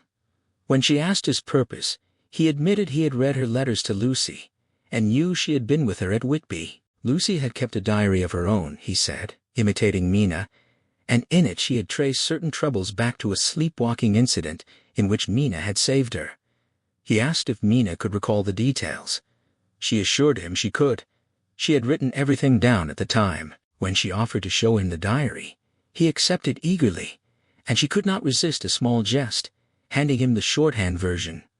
He opened it, his expression faltering for an instant before he bowed and confessed he could not read shorthand. She smiled, retrieved the typewritten copy, and handed it to him, explaining she had prepared it to save him time. His eyes glistened with gratitude, and he asked if he might read it immediately, warning that he would likely have questions afterward. Mina gave him permission to read while she arranged for lunch, slipping away partly to give him undisturbed space. When she returned, she found him pacing with restless energy, his face bright with excitement. He seized both her hands and poured out his gratitude.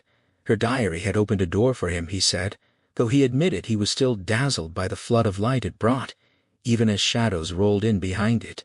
He made a solemn pledge if ever Abraham Van Helsing could serve her or her family, she had only to ask.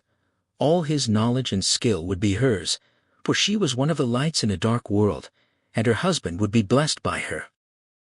She protested that he did not truly know her, but he insisted otherwise, pointing to her diary and letters as proof of her character. Truth breathed through every line, he argued, and his lifelong study of minds and hearts had taught him to recognize such goodness? He asked after Jonathan, and she found her opening. She told him Jonathan had nearly recovered, but had been shaken by Mr. Hawkins' death, and more recently, in London, had suffered a shock from seeing someone who stirred terrible memories. The words tumbled out, and before she knew it, she was on her knees begging him to make her husband whole again. He raised her gently, guided her to the sofa, and spoke with profound kindness. He confessed his own lonely life, full of work but sparse in friendship, and told her that meeting her had restored his hope not for his own quest, but for the existence of good women who could teach future generations by example. He promised to do everything in his power for Jonathan, for her sake, and urged her to eat and rest, insisting they would speak no more of Lucy for now. He would stay in Exeter that night to reflect, and later, when she was ready, she could tell him about Jonathan's troubles. After lunch, in the drawing room, he pressed her to speak. She hesitated, fearing he would dismiss her husband's story as madness, but his gentle encouragement won her trust. She warned him that what she had to share was strange, and begged him not to think her foolish. He reassured her with quiet warmth, explaining that the very matter he was investigating was far stranger, and that he had learned never to dismiss any belief, no matter how extraordinary, for it was the unusual, the inexplicable, that truly tested one's understanding. Relieved, she offered him the typewritten copy of Jonathan's foreign journal, the full account of everything that had happened, and asked him to read and judge for himself. He promised to return in the morning to meet Jonathan, and she suggested lunch, quickly calculating the train schedule to help him make his connection. He seemed surprised by her familiarity with the timetables, unaware that she had memorized them all to assist her husband. He left with the papers, and she sat alone, her thoughts swirling without resolution. A few hours later, a letter arrived from Van Helsing written by hand. He assured her he had read Jonathan's diary, and confirmed it was true, strange and terrible, but true, and he would stake his life on it. For Jonathan and her, there was no lasting danger. He declared the man who had climbed that wall and ventured into that room, and then done so again, was not one to be permanently broken by shock. His mind and heart were sound. Van Helsing promised to have more questions later, but for now, he urged her to rest. She replied with gratitude, acknowledging the weight lifted from her mind, though she could not suppress her horror at the thought that such a monster might truly be in London. While writing, she received word from Jonathan that he would be home that night, so she adjusted the doctor's invitation to breakfast instead of lunch, trusting he would come if he did not respond otherwise. Jonathan arrived late that evening, and after supper she told him everything about Van Helsing's visit and the letters exchanged. She showed him the doctor's confirmation that his journal was true. The effect was immediate. The doubt that had paralyzed him dissolved, and he felt like a new man. He was no longer afraid, even of the Count, knowing now that what he had seen was real, and that he was not losing his mind. They talked late into the night, and in the morning, he went to fetch Van Helsing from his hotel. The old doctor seemed surprised to see Jonathan looking so well, given what Mina had reported. Jonathan smiled at the title, Madam Mina, and explained that Van Helsing's letter had cured him. The certainty it provided had banished the unreality that had clouded everything. He admitted he had been unable to trust even his own senses, paralyzed by doubt, but now that was behind him. Van Helsing seemed pleased by the compliment about his eyebrows, and laughed, remarking that Jonathan was a physiognomist. He praised Mina warmly, calling Jonathan blessed in his wife, and Jonathan simply nodded, content to let the old man continue. The old man's praise of Mina was unstinting. She was, he declared, one of God's own women, fashioned to show the world that heaven's light could touch the earth. Her truth, sweetness, and selflessness stood out all the more in an age so skeptical and selfish. He turned to Jonathan, explaining that he had already come to know him through letters to Lucy, but it was only since the previous night that he had seen his true self. He asked for Jonathan's hand in friendship, a bond for all their lives, and Jonathan, moved by the man's earnest kindness, shook it warmly. Van Helsing then requested more help. He had a great task ahead, and he needed to understand what had preceded Jonathan's journey to Transylvania. Jonathan asked directly if the matter concerned the Count, and Van Helsing confirmed it did. Without hesitation, Jonathan pledged himself heart and soul to the cause. He offered to gather a bundle of papers for Van Helsing to read on the train, since there would be no time before his departure. At the station after breakfast, Van Helsing suggested that Jonathan might bring Mina to town if summoned, and Jonathan agreed readily. As they waited for the train, Jonathan handed him the morning papers and the previous night's London editions. Van Helsing idly flipped through them, but his expression shifted abruptly when his eyes landed on something in the Westminster Gazette. He went pale, reading intently, murmuring in distress, a German exclamation of disbelief that it could be happening so soon. He seemed momentarily lost, unaware of Jonathan's presence, until the train whistle snapped him back. He leaned from the window, waving and calling out a message of love for Mina, promising to write as soon as he could. That same day, Seward reflected on how swiftly life could upend expectations. Barely a week after he had written Finis, he was starting fresh. Renfield had been calm, almost sane, occupied with his flies and spiders, causing no trouble. Arthur was bearing up well, with Quincy Morris's buoyant company to sustain him, and Seward himself had been settling back into his work, the wound of losing Lucy beginning to heal. But everything had been reopened, and only God knew the end. He suspected Van Helsing knew more than he let on, releasing information in small, tantalizing doses. When Van Helsing returned from Exeter that evening, he burst into the room with uncharacteristic energy and thrust the previous night's Westminster Gazette at Seward. The doctor scanned it, puzzled, until he reached a paragraph about children being lured away in Hampstead, their throats marked with small punctures. He looked up sharply, and Van Helsing met his gaze. Seward observed that the wounds were like Lucy's. Van Helsing agreed, but when Seward suggested a common cause, the professor corrected him. Indirectly true, he said, but not directly. Seward pressed for clarification, but Van Helsing asked if he had no suspicion about Lucy's death, despite all the hints. Seward offered nervous prostration following blood loss.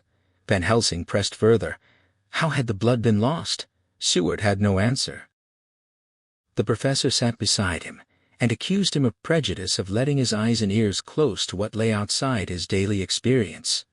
He challenged Seward's acceptance of hypnotism while dismissing thought reading, pointing out that many truths of science today would once have been deemed unholy. He cited mysteries of nature, the long life of Methuselah, the impossibility of saving Lucy despite the blood of 4 men poured into her veins, the ancient spider that lived for centuries, the vampire bats of the pampas that drained cattle and left men dead and white as Lucy. He asked why tortoises outlived generations, why elephants saw dynasties rise and fall, why men had always believed in those who could not die.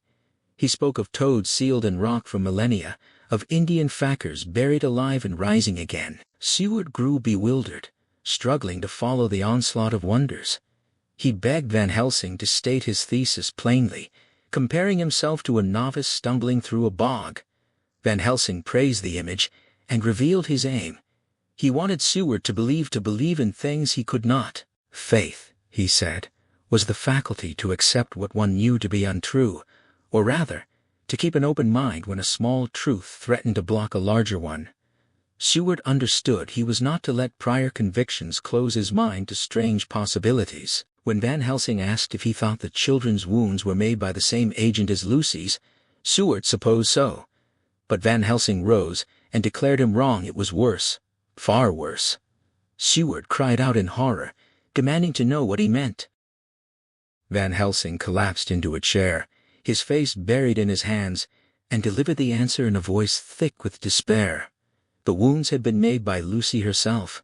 Seward's initial reaction was pure, blinding fury. He struck the table and rose, demanding if the professor had gone mad. But Van Helsing looked up with such tenderness that Seward's anger dissolved. The old man explained that he had only wanted to break the news gently, knowing how deeply Seward had loved Lucy. He did not expect him to believe it. He knew how hard it was to accept such a truth, especially one so painful. He proposed to prove it that very night, and asked if Seward would accompany him. The doctor hesitated, and Van Helsing pressed on, arguing that if the claim were false, the proof would bring relief. If true, the dread itself demanded belief. He laid out his plan first.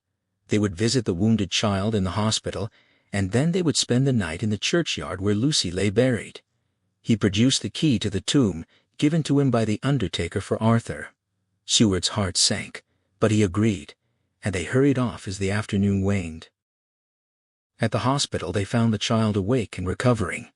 Dr. Vincent removed the bandage and revealed the punctures identical to Lucy's, though smaller and fresher.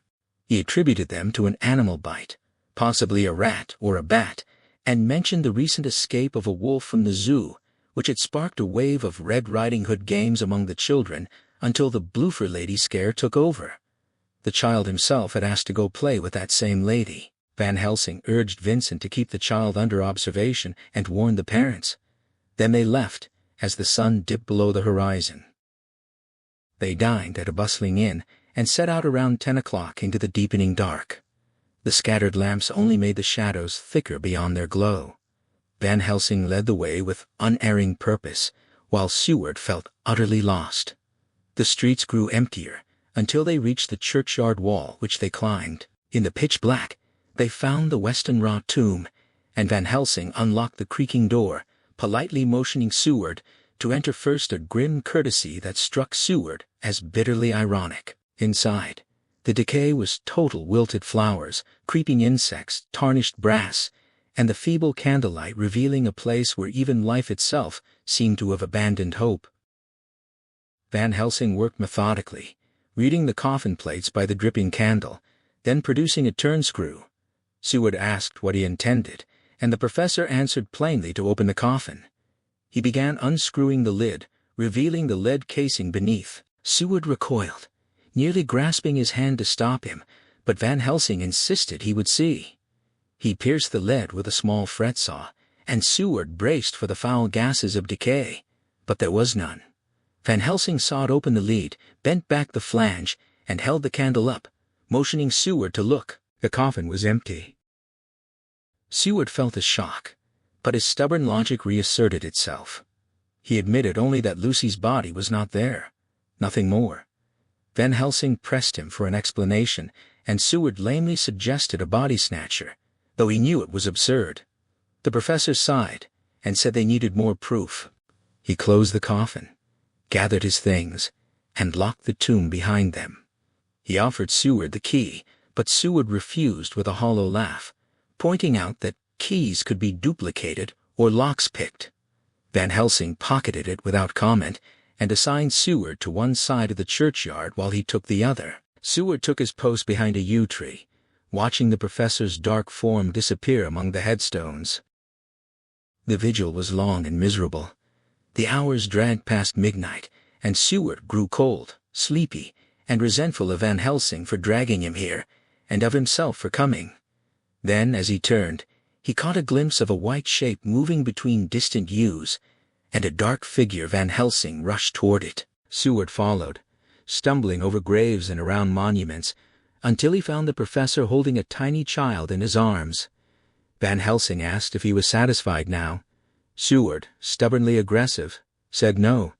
They examined the child's throat and found no wounds. Van Helsing declared they had been just in time. They debated what to do with the child, deciding against taking it to the police, as that would require explanations. Instead, they carried it to the heath, laid it on a path, and watched from hiding until a policeman discovered it. Then they slipped away and caught a cab back to town. Seward could not sleep, so he wrote up the night's events, knowing Van Helsing would call for him at noon for another expedition. The next day, they returned to the churchyard after the funeral crowd had dispersed, and the sexton locked the gate. Again, they entered the tomb, and Van Helsing opened the coffin. This time, Lucy lay there not decayed, but more radiantly beautiful than ever, her lips redder, her cheeks flushed with a delicate bloom. Seward stared in disbelief, asking if it was some trick. Van Helsing drew back the dead lips with a gesture that made Seward shudder, revealing teeth that had grown sharper. He touched the canine in the tooth below it, explaining these were what bit the children. Seward's skepticism flared again. He grasped at the possibility that someone had placed Lucy's body there since the previous night. Van Helsing calmly pointed out that she had been dead a week. No one in that state could look as she did. Seward had no answer. The professor examined her eyes, her teeth, and then explained what made her case unique. She had been bitten while in a trance during sleepwalking, and had died in that state, making her undead in a way that differed from all others. Her face showed no malice, because she returned to the appearance of the common dead when not active. This made Van Helsing's task harder. He would have to kill her in her sleep. Seward felt his blood run cold, as he realized he was beginning to accept these theories, and the terror of killing her seemed less overwhelming than the horror of what she had become. Van Helsing described the ritual cutting off her head, filling her mouth with garlic, driving a stake through her body. Seward shuddered at the thought of mutilating the woman he had loved, yet his revulsion was shifting. He was beginning to loathe the undead presence before him. Van Helsing paused, then closed his bag and explained his hesitation. He could act now, but Arthur needed to understand first. If Seward, who had seen everything, still doubted, how could Arthur believe? He had already questioned Van Helsing once, and the professor feared Arthur might think they had buried Lucy alive and then killed her through misguided efforts. That uncertainty would haunt him forever. Van Helsing decided Arthur must go through the bitter truth to reach peace. He sent Seward home to his asylum and announced he would spend the night in the churchyard alone. The next night, they would all meet at his hotel, including Arthur and Quincy. Then they would act. They locked the tomb and left, driving back to Piccadilly. Van Helsing left a note in his portmanteau, addressed to Seward but undelivered, explaining his solitary vigil. He would seal the tomb with garlic and a crucifix to prevent Lucy's exit, but they might not stop her from entering if she became desperate. He would watch all night, prepared to learn what he could. He feared the Count might seek her tomb for shelter, and if so, Van Helsing would face him alone. He instructed Seward to read the diaries and find the great undead, cutting off his head and burning his heart or staking it to free the world from him. The next day, Seward found his doubts returning. A good night's sleep made Van Helsing's theory seem like outrages on common sense. He wondered if the professor's mind had unhinged, or even if Van Helsing himself had orchestrated the events, a disturbing thought he could not quite dismiss.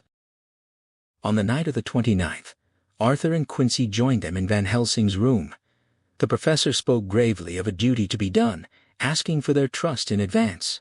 Quincy agreed readily, trusting the professor's honesty. Arthur was more cautious, wanting assurance that the plan would not violate his honor or faith. Van Helsing accepted the condition, and Arthur consented, though he remained baffled. Van Helsing revealed his request. They were to go secretly to the churchyard where Lucy lay. Arthur's face fell as the realization sank in. They were to enter the tomb itself and open the coffin.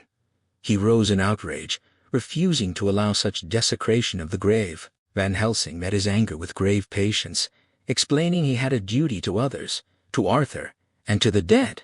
He pleaded with Arthur to come and witness, promising that if later he still refused, Van Helsing would act alone and then render an account. He reminded Arthur that he had given his own blood for Lucy, not as a lover, but as a physician and friend, and that he would do anything to spare her from the fate of the undead. Arthur, though still unable to understand, relented and agreed to come and wait. They entered the churchyard just before midnight, keeping close together in the darkness. Arthur bore himself well despite the sorrowful place, and Seward sensed that the mystery itself was helping him hold together. Van Helsing unlocked the tomb and entered first, then lit a lantern and pointed to the coffin. He asked Seward to confirm that Lucy's body had been there the day before, and then remove the lid.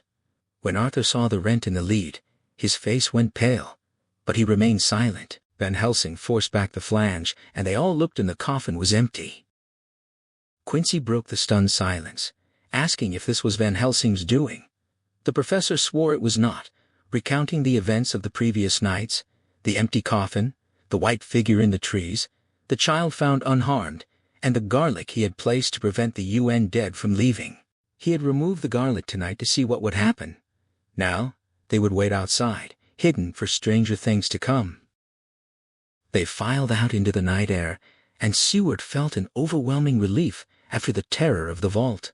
The moonlight, the distant roar of the city, the simple act of breathing all felt precious.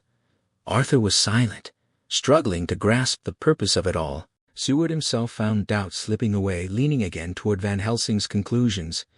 Quincy, ever practical, chewed tobacco, and accepted whatever came. Van Helsing set to work with a mixture of crumbled wafer and a whitish substance, pressing it into the crevices of the tomb door. When asked what he was doing, he replied he was sealing the tomb so the UN dead could not enter. Quincy asked if it was some kind of game, and Van Helsing confirmed it was serious. Arthur pressed further, and Van Helsing reverently lifted his hat and identified the substance as the host, brought from Amsterdam with an indulgence. The answer silenced even the most skeptical among them, and they took their places around the tomb, hidden from view. Seward pitied the others, especially Arthur, though he had dismissed the proofs himself only hours before. Now his heart sank as he watched the ghastly white tombs and felt the ominous weight of the night. The rustling trees, the creaking boughs, the distant howling of dogs all seemed to press in with dread. The silence stretched unbearably until Van Helsing's sharp hiss broke it. He pointed down the avenue of yews, and they saw a dim white figure advancing, carrying something dark at its breast. A shaft of moonlight revealed a dark-haired woman in burial shrouds, her face bent over a fair-haired child. A sharp little cry pierced the night, and they started forward, but Van Helsing's raised hand held them back. As the figure drew closer, they recognized Lucy but transformed. Her sweetness hardened into cold cruelty, her purity twisted into something wanton and predatory. Van Helsing stepped out, and they formed a line before the tomb. When he raised his lantern, the light fell on Lucy's face, her lips crimson with fresh blood trickling down her chin. Even Van Helsing's nerves seemed to waver. Arthur nearly collapsed, and Seward caught him. When Lucy saw them, she snarled, and her eyes swept over them, Lucy's eyes but blazing with unholy fire. Seward felt his remaining love curdle into loathing. He could have killed her with savage delight. She flung the child to the ground with callous indifference and advanced toward Arthur, arms outstretched, her voice a diabolical sweetness that seemed to mesmerize him.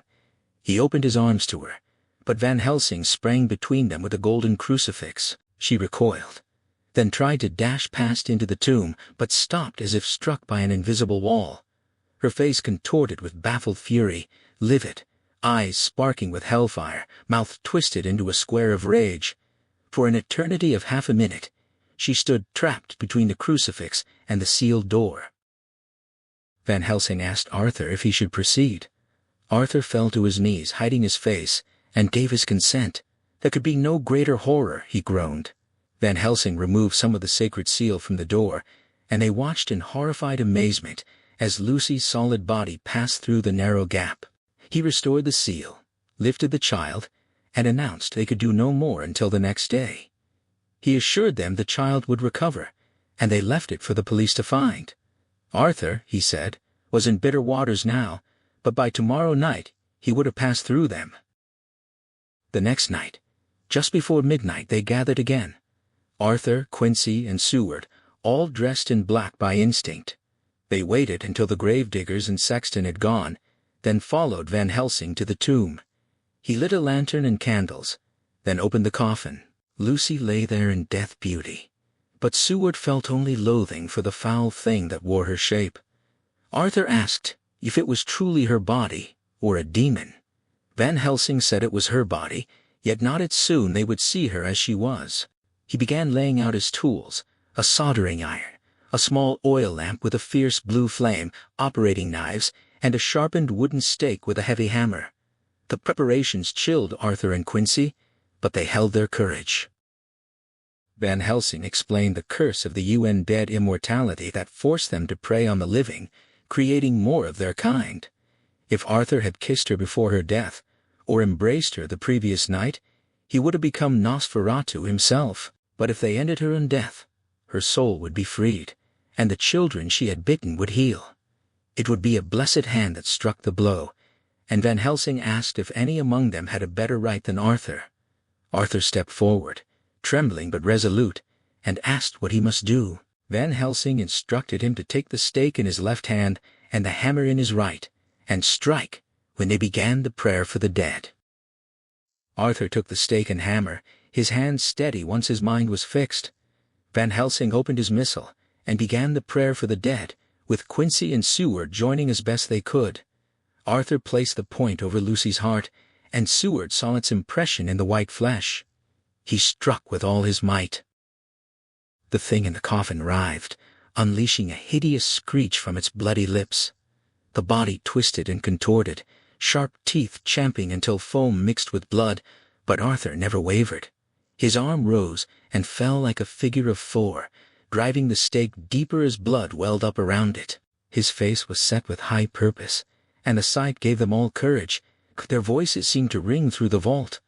Gradually the writhing diminished, the teeth ceased to champ, and finally the body lay still. The terrible task was over. The hammer fell from Arthur's hand, and he would have collapsed if they hadn't caught him. Sweat poured from his brow. His breath came in gasps. The strain had been immense. For a few minutes they were absorbed in steadying him, but when they turned back to the coffin, a murmur of surprise ran through them. Arthur rose and looked too, and a strange light broke over his face, dispelling the horror. The foul thing was gone. In the coffin lay Lucy, as she had been in life, sweet, pure, her face marked only by the traces of care and pain that made her real to them.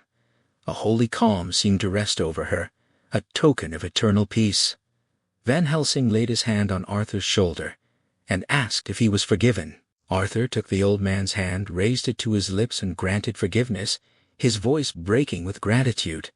He wept silently on Van Helsing's shoulder, and when he lifted his head, the professor told him he might kiss her now.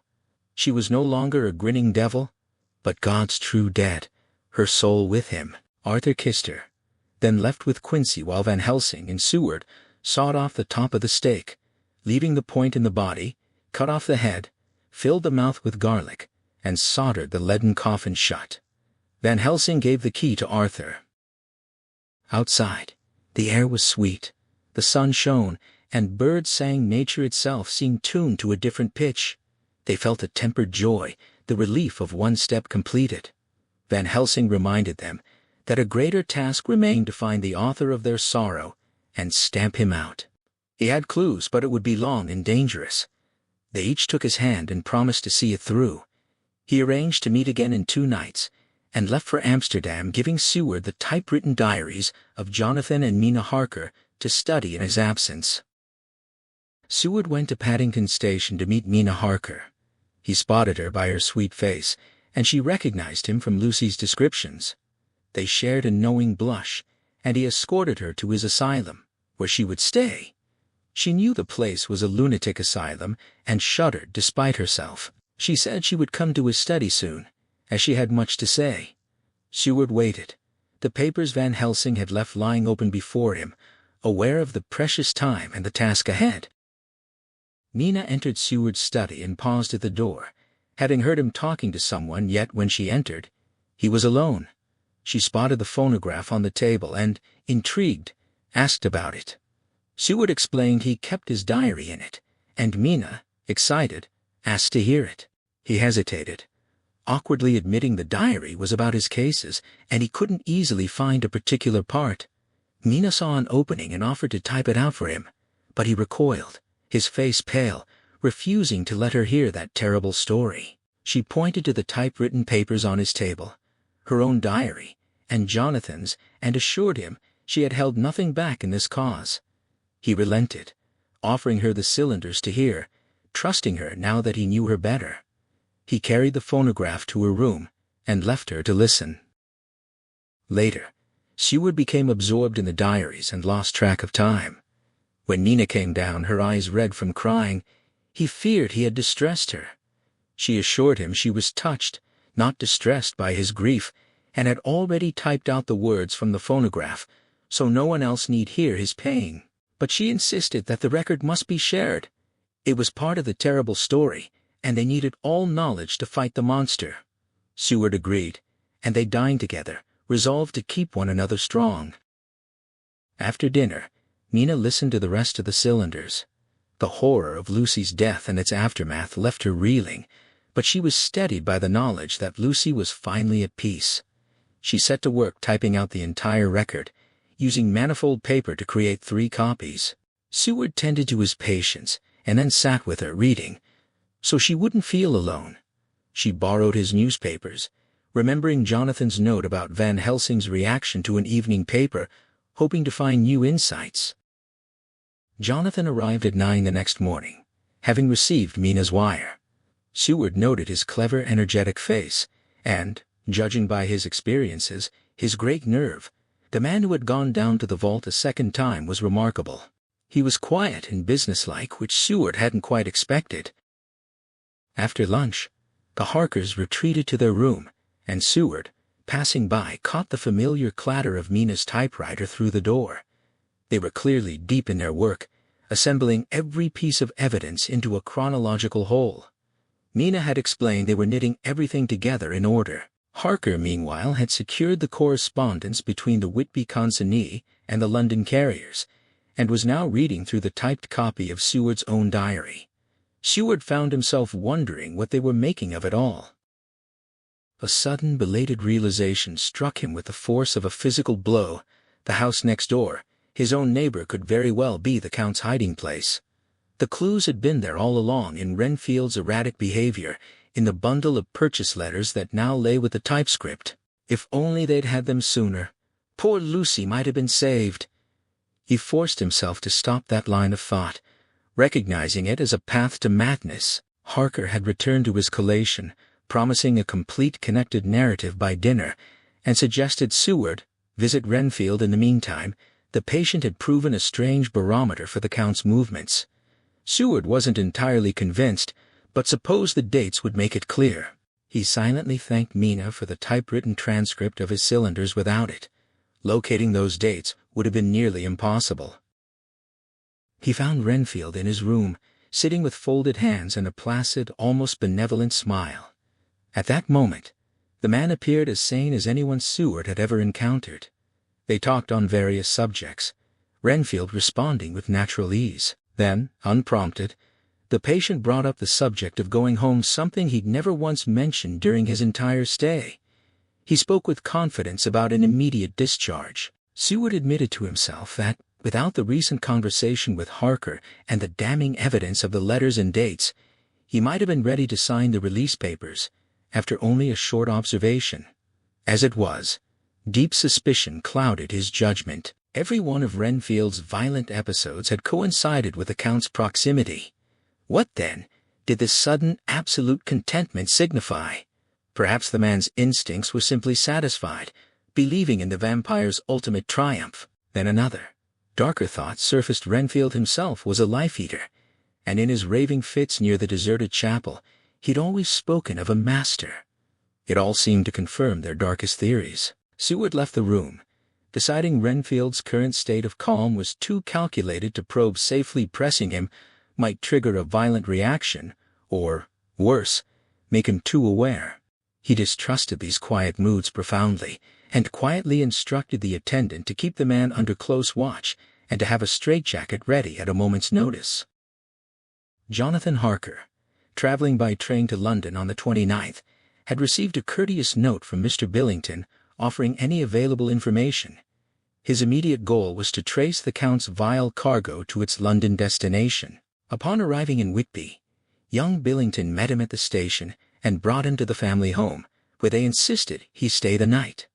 The household knew his time was short and his purpose serious, so Mr. Billington had all the shipping papers ready in his office. Seeing one of the letters again, a document he'd first glimpsed on the Count's table, before understanding the man's true nature, sent a jolt through him. Everything had been planned with chilling care, every contingency apparently anticipated. He examined the invoice for 50 cases of common earth, to be used for experimental purposes, and obtained copies of the correspondence with Carter Patterson.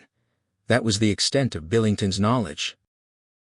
Jonathan then went down to the port, interviewing coast guards, customs officers, and the harbor master. All spoke of the ship's strange arrival. It was already becoming local legend, but none could add anything beyond the simple invoice description. At the station, the master put him in touch with the men who'd actually unloaded the boxes. Their tally matched the list perfectly. They could only confirm the boxes were extraordinarily heavy and the work remarkably dry. One man hinted, in a roundabout way, that a gentleman's appreciation in liquid form wouldn't go amiss, and another noted the thirst they'd developed hadn't entirely faded with time. Jonathan took the hint and settled the matter before leaving. The next morning, armed with a letter of introduction from the Whitby station master to his counterpart at King's Cross, Jonathan verified the box's arrival in London. The tally was correct. After appropriately acknowledging the local thirst, he proceeded to Carter Patterson's central office, where he was treated with the utmost courtesy. They reviewed their records and telephoned for details from King's Cross. By a stroke of luck, the teamsters were available, and the office sent them over with the waybill and all delivery papers for Carfax. Once again, the tallies agreed. The men added a few verbal details, mostly about the job's dusty nature and resulting thirst, which Jonathan again addressed through the local currency. One of the men described the house as the strangest he'd ever seen, untouched for a century, with dust thick enough to sleep on, and a neglected, ancient smell. The old chapel, he said, had been the worst part. He wouldn't have stayed there after dark for any money. Jonathan, having seen the place himself, could only agree, and silently reflected that if the man knew what he knew, he'd have demanded far more. Jonathan was now satisfied that all 50 boxes from the Demeter had been safely deposited in Carfax's old chapel, unless some had been removed, since a possibility Seward's diary hinted at.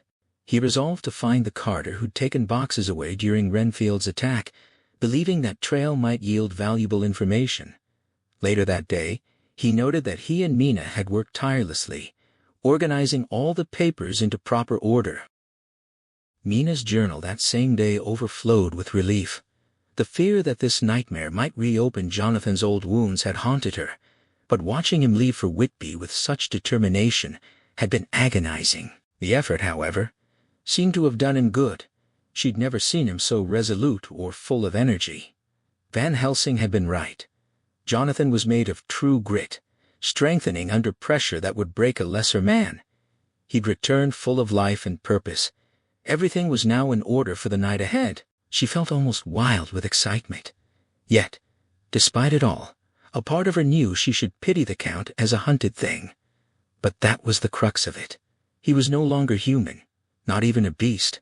Reading Seward's account of Lucy's death had dried up any well of pity within her.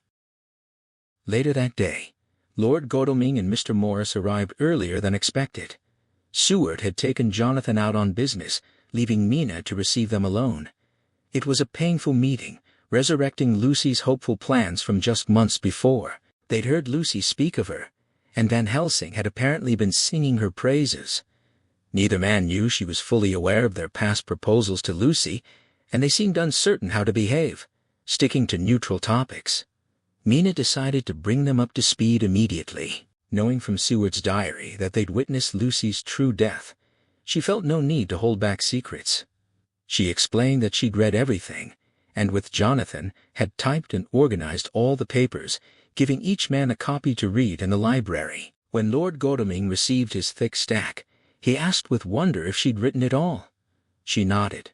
He admitted he didn't fully grasp its import, but promised to trust their judgment and help, having already learned a lesson about accepting difficult facts. Mentioning his love for Lucy, his voice broke, and he turned away, hiding his face. Morris, with instinctive tact, placed a comforting hand on his shoulder and quietly left the room. Alone with Mina, Lord Godalming completely broke down, sinking onto the sofa in open grief.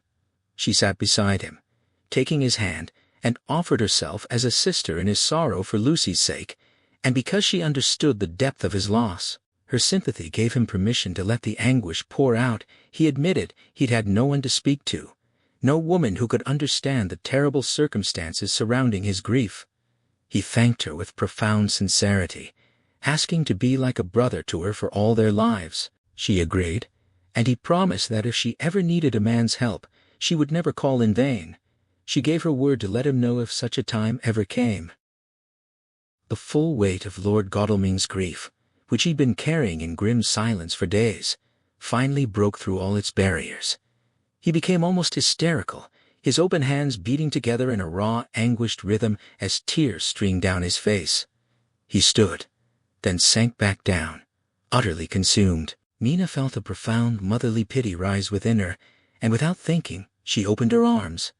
He collapsed against her, his head finding her shoulder as he sobbed like an exhausted child, his whole body shaking with the force of his emotion.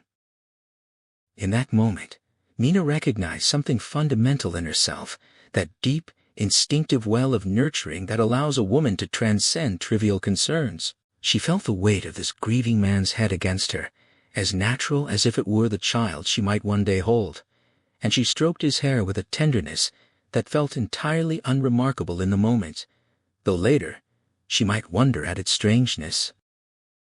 After a time, his sobs quieted, and he pulled back with a mumbled apology, making no attempt to hide the rawness of his feelings.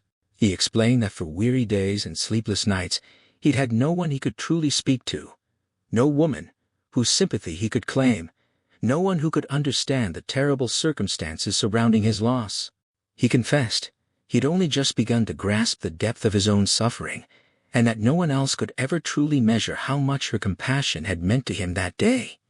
He asked if she would let him be like a brother to her, for all their lives for Lucy's sake. She agreed, and he added that her kindness had won his deepest esteem and gratitude. He made her promise that if she ever needed a man's help, she would let him know, though he prayed such a time would never come to break the sunshine of her life. She gave her word, knowing the promise would comfort him. Walking down the corridor afterward, Mina found Mr. Morris gazing out a window. He turned at her approach, asking after Arthur, and immediately noted her red eyes. He observed that she'd been comforting him, and that no one but a woman could truly help a man in such heartache, and Arthur had had no one. Mina's heart ached for Morris, who bore his own troubles with such quiet bravery. She saw the manuscript in his hand and knew he'd soon realize the extent of her knowledge. She offered him the same friendship and comfort, and he, seeing her sincerity, took her hand and kissed it. Feeling that gesture was inadequate for such a noble soul, she impulsively kissed him.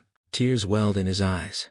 His throat tightened momentarily, and he told her quietly that she would never regret her true-hearted kindness. He then went to join his friend in the study, and Mina was struck by how he'd used the very same endearment little girl that he'd once used for Lucy. He had indeed proven himself a true friend.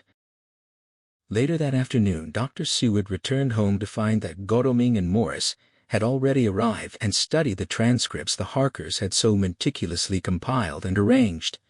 Harker was still out, following up with the carriers. Mina offered them tea, and Seward felt, for the first time since he'd lived there, that the old house truly felt like a home. Mina then asked Seward a favor she wanted to see Renfield. Her curiosity had been piqued by Seward's diary entries. He saw no reason to refuse, and led her to the patient's room. When Seward announced a lady wished to see him, Renfield asked why, and Seward explained she was touring the house. The patient requested a moment to tidy up, which consisted of him frantically swallowing every fly and spider in his boxes before Seward could intervene clearly, a jealous or fearful act, to prevent any interference. Having completed his repulsive task, he cheerfully invited the lady in, sitting on his bed with his head down but his eyes raised to watch her entrance. Seward tensed, remembering Renfield's quiet calm before his own attack, and positioned himself to intervene if necessary.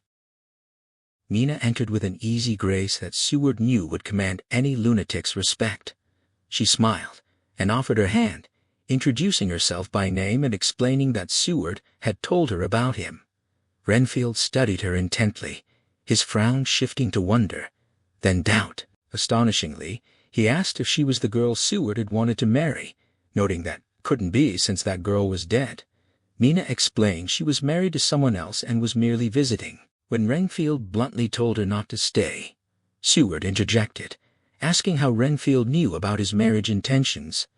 The patient dismissed the question with contempt, but Mina immediately defended Seward, and Renfield responded to her with elaborate courtesy, explaining that in their little community, anything about their beloved host was of great interest, and that he himself, as a former asylum inmate, could recognize the logical fallacies in others. Seward was stunned.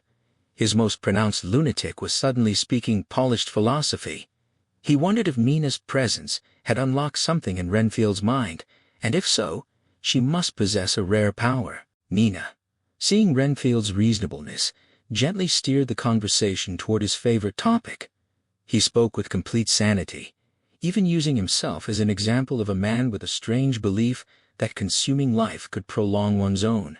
He admitted he'd once tried to take human life, even attacking Seward to absorb his vitality through his blood, citing the scripture that the blood is the life.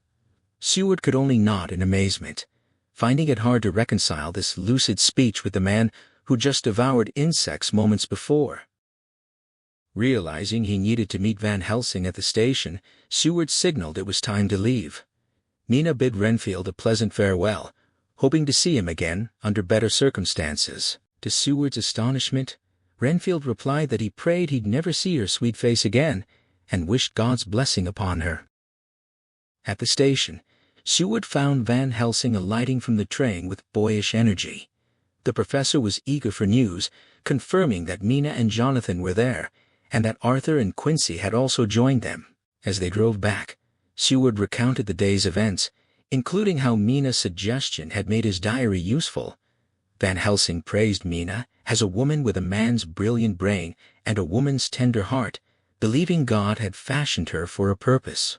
He insisted that after tonight, she must be kept away from the terrible affair. It was no role for a woman whose heart might fail under such horrors, and who might suffer lasting effects. Seward agreed, and told him the discovery they'd made in his absence, that Dracula's purchased house was the very next one to his own. Van Helsing was amazed and deeply concerned, lamenting that if they'd known sooner, they might have saved Lucy. But he dismissed regret, saying they must focus on the path ahead. Before dinner, Van Helsing spoke to Mina, confirming that she and Jonathan had organized everything up to the present moment. She corrected him, saying only up to that morning. When he asked why not up to now, she blushed and produced a paper, her record of that day's personal events, asking if it must be included. Van Helsing read it gravely, and returned it, saying it need not go in if she wished, but he prayed it would, as it could only deepen her husband's love and their friends' honor and esteem for her.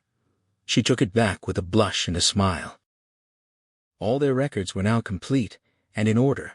Van Helsing took a copy to study after dinner, and the rest had already read everything. They would meet at 9 to arrange their plan of battle against their terrible, mysterious enemy. At that meeting, 2 hours after dinner, they unconsciously formed a committee. Van Helsing took the head of the table, with Mina as secretary beside him and Jonathan next to her. Opposite sat Lord Godalming, Dr. Seward, and Mr. Morris. Van Helsing confirmed they all knew the facts, then proposed to explain the nature of their enemy and the history of the man they faced, so they could plan their actions accordingly. Van Helsing began by stating plainly that vampires were real, a fact some of them had already proven through their own harrowing experience, and that even without such proof, historical teachings and records offered sufficient evidence for any sane mind. He admitted his own initial skepticism. Only a lifetime of training himself to keep an open mind had allowed him to accept what he'd seen. He lamented that if he'd known earlier what he knew now, or even suspected it, they might have saved Lucy. But that was past their work. Now was to ensure other souls didn't perish while they could still act. He explained that a vampire, unlike a bee, didn't die after a single sting but only grew stronger and more capable of evil. This particular vampire possessed the strength of 20 men, cunning honed over centuries, and the dark arts of necromancy command over the dead he could reach. He was brute, and more than brute, a devil in his callousness, devoid of a true heart. He could appear at will in various forms, command the elements, and control lesser creatures like rats, owls, bats, and wolves.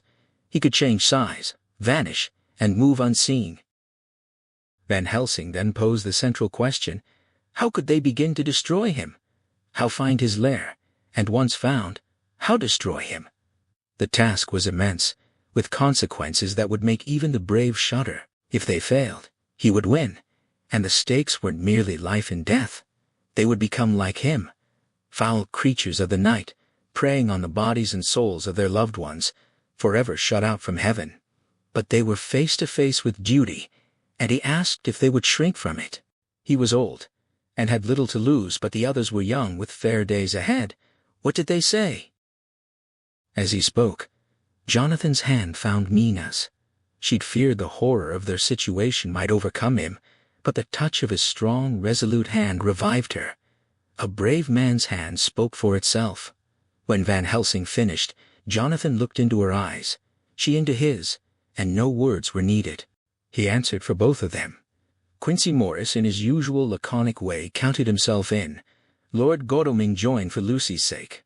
Dr. Seward simply nodded. Van Helsing rose, laid his golden crucifix on the table, and extended his hands on either side. Mina took his right, Lord Godalming his left. Jonathan held her right hand and reached across to Morris.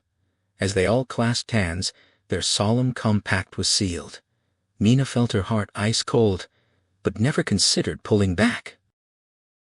They resumed their seats, and Van Helsing's tone shifted to a businesslike cheerfulness, signaling the serious work had begun. He acknowledged they knew their enemy, but they too had strengths, the power of combination, denied to vampires the resources of science, freedom to act and think, and an unselfish cause. These were considerable advantages. He then laid out the vampires' limitations, traditions, and superstitions they'd have to rely on, since no other means were available. He traced the vampires' presence across human history, from ancient Greece and Rome to Germany, France, India, and China, following the wake of conquerors. Many of those beliefs, he noted, were justified by their own experiences. He catalogued their enemies' abilities.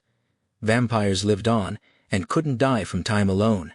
They grew stronger on the blood of the living. Even growing younger, they cast no shadow, and made no reflection.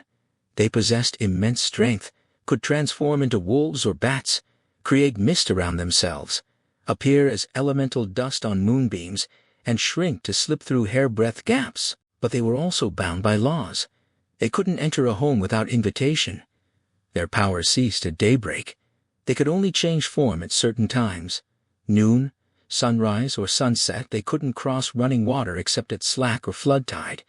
And they were powerless against garlic, sacred symbols like the crucifix, wild rose on their coffins, or a sacred bullet. A stake through the heart or a severed head would grant true rest. When they found the Count's habitation, they could confine and destroy him. But he was clever.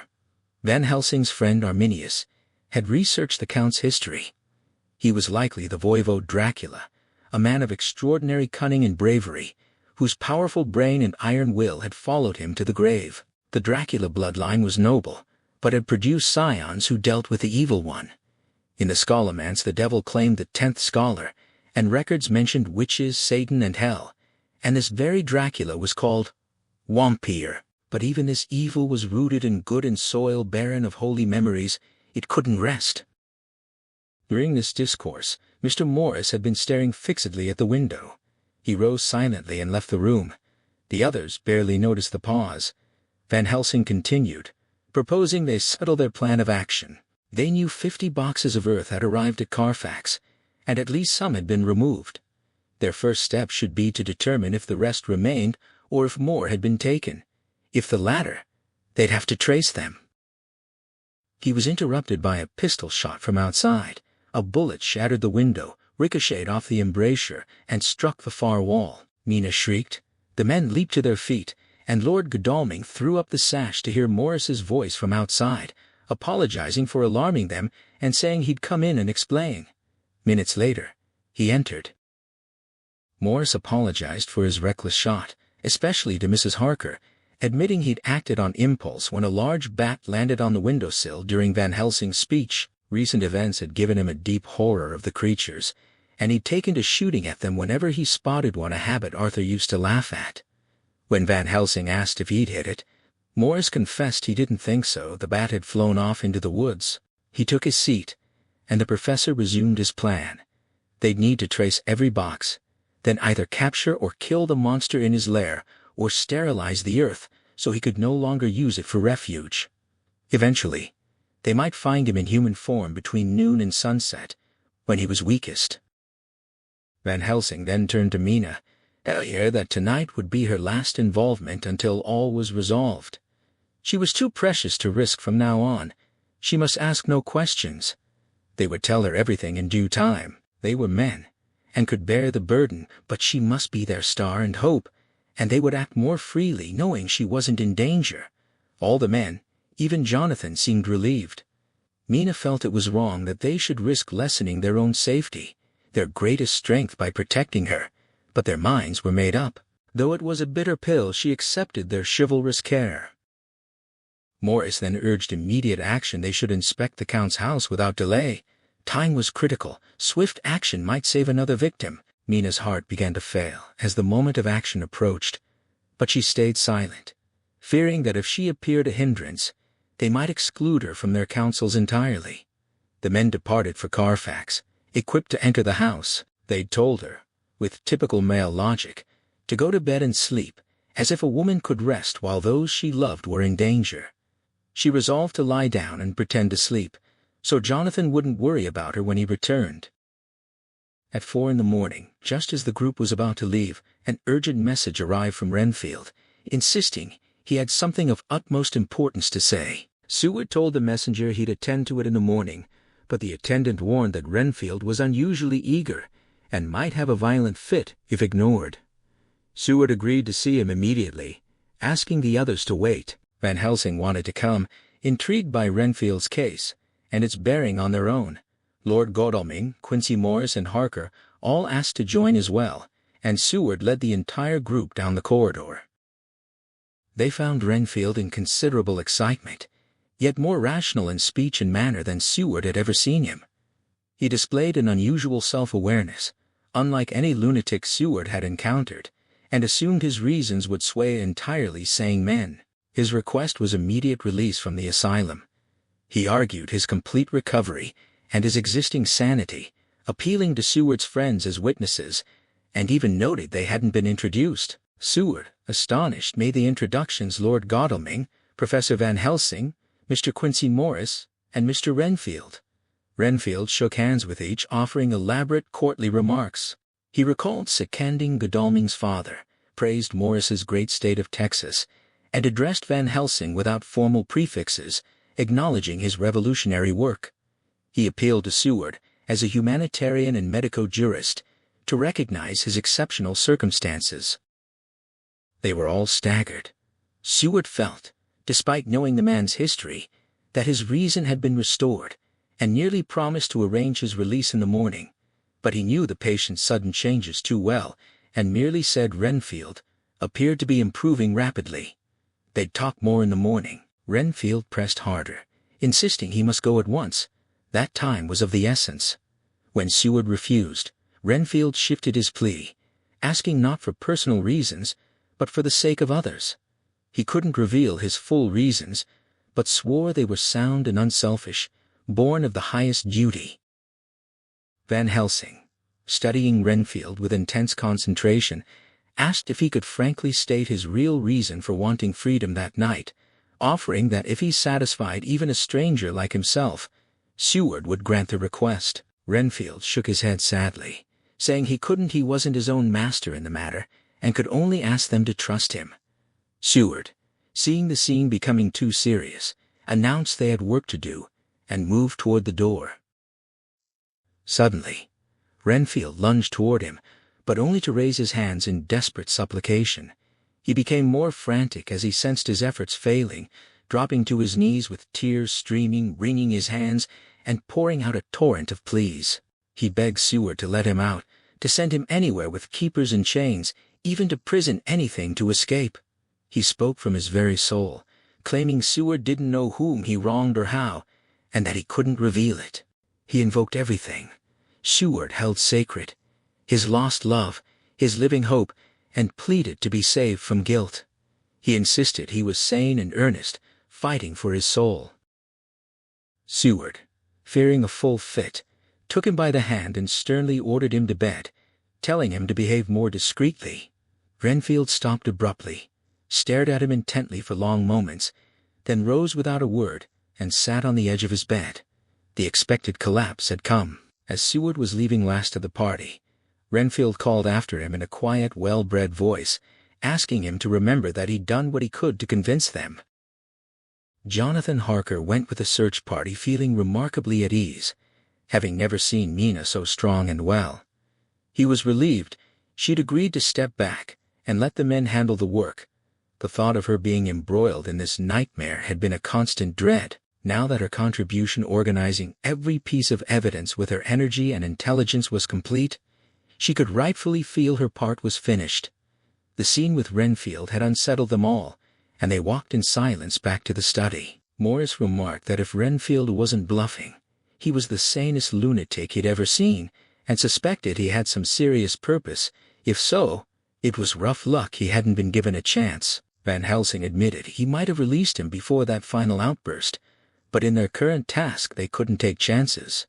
Seward agreed, noting Renfield seemed too entangled with the Count he'd prayed fervently for a cat, then tried to tear Seward's throat out, and had called the Count Lord and Master. He feared the man might want out to help in some diabolical way. The Count already commanded wolves and rats. He might well use a respectable lunatic. Still, Renfield had seemed earnest, and Seward could only hope they'd done the right thing. Van Helsing reassured him they were doing their duty in a terrible case, and could only act as they thought best, trusting in God's pity.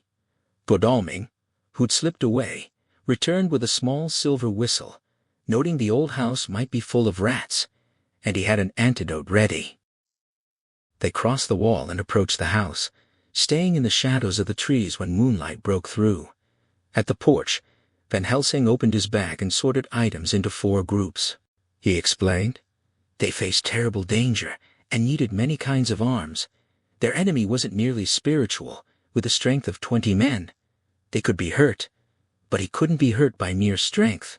They needed to guard against his touch. He gave Jonathan a small silver crucifix to keep near his heart, a wreath of withered garlic blossoms to wear around his neck, a revolver and knife for mundane enemies, a tiny electric lamp to fasten to his breast, and a portion of sacred wafer in an envelope. Each of the others received similar equipment. Then Van Helsing asked Seward for the skeleton keys. Seward's surgical dexterity served him well as he worked the lock. After a few attempts, the bolt yielded with a rusty clang, and they pushed the creaking door open. The scene struck Jonathan with startling familiarity.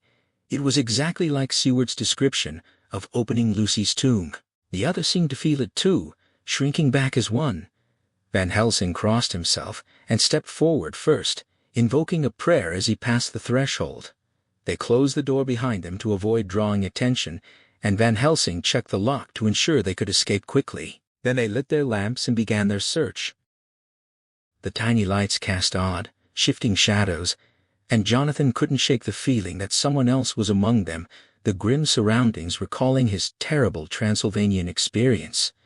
The others seemed to share this unease, glancing over their shoulders at every sound and shadow. The house was thick with dust, inches deep on the floor, except where recent footsteps had left hobnail marks.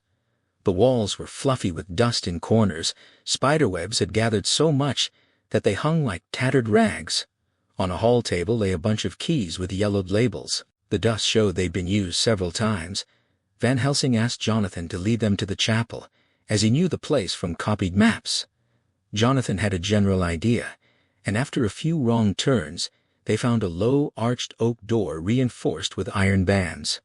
Van Helsing located the right key and opened it. A faint, malodorous air seeped through, but nothing prepared them for the actual stench. The place was small and close, the air stagnant and foul from long disuse, an earthy miasma combined with the pungent, acrid smell of blood, as if corruption itself had become corrupt. Jonathan felt sick just recalling it. It seemed every breath the monster had exhaled had clung to the place. Under normal circumstances, the odor would have ended their enterprise, but their terrible purpose gave them strength beyond physical considerations. They set to work as if the place were a garden of roses. Van Helsing directed them to count the remaining boxes and examine every corner for clues. A glance showed only 29 of the original 50 remained. At one point, Jonathan saw Godalming turn to look into the dark passage beyond, and when he looked too, his heart stopped. He seemed to see the Count's evil face, the ridge of his nose, red eyes, red lips, the awful pallor. But Godalming dismissed it as shadows, and Jonathan, finding no doors or corners in the passage where anyone could hide, concluded fear had tricked his imagination, and said nothing. Moments later, Morris stepped back from a corner he'd been examining, and they all saw a mass of phosphorescence twinkling like stars. The place was swarming with rats. They drew back instinctively. Godalming alone seemed prepared, rushing to the iron-bound door, turning the key, drawing the bolts, and swinging it open. He blew a low, shrill call on his silver whistle, answered by yelping dogs from behind Seward's house. Within a minute, 3 terriers came dashing around the corner. As they moved toward the door, Jonathan noticed the dust was heavily disturbed. The missing boxes had been taken this way, but in that brief time, the rats had multiplied vastly, swarming everywhere until the lamplight on their dark bodies and glittering eyes made the place look like a bank of earth studded with fireflies. The dogs charged forward, but stopped snarling at the threshold, then lifted their noses and howled mournfully. The rats were multiplying by the thousands. They retreated. Lord Godalming lifted one of the terriers and carried it inside, setting it on the floor. The moment its paws touched the ground, the dog's courage returned, and it charged at the rats with fierce purpose. The rodents scattered so quickly that before the terrier had killed a score of them, the other 2 dogs similarly brought in found little prey, left the entire swarm had vanished. With their disappearance, a palpable sense of relief washed over the group. The dogs frolicked and barked happily, darting at fallen rats, tossing them in the air with vicious shakes. The men's spirits lifted as well, whether from the fresh air pouring in through the open chapel door, or the sheer relief of being out of that suffocating space. The shadow of dread seemed to slip away like a discarded robe. The grim significance of their errand faded somewhat, though their resolve remained unshaken. They closed and barred the outer door, then searched the house with the dogs, finding nothing but extraordinary dust, everything untouched since Jonathan's first visit. The dogs showed no unease, even when they returned to the chapel, frolicking, as if on a summer rabbit hunt. Dawn was breaking when they emerged from the front. Van Helsing had taken the hall key from the bunch and locked the door properly, pocketing it. He declared their night eminently successful. No harm had come to them. They determined how many boxes were missing, and most importantly, they'd accomplished their first and perhaps most difficult step without involving Mina or disturbing her with horrors she'd never forget. He also noted a valuable lesson: the brute beasts under the Count's command weren't themselves amenable to his spiritual power. The rats that came at his call still fled from ordinary dogs. The monster hadn't used his power over animals for the last time, but his absence had given them a chance to cry, "Check," in their chess game for human souls. They headed home, content with their first night's work. The house was silent when they returned, except for a distant patient's screams and a low moaning from Renfield's room, the poor wretch torturing himself with imagined pains. Jonathan crept into their room and found Mina asleep, her breathing so soft, he had to lean close to hear it. She looked paler than usual. He hoped the meeting hadn't upset her, and felt profoundly grateful she'd be excluded from their future work and deliberations. It was too great a strain for a woman. He hadn't thought so at first, but knew better now. There might be things that would frighten her, yet concealing them might be worse if she suspected secrecy. From now on, their work would be a sealed book to her, until they could tell her all was finished. Keeping silence after such shared confidence would be difficult, but he must be resolute. He'd keep tonight's doings dark, and refuse to speak of what had happened. He lay down on the sofa to avoid disturbing her. Later that morning, Seward was awakened by Van Helsing, who was unusually cheerful. Last night's work had clearly lifted some of the brooding weight from his mind. After reviewing the adventure, the professor expressed renewed interest in Seward's patient, marveling at finding a lunatic who talked philosophy and reasoned so soundly. Seward, pressed with work, agreed Van Helsing could visit alone and gave instructions to an attendant. Before the professor left, Seward cautioned him not to be misled, but Van Helsing said he wanted to hear about the patient's delusion of consuming live things. Seward explained that when Renfield made that very statement to Mina, his mouth had still been nauseous from the flies and spiders he'd just eaten. Van Helsing smiled, acknowledging he should have remembered, and noted that such obliquity made mental disease a fascinating study. Perhaps he'd learn more from this madman's folly than from the wisest teachings. Van Helsing returned surprisingly soon. His interview had been brief and fruitless. Renfield, sitting sullenly on a stool, had ignored his cheerful, respectful overtures, finally dismissing him as an old fool and telling him to take his idiotic theories elsewhere, along with a curse on all thick-headed Dutchmen. He'd refused to say another word. Van Helsing accepted his lost chance and decided to cheer himself with a few words with Mina. He rejoiced that she'd no longer be pained or worried by their terrible work, though they'd miss her help. Seward agreed wholeheartedly, not wanting the professor to weaken on this point. Mrs. Harker was better out of it. Things were bad enough for men of the world who'd been in tight places, but it was no place for a woman. If she'd remained involved, it would inevitably have wrecked her. Van Helsing went to confer with Mina and Jonathan, while Quincy and Arthur followed clues about the earth boxes. Seward would finish his rounds, and they'd meet that night. Mina, writing in her journal, found the secrecy strange. After years of Jonathan's full confidence, seeing him avoid mentioning the most vital matters felt unsettling. He'd spoken sweetly and tenderly that morning, but never mentioned what had happened at the Count's house, though he must have known how anxious she was. She supposed it distressed him even more than her. They'd all agreed she shouldn't be drawn further into the awful work, and she'd acquiesced, but knowing he was keeping things from her made her cry like a fool, even though it came from his great love and the good wishes of the other men. Crying helped, she supposed. Someday Jonathan would tell her everything, and she'd keep her journal as usual, so he'd never think she'd kept anything from him. She felt sad and low-spirited today, likely the reaction from terrible excitement. Last night she'd gone to bed simply because they told her to, though she wasn't sleepy and burned with anxiety. She'd replayed everything since Jonathan came to London, seeing it all as a horrible tragedy with fate pressing relentlessly toward some destined end. Every action, no matter how right, seemed to bring about the very thing most to be deplored. If she hadn't gone to Whitby, Lucy might still be alive.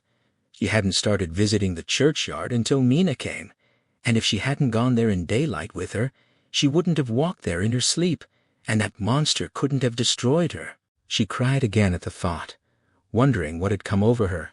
She must hide it from Jonathan if he knew she'd been crying twice in one morning. She who never cried on her own account, and whom he'd never made shed a tear, he'd fret himself sick. She'd put on a brave face, and never let him see her weep. It was one of the lessons poor women had to learn. Mina couldn't quite piece together how she'd fallen asleep the night before. She recalled hearing the sudden barking of dogs and strange tumultuous sounds from Renfield's room below, like frantic praying. Then silence fell, so profound it startled her. She rose and looked out the window. All was dark and still, the moonlight casting black shadows that seemed to hold their own silent mystery. Nothing stirred.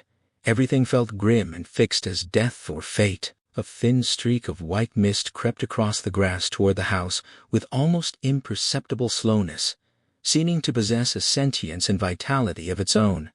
The distraction of her thoughts must have helped, because when she returned to bed, a lethargy crept over her. She lay awake for a while, then rose again to look out. The mist had spread, now lying thick against the wall, as if stealing up to the windows. Renfield's voice grew louder, more desperate. She couldn't distinguish words but recognized passionate entreaty in his tones. Then came the sound of a struggle, and she knew the attendants were dealing with him. Frightened, she crept into bed, pulled the covers over her head, and pressed her fingers to her ears. She didn't feel sleepy, but she must have fallen asleep, because she remembered nothing until morning when Jonathan woke her. Her dream had been peculiar, almost a continuation of her waking thoughts. She'd dreamed she was asleep, waiting for Jonathan to return, anxious and powerless. Her limbs and mind waited so nothing could proceed at normal pace. Then she became aware that the air was heavy, dank, and cold. She pushed the covers from her face and found everything dim. The gaslight she'd left on for Jonathan was just a tiny red spark through fog that had poured into the room. She remembered shutting the window before bed, but couldn't move to check some leaden lethargy chained her limbs and will. She lay still, closing her eyes, yet still seeing through her eyelids. The mist grew thicker, pouring not through the window, but through the door's joinings like smoke or boiling water. It concentrated into a pillar of cloud in the room, through which the gaslight shone like a red eye. Scripture came to her: a pillar of cloud by day, and a fire by night. But this pillar combined both the fire and the red eye, which fascinated her, until the fire divided and shone through the fog like two red eyes, like those Lucy had described on the cliff when dying sunlight struck St. Mary's windows. Suddenly horror struck her. This was how Jonathan had seen those awful women materialize through whirling mist in the moonlight. In her dream she must have fainted, for all went black. The last thing she saw was a livid white face bending over her from the mist. She knew she must be careful of such dreams. They could unseat reason. She'd ask Van Helsing or Seward for something to make her sleep, but feared alarming them. Such a dream would weave into their fears for her. Tonight she'd try to sleep naturally. If not, she'd ask for chloral tomorrow. One dose couldn't hurt, and would give her rest. Last night had tired her more than if she'd slept not at all. The following night, she slept without dreaming, so soundly Jonathan's return didn't wake her. But the sleep hadn't refreshed her. She felt terribly weak and spiritless. She spent yesterday trying to read or dozing. In the afternoon, Renfield asked to see her. He was very gentle, and when she left, he kissed her hand and blessed her. It affected her deeply. She cried thinking of him. This was a new weakness. She must guard against Jonathan would be miserable if he knew. He and the others were out until dinner, all coming in tired. She did her best to brighten them, and the effort helped, making her forget her own exhaustion. After dinner they sent her to bed, and went off to smoke together. She knew they really wanted to share the day's events, and could see from Jonathan's manner that he had something important to communicate. Not as sleepy as she should be, she asked Seward for a mild opiate. He kindly prepared a sleeping draught, assuring her it was very mild. She took it, and waited for sleep, which was slow to come. A new fear arose. She might have been foolish to deprive herself of the power of waking. She might need it, but sleep was approaching. Good night. Jonathan found Thomas Snelling in Bethnal Green, but the man was too drunk to remember anything. The prospect of beer had proved too tempting. His wife explained he was only an assistant. The responsible party was Joseph Smollett. Jonathan drove to Walworth, and found Smollett at home, a decent, intelligent workman with a good head. He remembered the box incident and produced a dog-eared notebook from his trousers, filled with hieroglyphical entries in thick pencil. He gave the destination 6 boxes delivered to 197 Chicksand Street, Mile End, Newtown, and 6 to Jamaica Lane, Bermondsey. The Count's systematic scattering suggested he wouldn't confine himself to 2 sides of London. The north and west, the city itself, and fashionable West London were surely part of his scheme. Smollett also mentioned a man named Bloxham, who'd spoken of a dusty job in an old house at Purfleet. Jonathan offered another half-sovereign. For the address, Smollett gulped his tea and promised to find it, suggesting Jonathan give him a stamped envelope. One of the children bought the supplies. Jonathan addressed and stamped it, and Smollett promised to post the address when found. Jonathan headed home, tired and needing sleep. Mina was fast asleep, looking pale with eyes that suggested she'd been crying. It must fret her to be kept in the dark, making her doubly anxious, but it was better disappointment now than broken nerves. He must be firm. The burden of silence rested on him. He wouldn't discuss the subject with her under any circumstances, though it might not be difficult since she'd become reticent on it herself. The next morning he received the envelope with a scrap of paper giving Bloxham's address. Sam Bloxham, Corcrans, 4, Potters Court, Waldworth, ask for the Depite. He rose without waking Mina, who looked heavy, sleepy, pale, and far from well. He decided that when he returned, he'd arrange for her to go back to Exeter. She'd be happier in their own home with daily tasks to occupy her. He told Seward where he was going and drove to Walworth. Phonetic spelling misled him at first. He asked for Potter's Court instead of Potter's, but he soon found Corcoran's lodging house. When he asked for the Depite, the man didn't recognize the word until Jonathan showed him Smollett's letter and asked what he was. "I'm the deputy," the man answered. A half-crown tip revealed that Bloxham had slept off his beer there and left for work at Poplar at 5 that morning. The deputy had only a vague idea it was some new-fangled warehouse. At Poplar, Jonathan finally got a hint at a coffee shop. A new cold storage building was being erected at Cross Angel Street. He drove there, appeased a surly gatekeeper and foreman with coins, and had Bloxham sent for, offering to pay his day's wages for a few questions. Bloxham was smart though rough. He'd made 2 journeys between Carfax and a Piccadilly house, transporting 9 great boxes, main heavy ones, with a hired horse and cart. He couldn't remember the number but described it as a few doors from a big white church not long built, a dusty old house. Jonathan asked how they'd entered the empty houses. Bloxham explained that an old man was waiting at the Purfleet house, a thin fellow with a white mustache, astonishingly strong, who helped lift the boxes as if they were pounds of tea. He was there at the Piccadilly house too, opening the door himself and helping carry the boxes into the hall. The old man had opened and closed the door himself. Bloxham never used a key. He couldn't remember the number but described the house clearly, a high one with a stone front and a bow, high steps up to the door. The old man had paid off 3 loafers who helped carry the boxes, and when they wanted more, he grabbed one by the shoulder and nearly threw him down the steps. With this description, Jonathan set off for Piccadilly, now painfully aware that the Count could handle the earth boxes himself. Time was precious, as he could complete distribution unobserved. He found the house, satisfied it was another of Dracula's lairs. It looked long, untenanted, dust-encrusted windows, shutters up, blackened framework, paint scaled from iron. A notice board had been roughly torn away, leaving only the uprights. Raw-edged loose boards showed behind the balcony rails. He wished he could have seen the notice board intact. It might have given clues to ownership. Remembering his Carfax investigation, he felt that, if he could find the former owner, he might discover some means of gaining access. From the Piccadilly side there was nothing more to learn, so Jonathan circled to the back, hoping to gather information from the Mews. The area was active, with most houses occupied, and he approached a few grooms and helpers with casual questions about the empty house. One mentioned hearing it had recently been taken but didn't know by whom, though he recalled that until very recently a for sale notice had been up, and he thought the name Mitchell, Sons, Ye Candy might be on the board. Jonathan thanked him casually, not wanting to seem too eager, and strolled away. Dusk was falling, and the autumn night closing in, so he wasted no time. He found the agent's address in a directory at the Berkeley and was soon at their Sackville Street office. The gentleman who received him was suave but uncommunicative. Once he'd stated the Piccadilly house, which he insisted on calling a mansion, was sold, he seemed to consider the conversation over.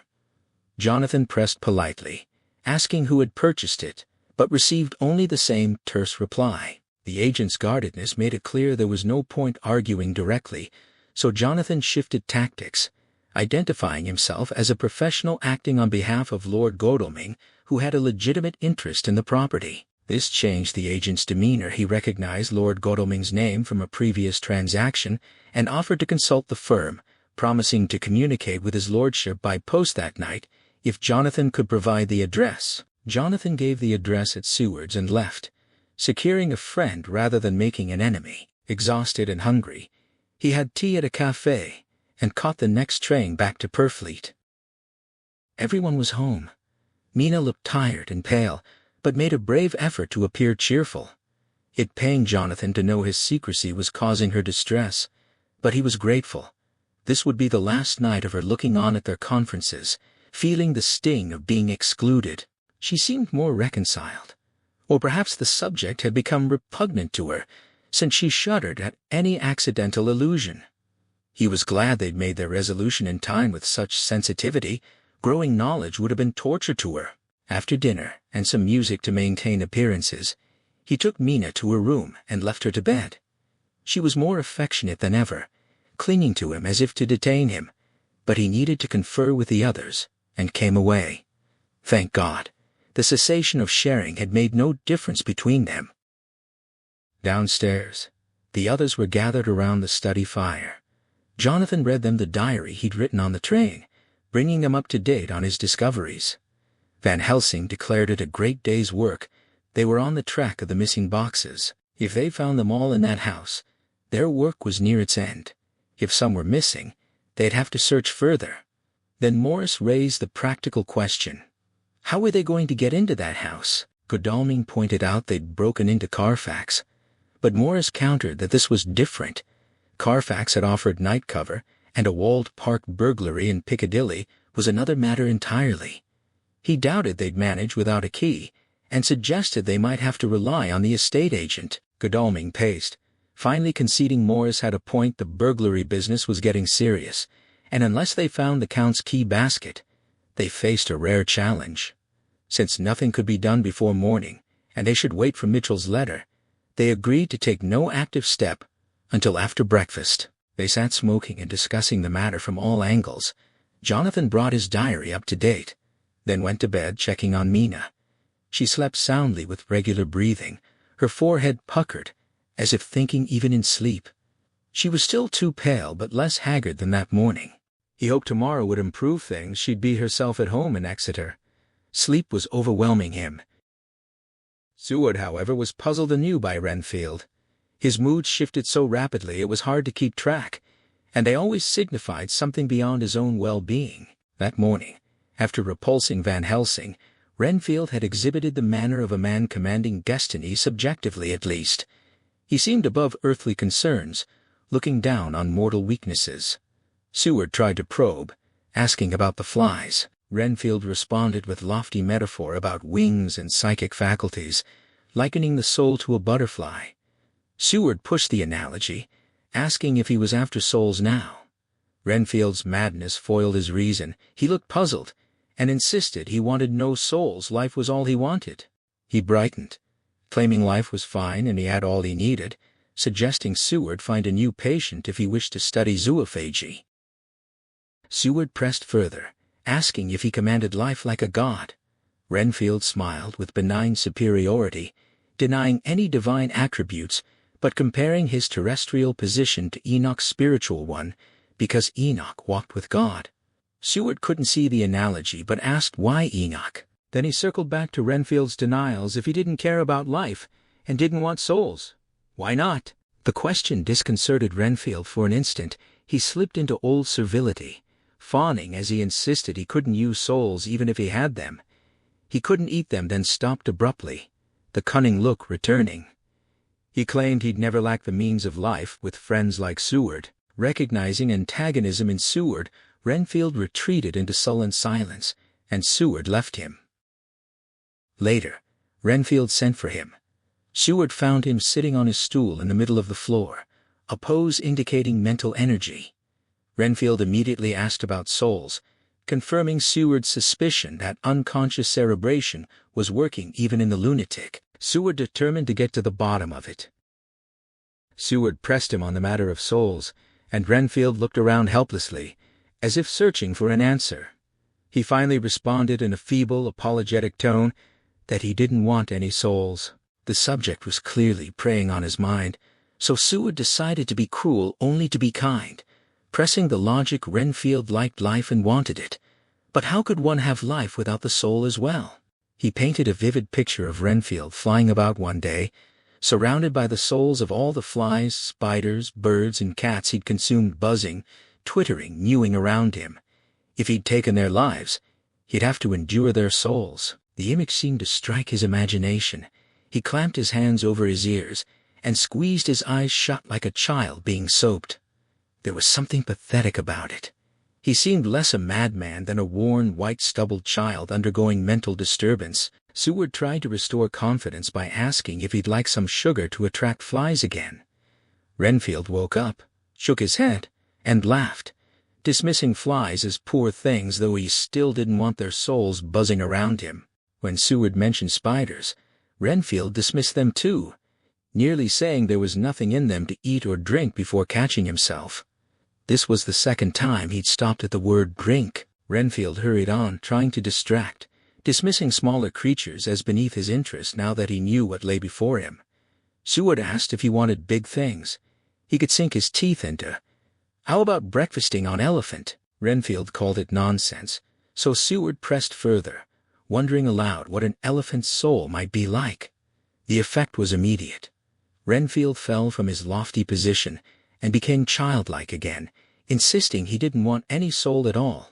Then suddenly, he exploded from his seat, eyes blazing with cerebral excitement, shouting curses and demanding why Seward plagued him about souls when he already had enough worry and pain. He looked so hostile that Seward blew his whistle for attendance, but Renfield instantly calmed and apologized, explaining he was so worried he was irritable. He begged not to be put in a straitjacket, he needed to think freely.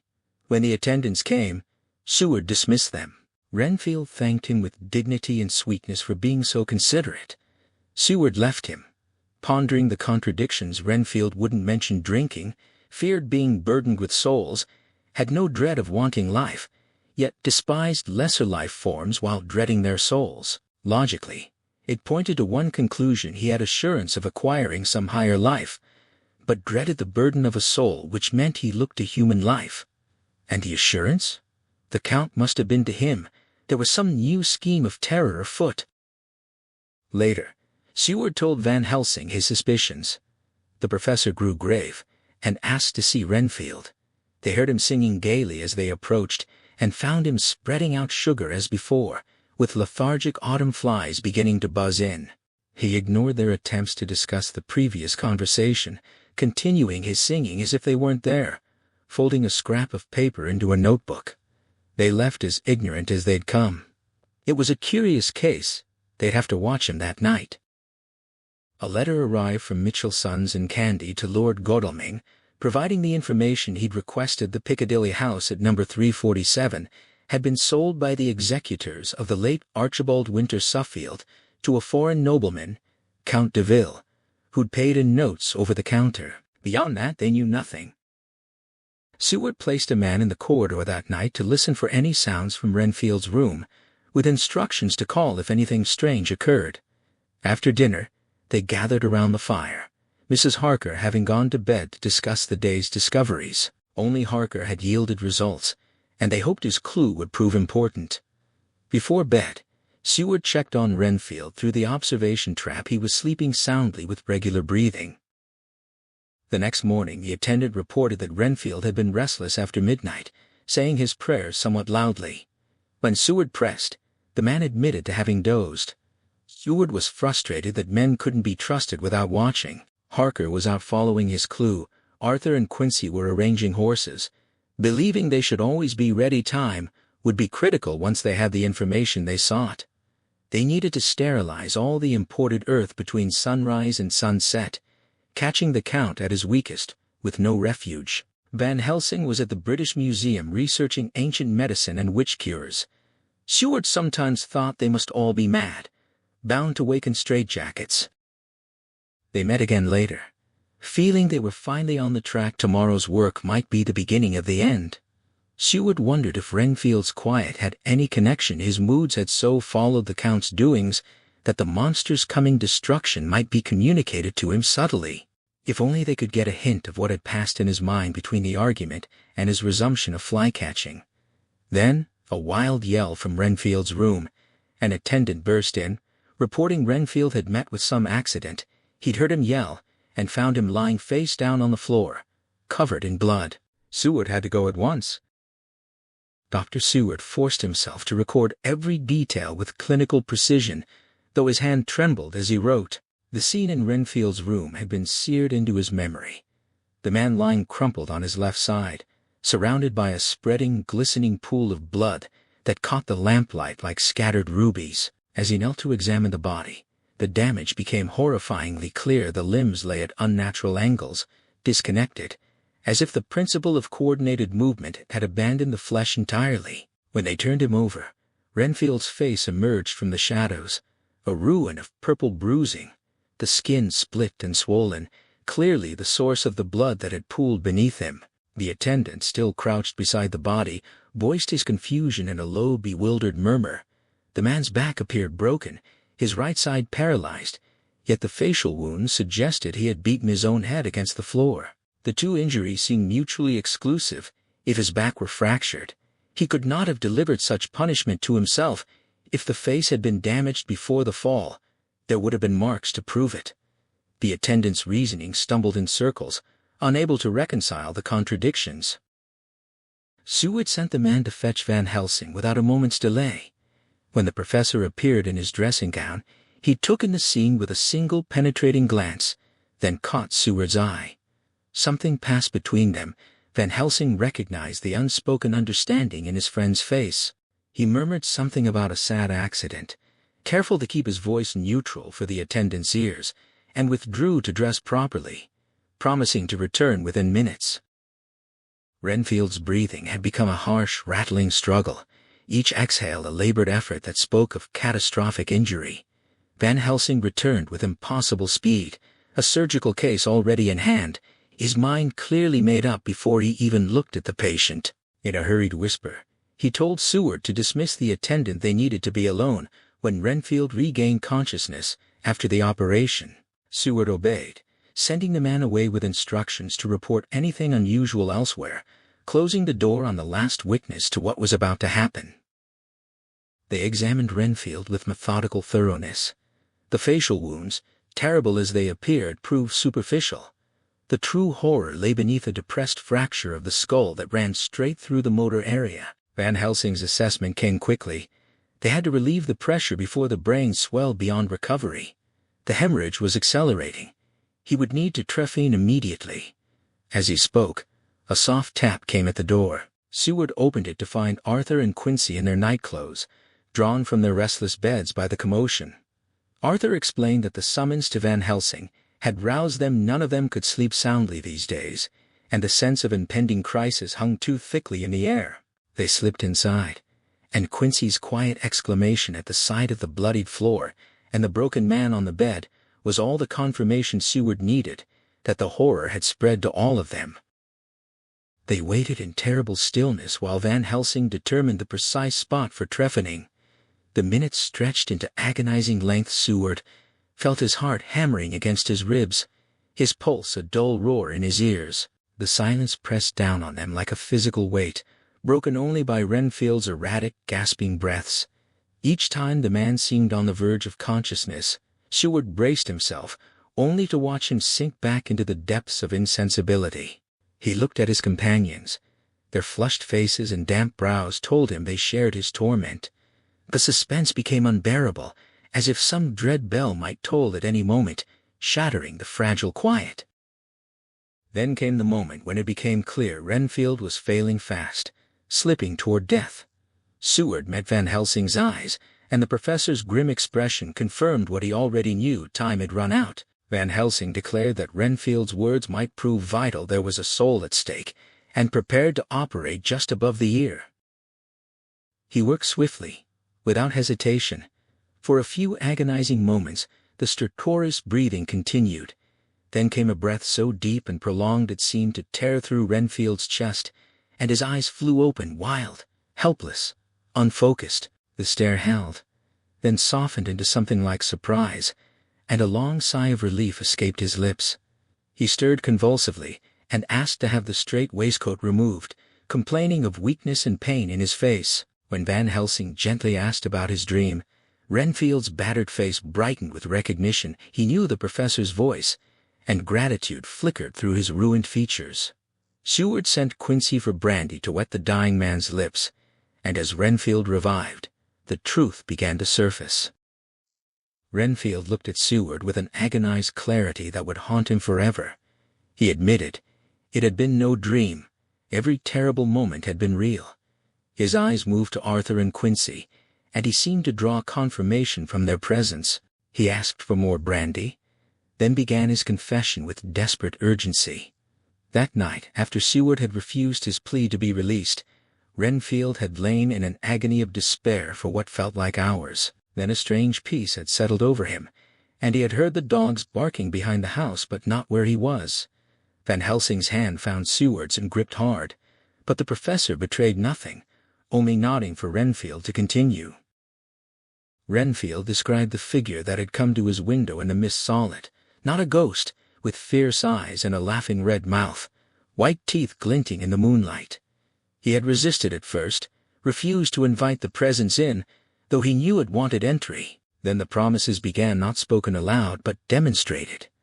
Renfield detailed the method: great flies with iridescent wings appearing in sunlight, great moths with skull markings arriving in the dark. Van Helsing recognized the creature, the Death's Head Moth, and murmured the name to himself. Then came the vision of rats, hundreds, thousands, millions of lives promised to him, along with dogs and cats to consume them, all red blood and years of life, far more than mere buzzing insects. Renfield had laughed, wanting to test what the being could do. The dogs howled from beyond the dark trees, and the figure beckoned him to the window. He looked out and saw a dark mass spread across the grass like a flame, the mist parting to reveal thousands of rats with blazing red eyes. The figure raised its hand, and they all stopped. The promise seemed to hang in the air, countless ages of lives, if Renfield would only worship. A red cloud, the color of blood, closed over his eyes, and before he knew what he was doing, he had opened the sash and invited the presence inside. The rats vanished, and the figure slid through the narrow gap, just as the moon itself could slip through the smallest crack to stand before him in full splendor.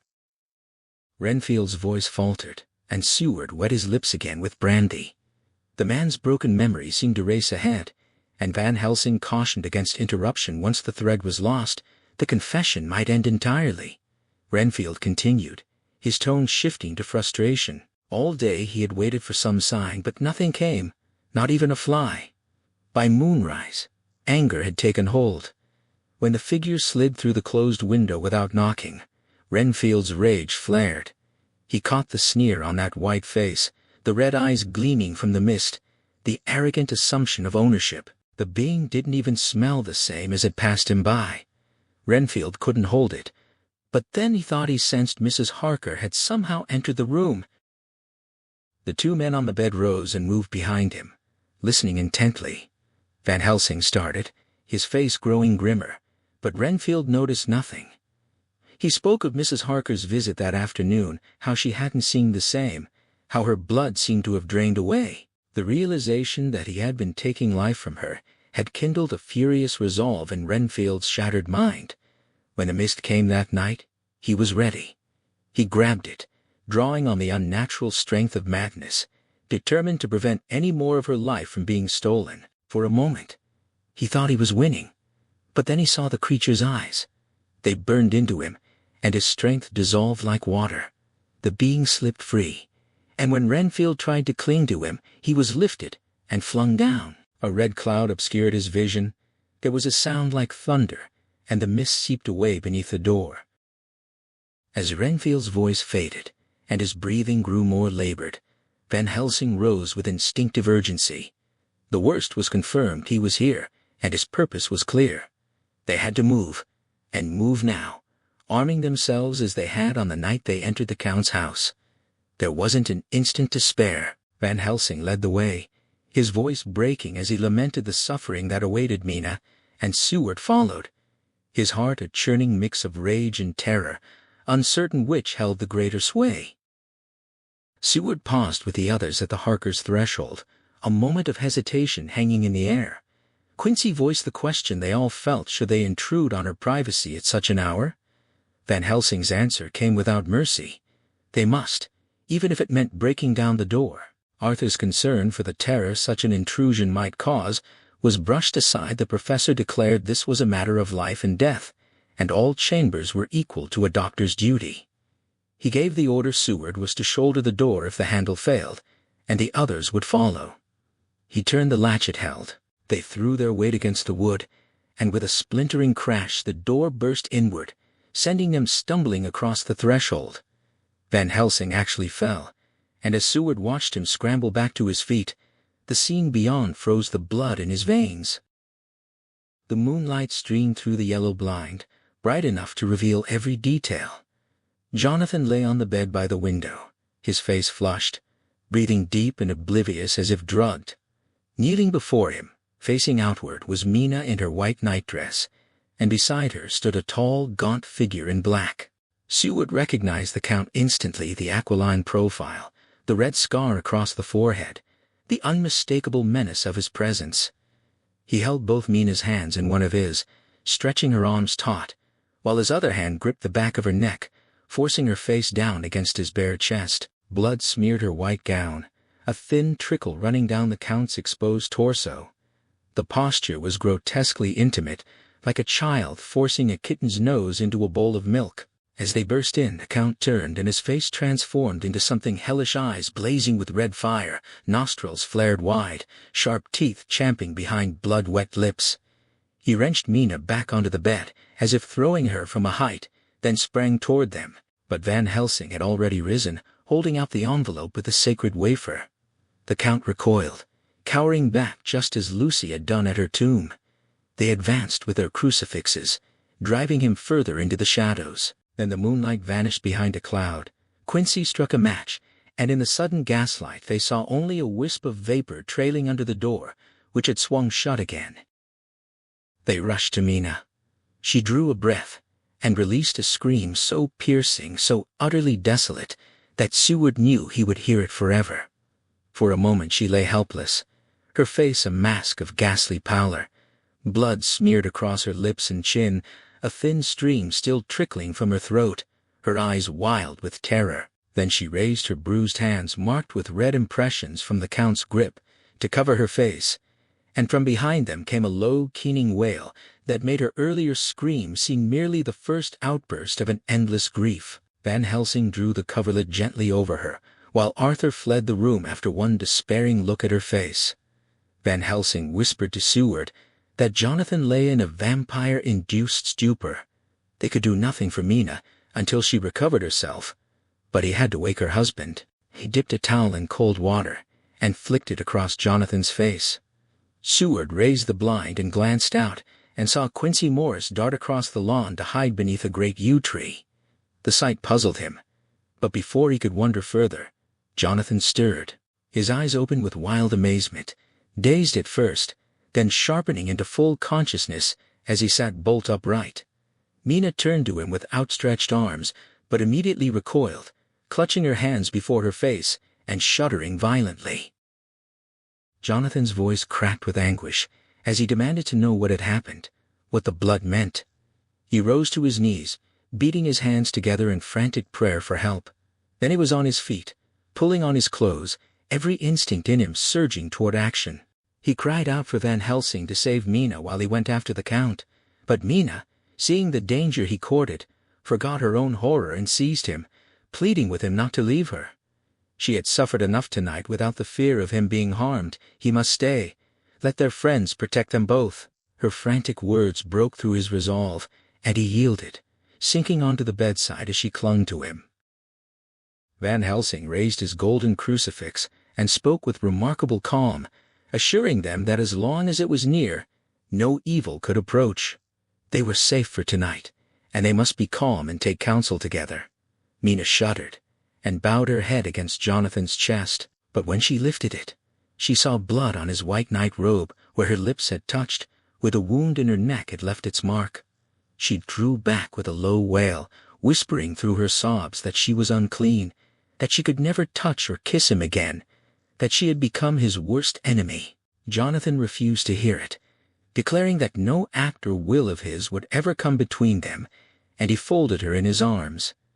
He looked over her head at Seward, his eyes damp, but his mouth set like steel, and asked to be told everything he already knew, the broad horror, but he needed the details. Seward delivered the account as exactly as he could, describing how the Count had forced Mina's mouth against the open wound in his chest. He watched as Jonathan's hands tenderly stroked his wife's hair, even as his face contorted with suppressed rage. Quincy and Arthur knocked and entered. Van Helsing, with a questioning look to Seward, seemed to ask whether the newcomer's presence might distract the grieving pair. Seward nodded, and the professor asked what they had seen. Arthur reported that he had searched the passage and their rooms with no sign of the Count. Though the study showed clear evidence of his presence, all the manuscripts had been burned, the phonograph cylinders destroyed in the flames. Seward interrupted with relief that the other copy was safe in the safe. Arthur continued that he had checked Renfield's room and found he paused, and Jonathan urged him to continue, that the poor fellow was dead. Mina lifted her head and said softly, that God's will be done. Seward sensed Arthur was holding something back but chose not to press. Van Helsing turned to Quincy, who admitted he had seen a bat rise from Renfield's window and fly westward. He had expected to see the Count head back to Carfax, but the creature had clearly sought another lair. He would not be back tonight. The sky was reddening in the east, dawn approaching. They would work tomorrow. He spoke the words through clenched teeth. A long silence settled over them, broken only by the sound of their own heartbeats. Then Van Helsing, with infinite tenderness, asked Mina to tell them exactly what had happened. He knew it would cause her pain, but they needed to know everything. She shivered and clung to Jonathan, then raised her head with a pride that cut through her misery. She took Van Helsing's hand. He kissed it reverently and held it. Her other hand remained locked in Jonathan's. She began her account. She had taken the sleeping draught, but for a long time it had no effect. Horrible fancies crowded her mind: death, vampires, blood, pain, but she forced herself to will the medicine to work. Sleep must have come, for she remembered nothing until she woke to find Jonathan beside her, deeply unconscious, impossible to rouse. The same thin white mist she had seen before filled the room, and with it came the same vague terror, the sense of a presence. Then the mist condensed into the figure of the Count, and she recognized him from the descriptions: the waxen face, the aquiline nose, the red lips and sharp teeth, the red eyes she had glimpsed in the sunset at Whitby, and the scar on his forehead where Jonathan had struck him. He threatened to kill Jonathan if she made a sound. Then, with a mocking smile, he bared her throat and took his refreshment, telling her it was not the first or second time her veins had slaked his thirst. She felt her strength drain away, sinking into a half-swoon. She could not say how long it lasted, only that when he finally withdrew his foul mouth, it dripped with fresh blood. He mocked her for trying to outwit him, reminding her that he had commanded nations and fought for them for centuries before they were born. Now, she would be his flesh, of his flesh, blood of his blood, and she would come when he called. But to seal it, he tore open his shirt and opened a vein in his chest with his nails. He pressed her mouth to the wound, forcing her to drink. She broke off, crying out to God in anguish, rubbing her lips as if to cleanse them. As she spoke, the sky outside began to lighten. Jonathan remained still, but over his face a gray pallor deepened with each word, until in the growing dawn his flesh stood dark against his whitening hair. They made a plan. One of them would stay within call of the couple until they could meet to decide on action. Seward knew with absolute certainty that no house in all the world was more miserable than this one, as the sun rose on its daily round. Jonathan Harker seized his pen as a lifeline, forcing himself to record every detail rather than surrender to the madness clawing at his mind. 6 a.m, and they would gather in half an hour to eat Van Helsing, and Seward insisting on the practical necessity of keeping up their strength. He knew they would need every ounce of it today. He wrote frantically, afraid to pause and let thought catch up, filling the pages with everything large and small because perhaps the smallest things would prove most instructive. Not that any teaching could have landed them in a worse place than this, but Mina had told him, with tears streaming down her cheeks, that trial tested faith. They had to keep trusting, and God would see them through to the end. The word echoed in his skull like a death knell: the end. He forced himself back to the task at hand. When Van Helsing and Seward returned from Renfield's room, they gathered gravely to decide their course. Seward reported what they had found: Renfield's body crumpled on the floor, face beaten and crushed, neck broken. The attendant on duty had heard raised voices, then the patient crying out, "God! God! God!" 3 times, followed by a crash. He had been half dozing, and couldn't say if there were one voice or two, though he could swear Renfield had spoken the word. Seward dismissed the matter with grim practicality. An inquest would be required, but the truth was too incredible to present. He would certify death by misadventure falling from bed and let the coroner's inquiry reach the same conclusion. The first decision they reached together was the most painful. Mina must be told everything. No more concealment, no matter how brutal the truth. She herself insisted on it, saying there was nothing in the world that could hurt her more than she already suffered, and whatever came next must bring hope or courage. Van Helsing fixed her with a searching look and asked if she feared herself not for herself, but for what she might become to others. Her answer came with the quiet resolve of a martyr. She had made up her mind. If she ever saw in herself the first sign of becoming a danger to those she loved, she would choose death. Van Helsing pressed her, his voice rough with emotion. Would she take her own life? She would, she admitted, unless there were a friend who loved her enough to spare her that desperate act. The professor rose and placed his hand on her head, his voice breaking as he told her he could find such an euthanasia for her if it were for her good. But it was not yet safe. He forbade her to die by any hand, least of all her own, until the monster who had defiled her was truly dead. Her death would only make her one of them. She must live, struggle, strive, fight death itself, until this great evil was past. Her face went white as bone, trembling like sand before an incoming tide. They stood silent, helpless. At last, she grew calmer and took his hand, promising that if God allowed her life, she would cling to it until the horror passed. Her courage shamed them all into resolve. Jonathan told her she would keep the records, all the papers, diaries, phonographs, continuing the work she had done so faithfully. Van Helsing laid out their plan with his usual foresight. It was fortunate they had left the earth boxes at Carfax untouched. Had they acted, the Count would have guessed their purpose and frustrated their efforts against the others. Now, he remained ignorant of their ability to sterilize his lairs. With their knowledge of the box's disposition, they could track the last of them once they examined the Piccadilly house. Today was theirs. The sun that had risen on their sorrow would guard them until it set. Until then, the monster was confined to his earthly form. Unable to melt away or slip through cracks, he would have to open doors like any mortal. Jonathan's patience shattered at the thought of the precious seconds slipping away while they talked, but Van Helsing raised a warning hand. The quickest way home was the longest way, the proverb said. They would act with desperate speed when the time came, but the key to everything lay in that Piccadilly house. The Count must keep his deeds, keys, papers, and belongings somewhere central and quiet. Once they searched it and found what it held, they could stop the earths and run their old fox to ground. Jonathan burst out that they should go at once. They were wasting time. Van Helsing calmly asked how they would enter the house. Jonathan said they would break in if necessary. The professor countered, "What of the police?" Jonathan faltered but insisted they must not delay longer than needed. Van Helsing nodded, acknowledging his torment, but pressed him. What would he do if he were the owner and had no key? Jonathan admitted he would hire a locksmith. And the police? They would not interfere if the man was properly employed, he said. Van Helsing pointed out that the only question was the employer's conscience and the police's belief in it. He told a story of a gentleman whose London house was burgled while he was away. The thief opened the shutters, walked in and out before the police, held an auction of the contents, and sold the house to a builder who demolished it. When the owner returned from Switzerland, he found only an empty hole.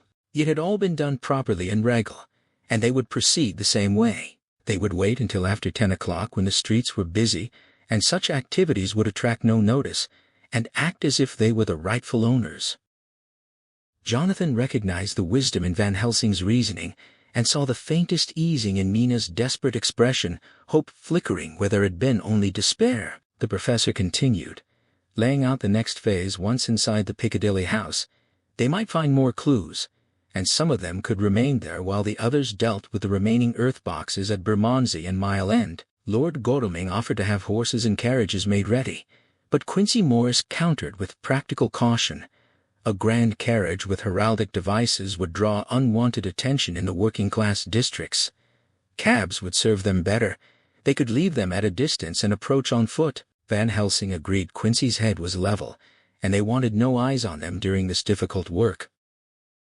Jonathan watched Mina's growing engagement with the planning and felt a surge of relief. The urgency of their situation was pulling her out of her own horror, if only for moments. But his blood ran cold at her appearance, ghastly pale, so thin that her lips had drawn back, making her teeth unusually prominent.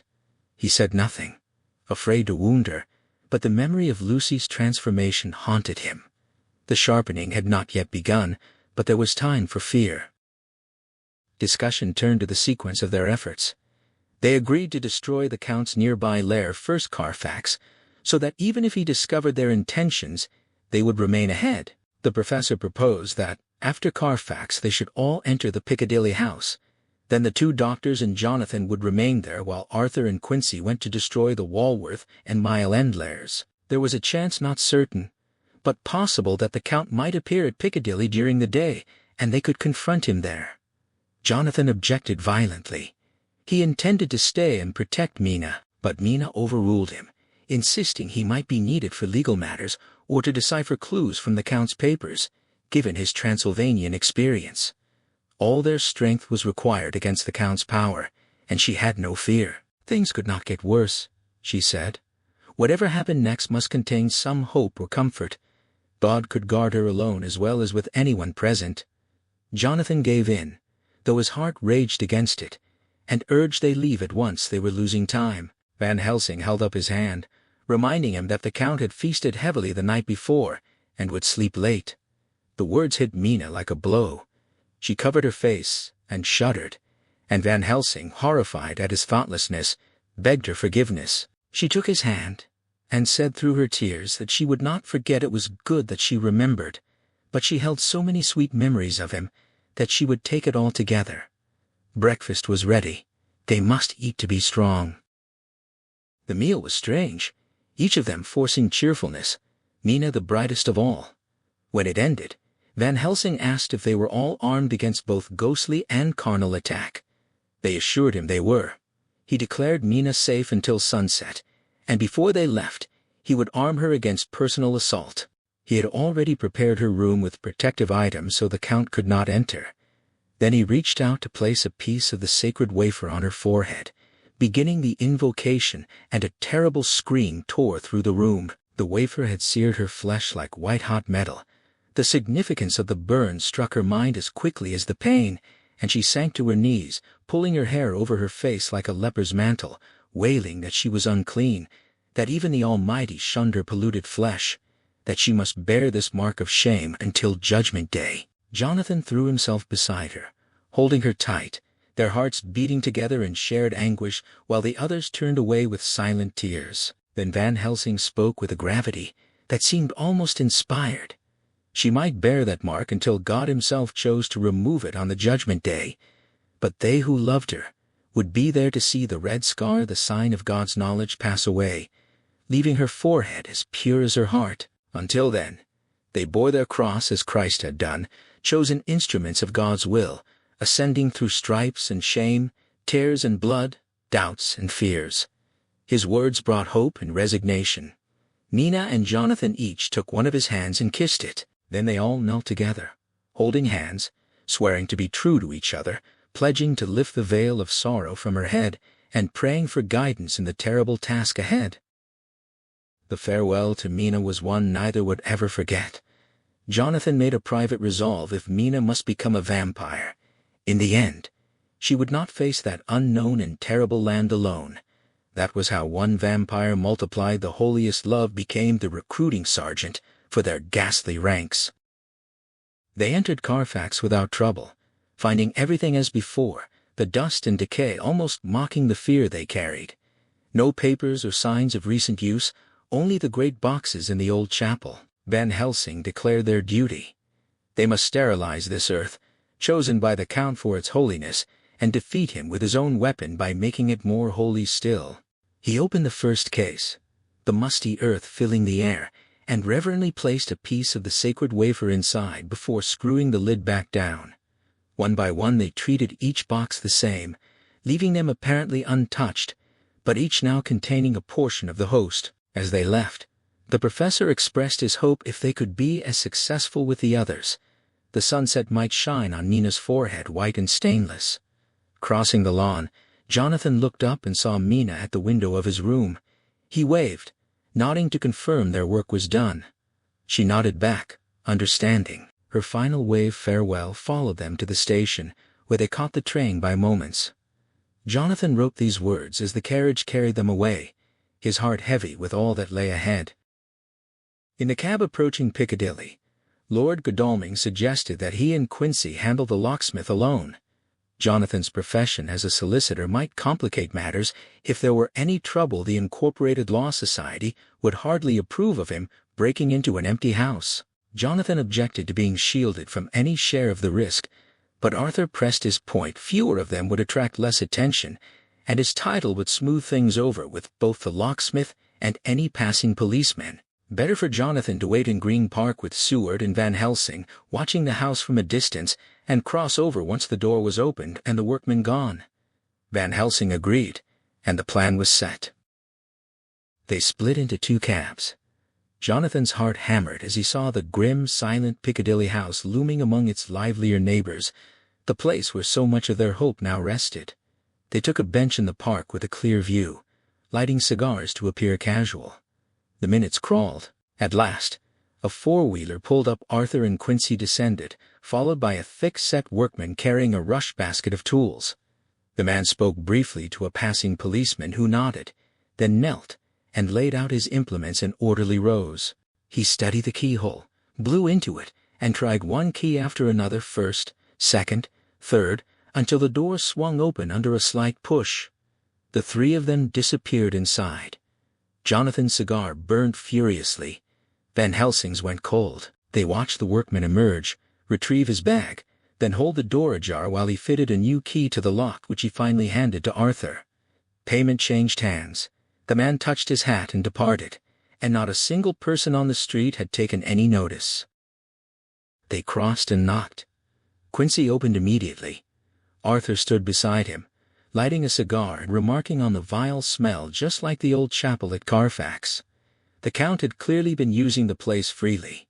They moved through the house together, wary of attack, unsure if their enemy might still be within. In the dining room at the back, they found 8 earth boxes, only 8 of the 9 they sought. Their work was incomplete.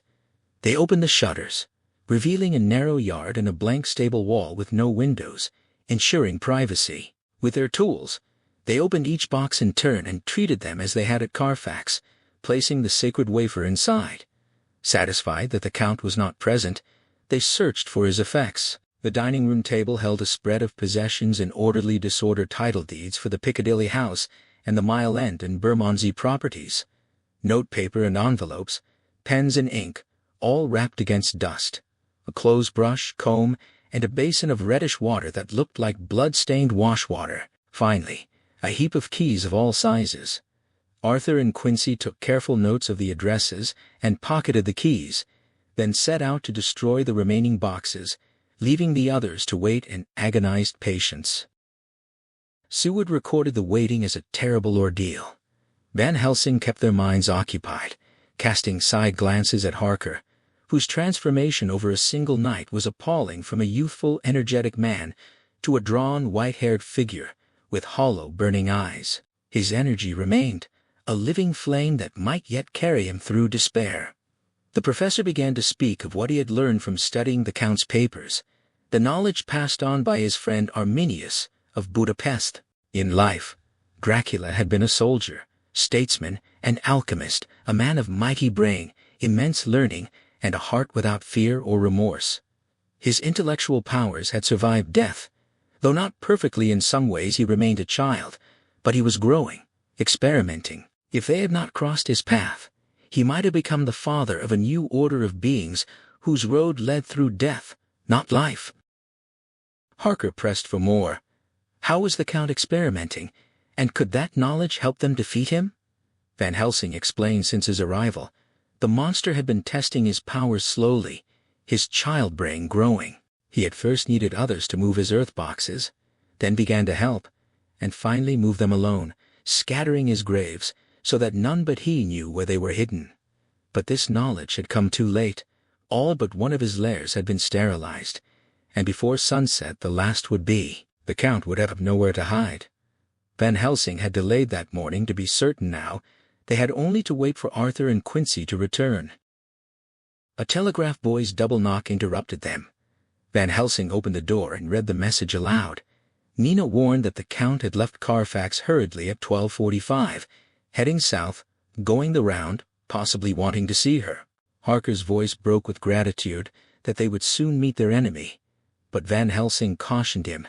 God acted in his own time. Premature rejoicing could undo them. Harker declared he cared for nothing but wiping out the brute, would sell his soul to do it. Van Helsing hushed him sternly, reminding him that God did not purchase souls that way, and the devil did not keep faith. Harker's wild words would only double Mina's paying. The time for action was coming. The vampire was limited to human powers until sunset, and could not change form. It was now 1:20. They had time before he could arrive, and they must hope that Arthur and Quincy returned first. Half an hour later, a quiet knock came at the hall door, ordinary, yet it made both their hearts pound. They moved into the hall, spiritual weapons in left hands, mortal in right. Van Helsing opened the door and stepped back, and there on the threshold stood Arthur and Quincy, returned safely. They hurried inside, and Arthur announced with evident relief that they had found both places, 6 boxes in each, and they had destroyed them all.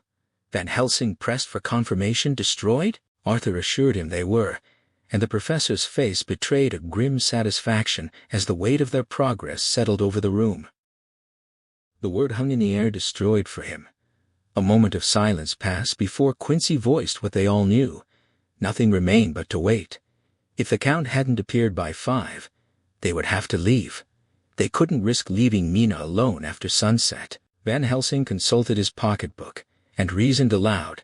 The Count had gone south from Carfax, which meant he needed to cross the river, and could only do so at slack tide, sometime before 1. His route suggested suspicion rather than certainty. He had gone first to the place where he would least expect interference. They must have been at Bermondsey only shortly before him. His absence here now meant he had gone on to Mile End next, which would have taken time. They wouldn't have long to wait. They needed a plan of attack, ready to seize any opportunity. Then the sound came, a key sliding softly into the hall door lock. Quincy Morris took command without a word, the old hunting instinct asserting itself. With swift gestures he positioned them all, Van Helsing, Harker, and Seward behind the door, ready to intercept Godalming behind, and Quincy himself in front, near the window. The seconds stretched into an agonizing crawl as slow, careful footsteps approached. The Count was prepared for something, at least. He feared it. Then he burst through the door in a single panther-like bound, moving so fast none could stop him. Harker reacted first, throwing himself before the inner doorway. The Count's face twisted into a snarl, his long eye teeth bared, then shifted to cold disdain as they all advanced. Harker swung his great kukri knife in a fierce, sudden cut. Only the Count's diabolical speed saved him, the blade merely slicing through his coat and sending a cascade of banknotes and gold sovereigns spilling across the floor. The Count's expression turned hellish, and Seward, moving forward with crucifix and wafer in hand, felt a surge of power as the monster cowered back from the sacred symbols, a reaction mirrored by each of them. The Count's face shifted to a sickly greenish yellow, the red scar on his forehead pulsing like an open wound. Then with a sinuous dive he swept under Harker's arm, grabbed a handful of the scattered gold, and hurled himself through the window in an explosion of glass, tumbling into the flagged area below. They rushed to the shattered frame and saw him spring up unharmed, cross the yard, and push open the stable door. There he turned and mocked them. They thought they had baffled him, but he had more hiding places. His revenge had only begun. Their women were already his. With a contemptuous sneer he passed through the stable and bolted it behind him. By the time they forced it open, he was gone. Van Helsing moved quickly to salvage what they could, pocketing the remaining money and the title deeds, then sweeping the Count's other possessions into the fireplace and setting them ablaze. The others searched the mews, but found no trace. Sunset was approaching. The game was up for now. With heavy hearts they returned to Mina, who met them with forced cheerfulness that only made her pallor more stark when she saw their faces. She took Jonathan's gray head in her hands and kissed it, urging him to rest and trust in God. They ate a perfunctory supper together, the simple warmth of food and companionship lifting their spirits somewhat, and then told Mina everything. She listened bravely, paling when danger threatened Jonathan, flushing when his devotion to her was revealed. When Harker's reckless attack was described, she clung to his arm as if she could shield him through sheer will. And when the tale was done, she rose and spoke a scene that seared itself into Seward's memory. This sweet good woman, marked by the red scar on her forehead, radiating love and tenderness against their grim hate, she asked them to remember, through all the dreadful time, that their fight was not a work of hate. The poor soul who had wrought this misery was the saddest case of all. When he was destroyed in his worser part, his better part might find spiritual immortality. They must be pitiful to him, even as they move to destroy him. Jonathan's face darkened, his grip on her hand tightening painfully. He leaped up, nearly tearing his hand from hers, and cursed the Count. He would send his soul to burning hell if he could.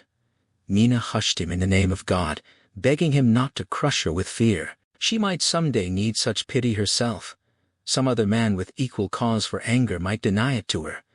She prayed that God had treasured his wild words only as the heart-broken wail of a loving, stricken man. They all wept then, openly, and Jonathan knelt beside her, hiding his face in her dress. Van Helsing led the others out, leaving them alone.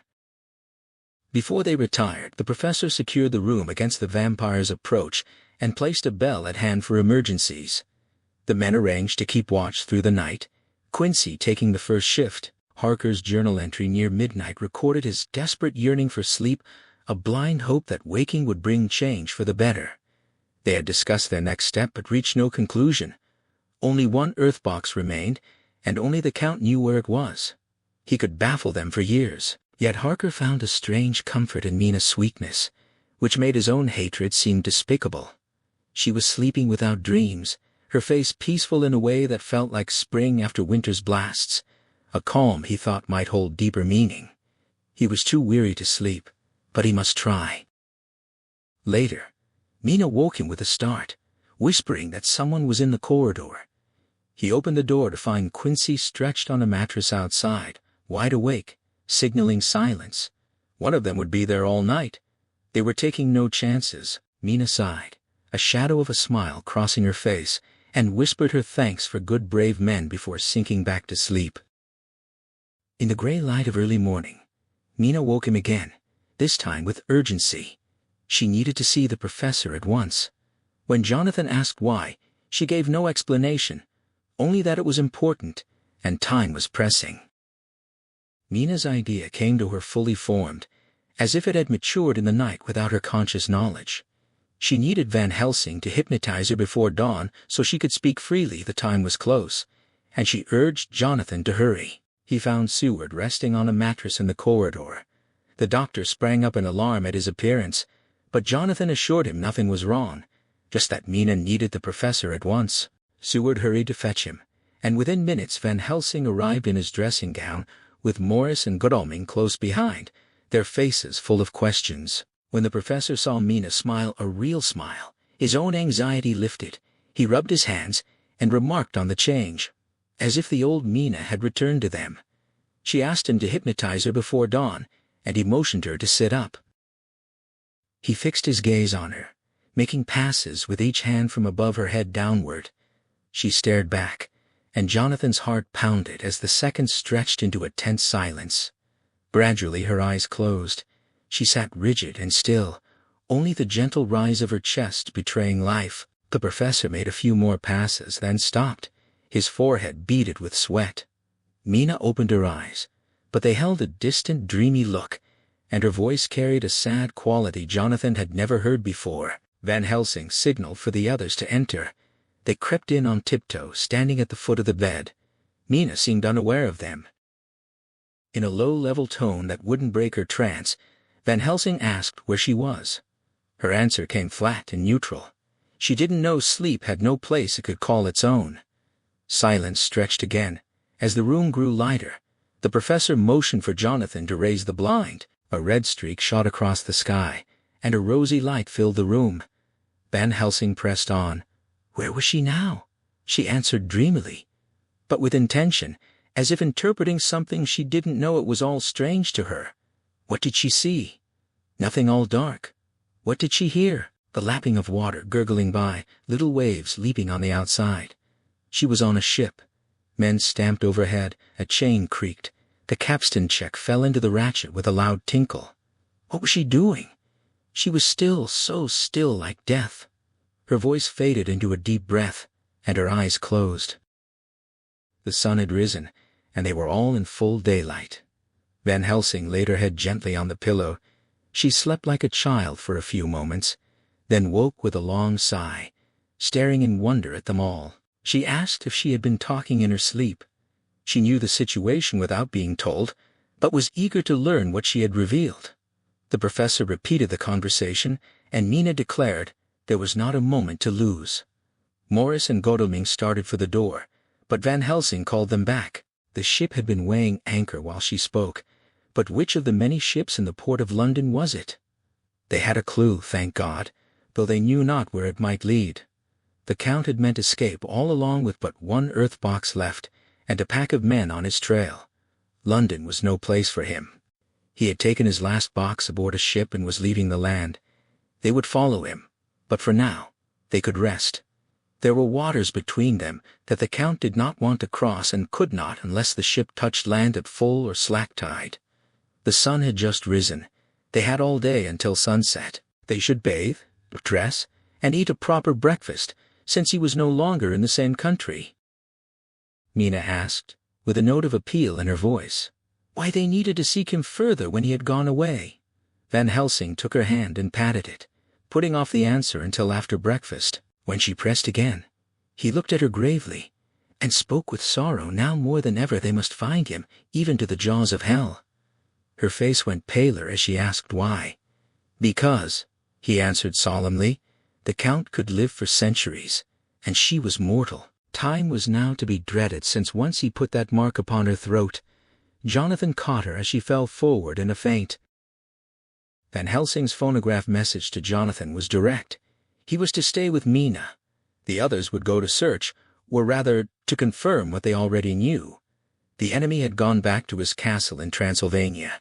He had prepared for this, his last earthbox ready to ship, the money taken for that purpose, his desperate haste at the end driven by the need to escape before sunset. His last hope, hiding in Lucy's tomb, had failed for lack of time, and so he had turned to his final resource. He was clever. Oh, so clever, but his game was finished. He had gone home. They would find what ship he had taken and whither bound, then return with news and comfort. The creature had taken hundreds of years to reach London, yet in one day they had driven him out. He was finite, powerful, but bound they were strong in purpose, and stronger together. Jonathan was to take heart. The battle had begun, but in the end, they would win, as surely as God watched over his children. When Jonathan read the message to Mina, she brightened considerably. The certainty that the Count was out of the country gave her comfort, and comfort was strength. For Jonathan himself, the danger no longer face to face. It seemed almost impossible to believe even his own terrible experiences in Castle Dracula felt like a forgotten dream. But his eye fell on the red scar on Mina's white forehead, and disbelief vanished. As long as that lasted, there could be no doubt afterward. Even the memory would keep faith clear.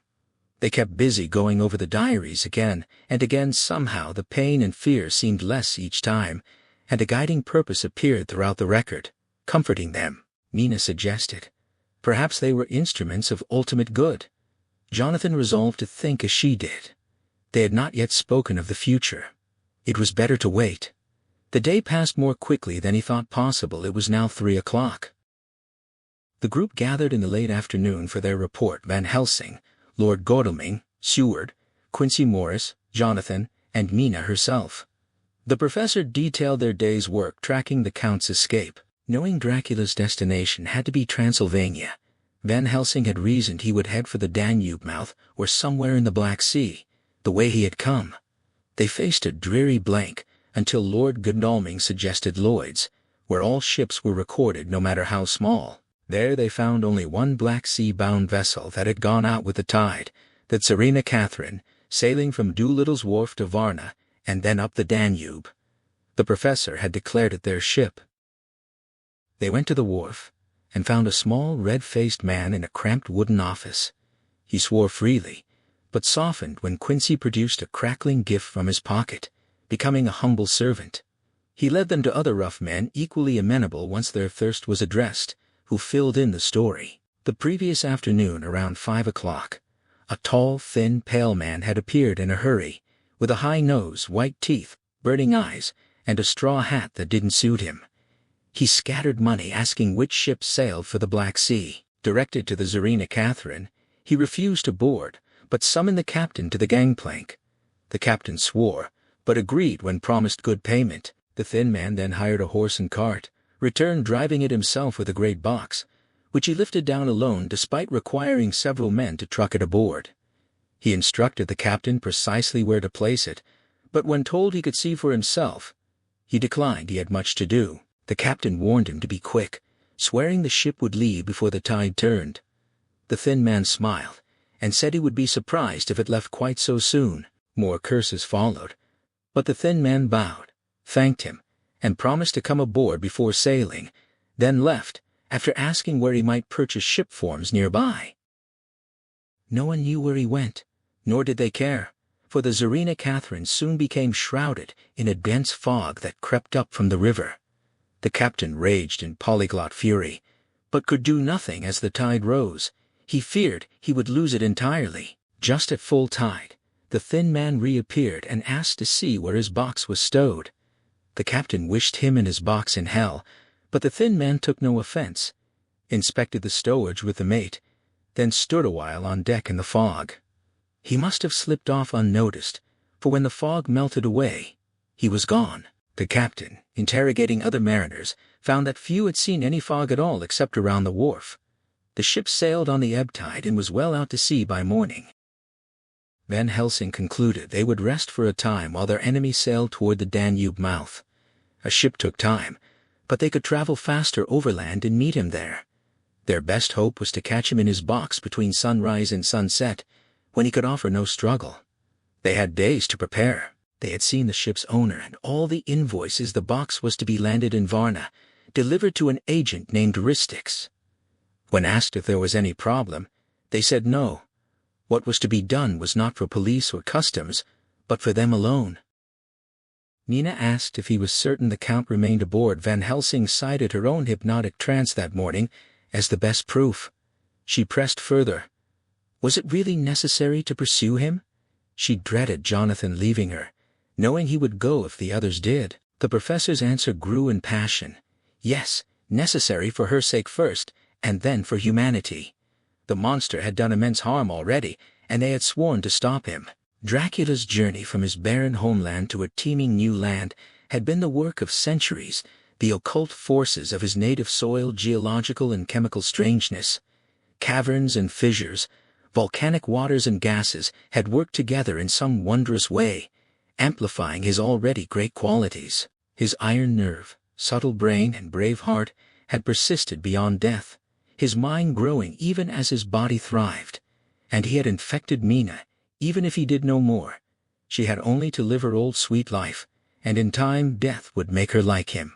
This must not be. They were ministers of God's will, redeeming souls like old knights of the cross. If they fell, they would fall in a good cause. Nina asked if the Count might take his rebuff wisely. Would he avoid England like a hunted tiger avoiding a village? Van Helsing seized on the simile. The man-eater who has tasted human blood never ceases to prowl. Dracula was such a creature, one who had repeatedly crossed frontiers to attack his enemies, beaten back but always returning. With his child brain he had conceived the idea of a great city, studied its languages, politics, laws, science, and habits, prepared himself alone from a forgotten tomb. What more might he do when the greater world of thought lay open to him? He could smile at death, flourish amidst diseases that killed whole peoples if such a force had come from God and not the devil, what good he might have done. But they were pledged to set the world free, their work silent and secret, for in an age of disbelief, the doubts of wise men would be his greatest weapon. After a general discussion, they agreed to postpone any definite decision until the next morning. They would each sleep on the facts and try to reach their own conclusions, then share them at breakfast and settle on a course of action. Mina felt a strange peace that night, as if some haunting presence had been lifted from her, but her brief comfort shattered when she caught sight of the red mark on her forehead in the mirror, a reminder that she remained unclean. Seward noted in his diary how sleep had restored them all. At breakfast the next morning, there was more cheerfulness than any of them had expected to feel again. The resilience of human nature amazed him. Remove any obstructing cause, even through death, and hope reasserted itself. More than once, sitting around the table, he found himself wondering if the past days had been a dream, only to be brought back to reality by the red blotch on Mrs. Harker's forehead. Even she seemed to forget her trouble for stretches at a time, only recalling it when something brought it to mind. They were to meet in Seward's study in half an hour to decide their course. He sensed a difficulty instinctively rather than rationally. They would all need to speak frankly, yet Mrs. Harker seemed unable to express her own conclusions. She formed them. He was sure brilliant and true ones, but she could not give them voice. He had mentioned this to Van Helsing, and they planned to discuss it alone.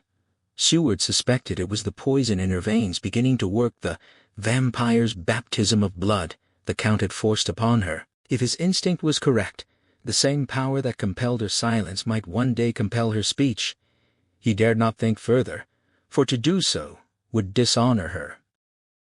When Van Helsing came to his study, Seward could see he had something weighing on him. After some hesitation, the professor spoke plainly. Madame Mina was changing. The words sent a cold shiver through Seward, confirming his worst fears. Van Helsing had seen the vampire characteristics appearing in her face, slight as yet, but visible to careful eyes. Her teeth were sharper, her eyes harder at times, and she fell into silences like Lucy had. His real fear was this. If she could reveal the Count's movements through hypnotic trance, then he who had hypnotized her first, who had drunk her blood and made her drink his, could compel her mind to disclose whatever she knew to him. The only safeguard was to keep her ignorant of their intent, so she could not tell what she did not know. The task was heartbreaking, but necessary. He would tell her that she could no longer be part of their council, only guarded by them. Seward admitted he had reached the same conclusion, and Van Helsing seemed relieved. As the meeting time approached, Mrs. Harker sent word through Jonathan that she would not join them. She thought it best they discuss their movements freely without her presence. Both Van Helsing and Seward felt a great relief if she recognized the danger herself. Much pain and risk were averted. They agreed silently to keep their suspicions to themselves until they could confer alone later. Van Helsing laid out the facts. The Tsarina Catherine had left the Thames yesterday morning. Even at her quickest, she would take at least 3 weeks to reach Varna, but they could travel overland in 3 days. Allowing for the Count's ability to influence weather and for possible delays, they had a margin of nearly 2 weeks. To be safe, they must leave by the 17th at the latest, arriving in Varna a day before the ship. They would all go armed spiritually and physically. Quincy Morris suggested adding Winchesters to their armament, given the Count's connection to Wolf Country and the possibility of trouble. Van Helsing agreed Quincy's head was level, especially when hunting was involved. Since Varna was unfamiliar to all of them, they might as well go there soon rather than wait in London. Tonight and tomorrow they could prepare, and then the 4 of them could set out. Jonathan questioned the we 4. Surely he would go too? Van Helsing quickly answered that he must remain to care for his wife. Jonathan fell silent, then said in a hollow voice that he wanted to consult with Mina before discussing that part. Seward expected Van Helsing to warn him against disclosing their plans to her, but the professor said nothing, only putting a finger to his lips when Seward coughed significantly. Jonathan wrote that afternoon of the strange state of wonder in which the new developments had left him. Mina's determination not to take part in the discussion puzzled him, and the others' reception of it only deepened his confusion. They had all agreed There would be no more concealment among them. She was sleeping now, calm and sweet, her face beaming with happiness, and he thanked God for such moments. As evening fell, and the room grew solemn, Mina woke, and asked him for a promise on his word of honor, a holy promise made in God's hearing, not to be broken even if she begged him with tears. He hesitated, saying he might have no right to make such a promise, but she insisted with spiritual intensity, telling him to ask Van Helsing if she was right. If the professor disagreed, he could do as he wished, and if they all later agreed, he would be absolved. He promised. For a moment, she looked supremely happy, though the red scar on her forehead haunted him. She extracted a specific promise: he would not tell her anything of the plans against the Count, not by word, inference, or implication, as long as the mark remained on her. He promised solemnly, and as the words left his mouth, he felt a door shut between them. The night had brought a strange reprieve. Mina's spirits, so long buried under the weight of their shared dread, had surfaced with a gaiety that felt almost foreign. She had been bright and cheerful all evening, and her mood proved infectious, lifting the oppressive gloom that had settled over the group. Jonathan felt the pall lighten just slightly, as if her courage was a shared resource they could all draw from. They had all retired early, and he watched her now, sleeping with the peaceful abandon of a child. It was a small mercy, he thought, that she could still find oblivion in sleep despite everything. He hoped her example might guide him to the same rest, and he lay down, longing for a dreamless night. Morning brought another surprise. Mina woke him early, her request immediate and clear: she needed to see Dr. Van Helsing. Jonathan went without question, assuming it was for another hypnotic session. He found the professor already dressed, his door ajar as if he had been waiting for the summons. Van Helsing came at once, and as he entered, he asked if the others should join them. Mina's answer was simple and firm: no, it wasn't necessary. He could tell them later. The declaration that followed landed like a stone in still water. She announced she would be going with them on their journey. Van Helsing was visibly taken aback, his composure cracking for a moment as he pressed her for a reason. Mina explained that she would be safer with them, and they, in turn, would be safer with her. The professor, stumbling over his words, reminded her that her safety was their highest duty, that the danger they faced was one she might be more vulnerable to than any of them, given her condition. She met his hesitation with a gesture, raising her finger to the scar on her forehead. That mark, she said, was why she had to go. She spoke with a terrible clarity, confessing that she knew the Count's will could compel her, that he could force her to come to him in secret, to deceive even Jonathan. The look she turned on her husband carried such a weight of anguish and love that Jonathan could only clutch her hand, his throat too tight for words. She pressed on, arguing that they were strong in their numbers, a strength she could not match alone, but she could be useful to them, she insisted, since they could hypnotize her and learn what she herself might not know. Van Helsing, his voice heavy with gravity, conceded that she was right. He agreed. She would come with them, that together they would see their task through. As he spoke, Mina's energy seemed to drain away. She fell back onto her pillow and slipped into sleep, so deeply that the sudden flood of morning sunlight didn't stir her. Van Helsing motioned for Jonathan to follow him quietly. They moved to his room, where within moments, Lord Godalming, Dr. Seward, and Mr. Morris joined them. The professor relayed Mina's decision and her reasoning, then laid out the plan they would leave for Varna that morning. They had been given a crucial warning, he said, and there could be no hesitation. They had to be ready to act the instant the Count's ship arrived. Mr. Morris, characteristically direct, asked what their course of action would be. Van Helsing explained their strategy. They would board the ship, identify the box, and place a branch of wild rose upon it, a precaution rooted in ancient superstition. That at least would contain the Count within his prison. Then, when the opportunity arose, when no one was watching, they would open the box and finish it.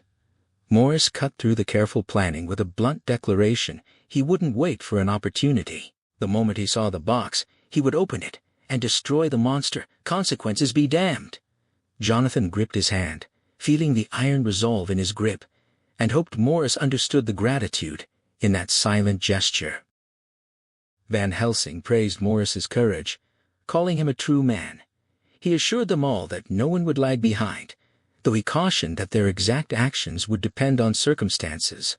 They needed to put their affairs in order, he urged, to settle everything with those who depended on them. None of them knew how this would end. He himself had already seen to his own arrangements and would now secure their travel tickets. With that, the meeting dissolved. Jonathan returned to his own room, the weight of finality pressing on him. He would set his own affairs in order, he decided, and be ready for whatever came. Later, he noted with a hollow sense of completion that his will was made, Mina his sole heir, with provisions for their friends if it came to that. The sun was now sinking, and Mina's growing unease drew his attention. He had come to understand that these twilight hours were when her mind was most troubled, and he suspected that the exact moment of sunset would reveal what was weighing on her. Each sunrise and sunset seemed to bring a new pain, a new peril, though he clung to the faint hope that they might be instruments of a divine purpose. He wrote all this down, since his darling could not know it now, but perhaps someday she would read it. She was calling for him, and he went to her. A few days later, Dr. Seward recorded a somber meeting. Jonathan Harker, his voice strained beyond its limits, had asked Seward to keep an exact account of what was to come.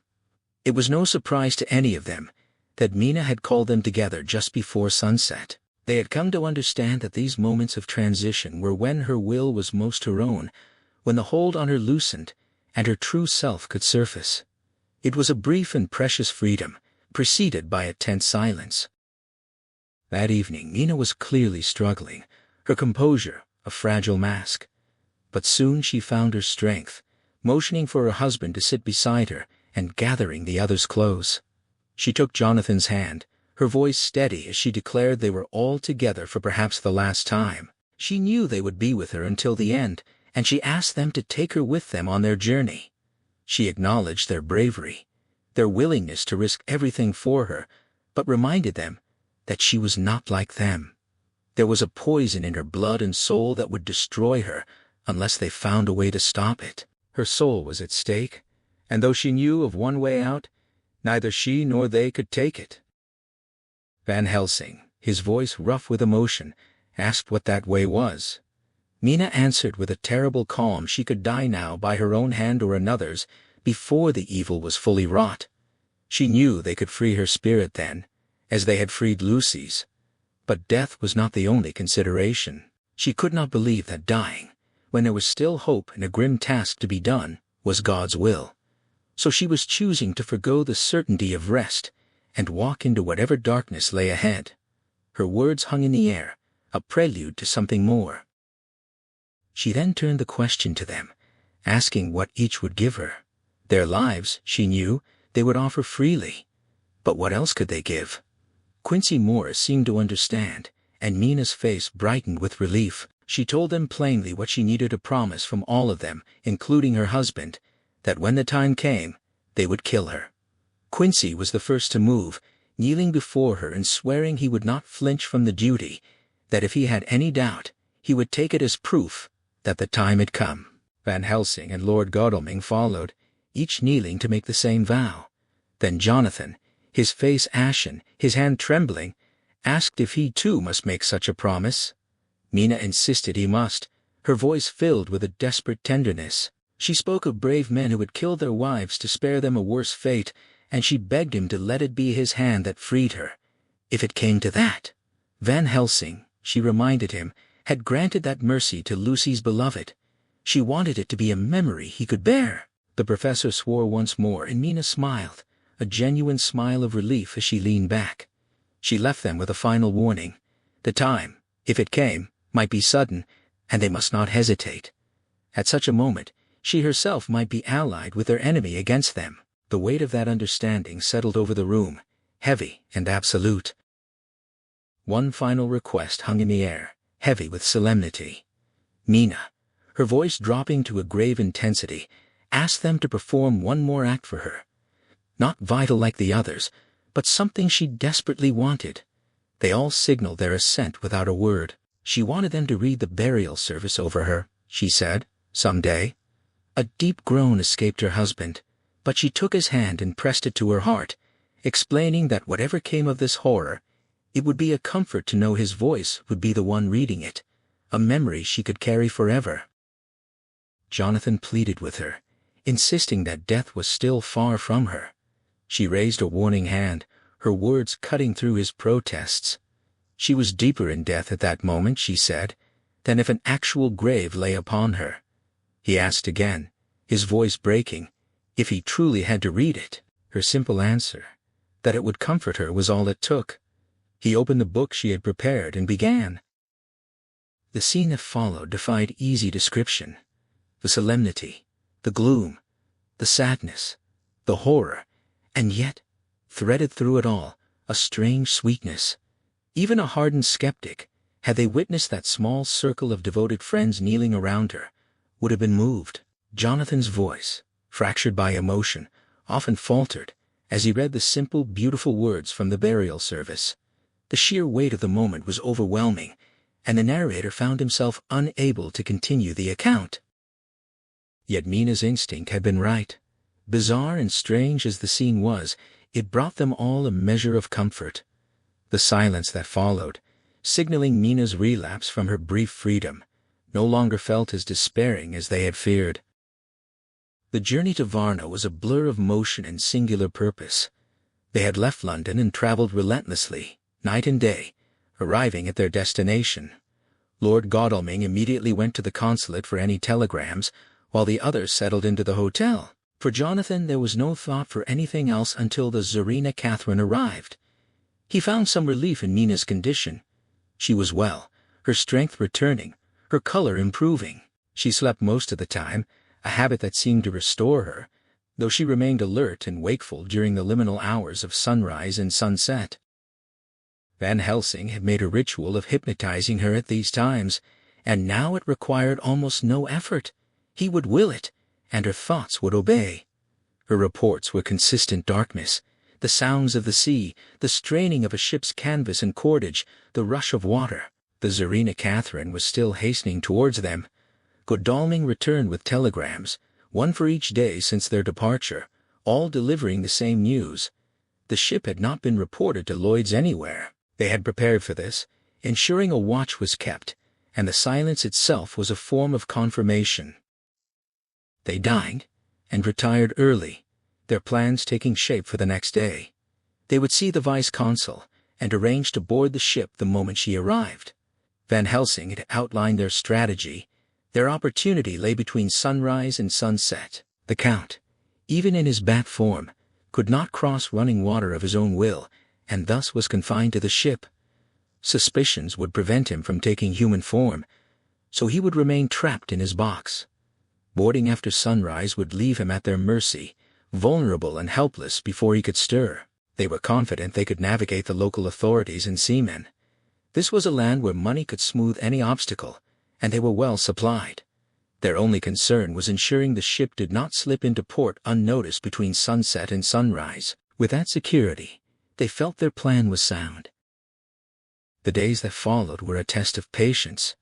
Mina's reports remained unchanged, a constant reassurance that the ship was still on course. They were in good time, and news of the Tsarina Catherine was imminent, especially as she would have to pass the Dardanelles. A few days later the pieces were in place. Godalming had secured a half consent from the shippers to open the box, using a plausible story about stolen goods. They had the necessary authorizations for the captain and the agent in Varna. They had rehearsed their roles. Van Helsing and Seward would behead the Count and drive a stake through his heart, while Morris, Godalming, and Jonathan would prevent any interference by force if necessary. Van Helsing assured them that the Count's body would crumble to dust, leaving no evidence. They had also alerted officials to notify them the instant the ship was sighted. A week passed in this tense anticipation. The telegrams from London brought only the same phrase, "not yet reported." Mina's hypnotic answers remained fixed on the sounds of the sea. Then on the 24th, a telegram arrived that the Tsarina Catherine had been reported that morning from the Dardanelles. The news sent a jolt of wild excitement through the men. Seward felt it like a battle cry. Only Mina remained outwardly unmoved, but they had taken care to keep the news from her, and all of them had suppressed their emotions in her presence. In the old days, she would have noticed, but over the past 3 weeks, a lethargy had crept over her. Though she seemed strong and her color was returning, Van Helsing and Seward were deeply concerned. They spoke of it often, but kept their fears from the others, knowing the blow it would deal to Harker's heart and nerve. Van Helsing, he noted, carefully examined her teeth during her hypnotic trances. As long as they did not sharpen, there was no immediate danger of transformation.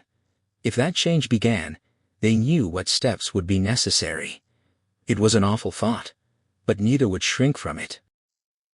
The Serena Catherine was only about 24 hours from the Dardanelles, so she should arrive soon. They planned to wake at 1 o'clock to be ready. By noon the next day, there was still no news. Mina's report was unchanged. The men were consumed with feverish excitement, all except Harker, who was eerily calm, his hands cold as he sharpened his great knife. Van Helsing and Seward grew uneasy about Mina. A lethargy had taken hold of her around noon. She had been restless all morning, and they were relieved she was sleeping. But when Harker mentioned he couldn't wake her, they went to check. She was breathing naturally, looking peaceful, and they agreed the sleep was doing her good. She had so much to forget. Their judgment seemed sound, for she woke brighter and more restored than she had been in days. At sunset, her hypnotic report confirmed the Count was still hurrying towards his destination, and they hoped, his doom. Another day passed with no word. The ship was overdue, but still journeying as Mina's reports indicated. Fog might be delaying her. They would have to continue watching, knowing the ship could be signaled at any moment. The noon hour brought a deepening sense of unease. Still no news of the ship they had been waiting for, and Mina's hypnotic reports remained frustratingly consistent, though she had added a troubling detail, that the waves were now very faint. The telegrams from London offered nothing new. Van Helsing's anxiety had grown palpable. He confided his fear that the Count was slipping through their fingers, and he voiced a deeper concern about the lethargy that had settled over Mina. He suggested that during her trance, strange things could happen with souls and memories. Seward was about to press him for more when Harker entered, and the professor raised a warning hand, cutting the conversation short. They resolved to try again at sunset, hoping to draw more complete answers from her. The following day brought the news they had not expected. A telegram confirmed that the Serena Catherine had entered Galatz, not Varna. The announcement landed among them with a strange, muted impact. Though the change of course was unexpected, none of them were truly shocked. The delay at Varna had already seeded a quiet certainty that something had gone wrong. They had simply been waiting to learn where the deviation would occur. Each of them reacted in their own way. Van Helsing raised his hand towards the heavens, a silent gesture of protest, before his face hardened into grim resolve. Lord Godalming went pale, and sat breathing heavily. Seward felt stunned, his gaze moving from one face to another. Quincy Morris tightened his belt, a familiar signal from their old adventures that action was imminent. Mina's face drained of all color, the scar on her forehead standing out like a brand, but she folded her hands and looked upward in quiet prayer. Harker, however, smiled, a dark, bitter expression of a man who had lost all hope, even as his hands instinctively found the hilt of his great knife. Van Helsing asked the practical question. When was the next train to Galatz? Mina surprised them all by answering immediately, at 6:30 the following morning.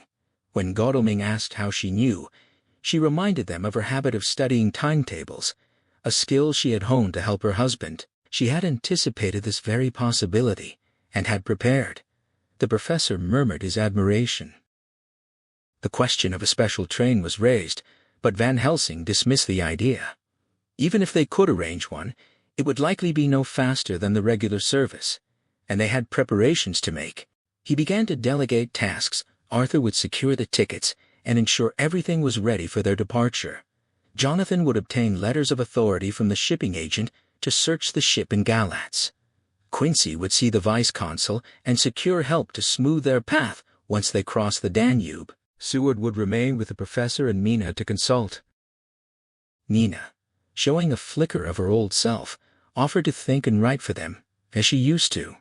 Something strange was shifting within her, she said, and she felt freer than she had in days. The younger men seemed heartened by her words, but Van Helsing and Seward exchanged a grave, troubled glance, sharing an unspoken worry. They said nothing, however. Once the others had left to carry out their tasks, Van Helsing asked Mina to retrieve a specific part of Harker's journal from the castle. As soon as she was out of the room, he turned to Seward. They understood each other completely. Something had changed, and Seward admitted. It felt like a hope that sickened him, knowing it might prove false. Van Helsing explained his risk. An inspiration had struck him when Mina spoke. 3 days prior, in her trance, the Count had used her to see through her eyes, to learn their location and plans. Now, the Count was making a desperate bid to escape, and in doing so, he had severed his connection to her, to prevent her from being drawn to him. This, Van Helsing believed, was their advantage. Their man brains, tempered by years and faith, could outthink his child brain, which had lain dormant in a tomb for centuries, never growing, always operating from a place of selfishness and smallness. He warned Seward to say nothing to Mina about her trance. The knowledge would crush her spirit and rob them of her hope and courage just when they needed them most. She possessed a special power, a gift from the Count, and though he thought he had taken it away, he had not succeeded entirely. Van Helsing's voice trembled with the weight of his words. They were in dire straits, he admitted, more than he had ever feared. Their only recourse was to trust in God. As Mina returned, bright and seemingly oblivious to her own misery, Van Helsing composed himself with visible effort. He handed him typewritten sheets. As he read, his face brightened.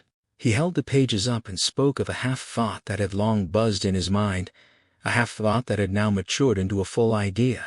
He read aloud from Jonathan's journal, a passage about a distant ancestor of the Count's who, when beaten back, had returned again and again alone if necessary, because he knew he would ultimately triumph. This, Van Helsing explained, was the key. The Count's child mind had seen only so far, but a deeper pattern emerged. The criminal mind, he argued, operated on a single repeated principle. The Count's past was a clue. He had invaded a new land, been beaten, and fled back to his home to prepare again. He was now doing the same, retreating to his castle, driven by his nature. Mina, her eyes shining with understanding, seized on the thread. She pointed out that the Count's selfishness and his singular focus on survival were his weakness. By cutting himself off from her, he had freed her soul from his power, albeit partially. Her fear remained that he might still have used her knowledge in some trance or dream. Van Helsing confirmed her insight. The Count had used her mind to escape to Galatz, but his child mind had seen only so far. In his arrogance, he believed he had erased all trace of them. The terrible baptism of blood he had given her now gave her freedom to reach him in spirit during sunrise and sunset, a power that was now more precious because he was unaware of it. They would follow him, without flinching, even if it risked their own souls. The hour had advanced their cause significantly, and Van Helsing tasked Seward with recording it all for the others when they returned. The train carried them towards Galatz, and Seward recorded their progress from within the carriage. The previous evening they had gathered just before sunset, each having completed their assigned tasks as best they could. They were as prepared as human effort and foresight could make them for the journey and the work that awaited. Mina had readied herself for the hypnotic trance, but it required more effort from Van Helsing than usual. She sank into the state, only after prolonged and determined prompting. Normally she spoke with little encouragement, but this time the professor had to press her with questions before she offered anything. Her answers came in fragments. She saw nothing, felt stillness, heard no waves, but only the soft swirl of water against a hawser. Voices called out, near and far, oars creaked in their rowlocks, and a distant gunshot echoed. Footsteps tramped overhead, ropes and chains were dragged. Then a gleam of light appeared, and she felt air on her face. She stopped abruptly, rising from the sofa as if pulled by some force, her hands lifted upward. Van Helsing and Seward exchanged a knowing look. Morris watched intently, and Harker's hand found the hilt of his knife. They all recognized that her window for speech was closing, but there was nothing to do but wait. Then, as quickly as it had begun, she sat up, opened her eyes, and asked if they would like tea, as if nothing had happened. They acquiesced to please her, and she bustled off. Once she was gone, Van Helsing spoke. The Count was near land, he explained, and had left his earth chest, but he had not yet reached the shore. If he could not be carried ashore, or if the ship did not touch land, he could not complete his escape. In the night, he could change form and leap or fly to land, as he had done at Whitby. But if day broke before he could make it, he would be trapped. If the box were carried ashore, customs might discover its contents. The crucial window was that night. If he failed to escape before dawn, they would find him boxed up and helpless in daylight. They waited in tense patience until morning. The dawn brought no relief. The trance was even harder to achieve, and time was running out. Van Helsing strained with every fiber of his will, and Nina finally responded. Darkness, the sound of lapping water level with her, and the creak of wood against wood. Then the sun rose, cutting her off. They would have to wait until nightfall. They traveled on, their anxiety mounting. The train was running 3 hours late, meaning they would not reach Galatz until well after sunrise. There would be 2 more chances for hypnotic messages. Evening came, and Mina yielded to the influence even less readily than before. Seward feared her power to sense the Count was fading at the worst possible moment. Her imagination seemed to be intruding, coloring her reports. Until now, she had stuck to simple facts.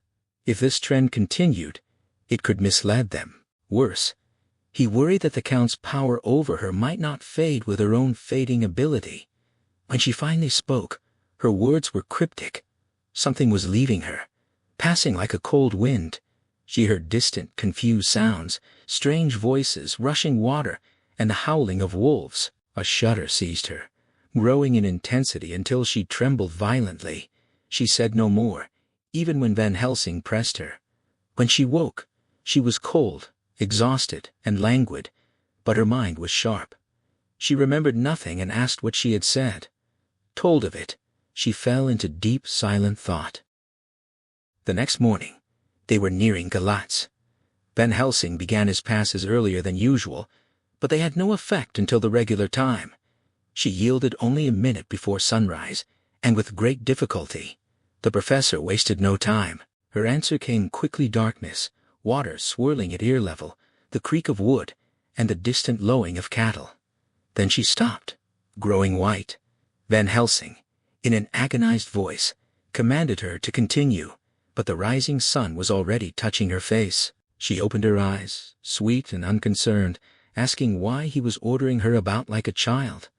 The professor, with sad reverence, explained that his earnestness was born of love and honor, and that it pained him to seem to command one he was proud to obey. The train whistles announced their arrival in Galatz, and they were consumed with anxious eagerness.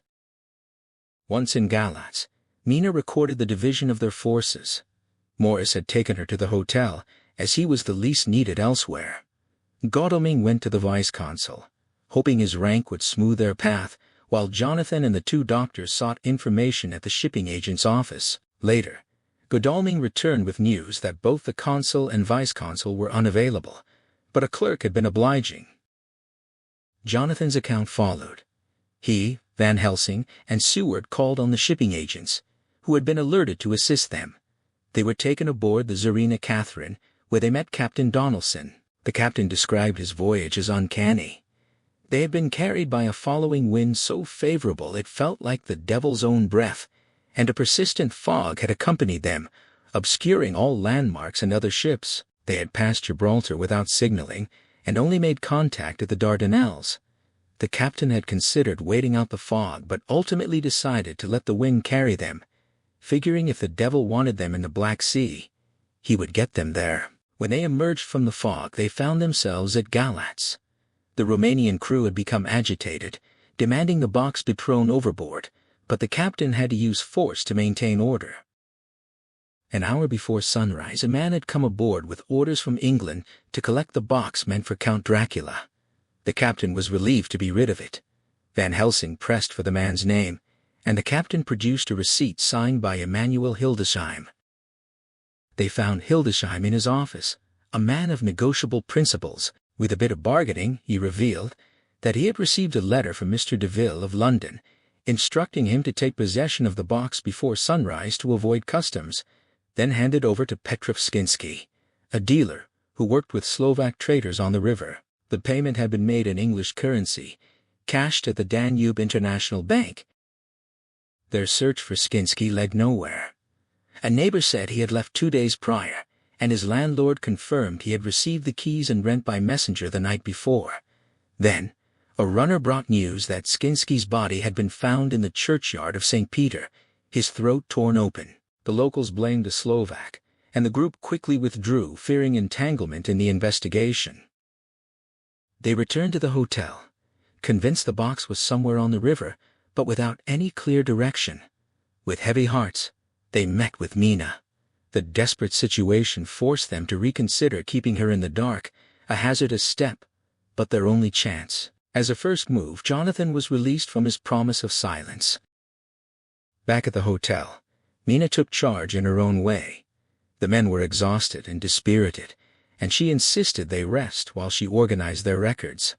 She expressed her gratitude for the typewriter that made her work possible, a gift from Morris. The task of writing everything by hand, she noted, would have been overwhelming.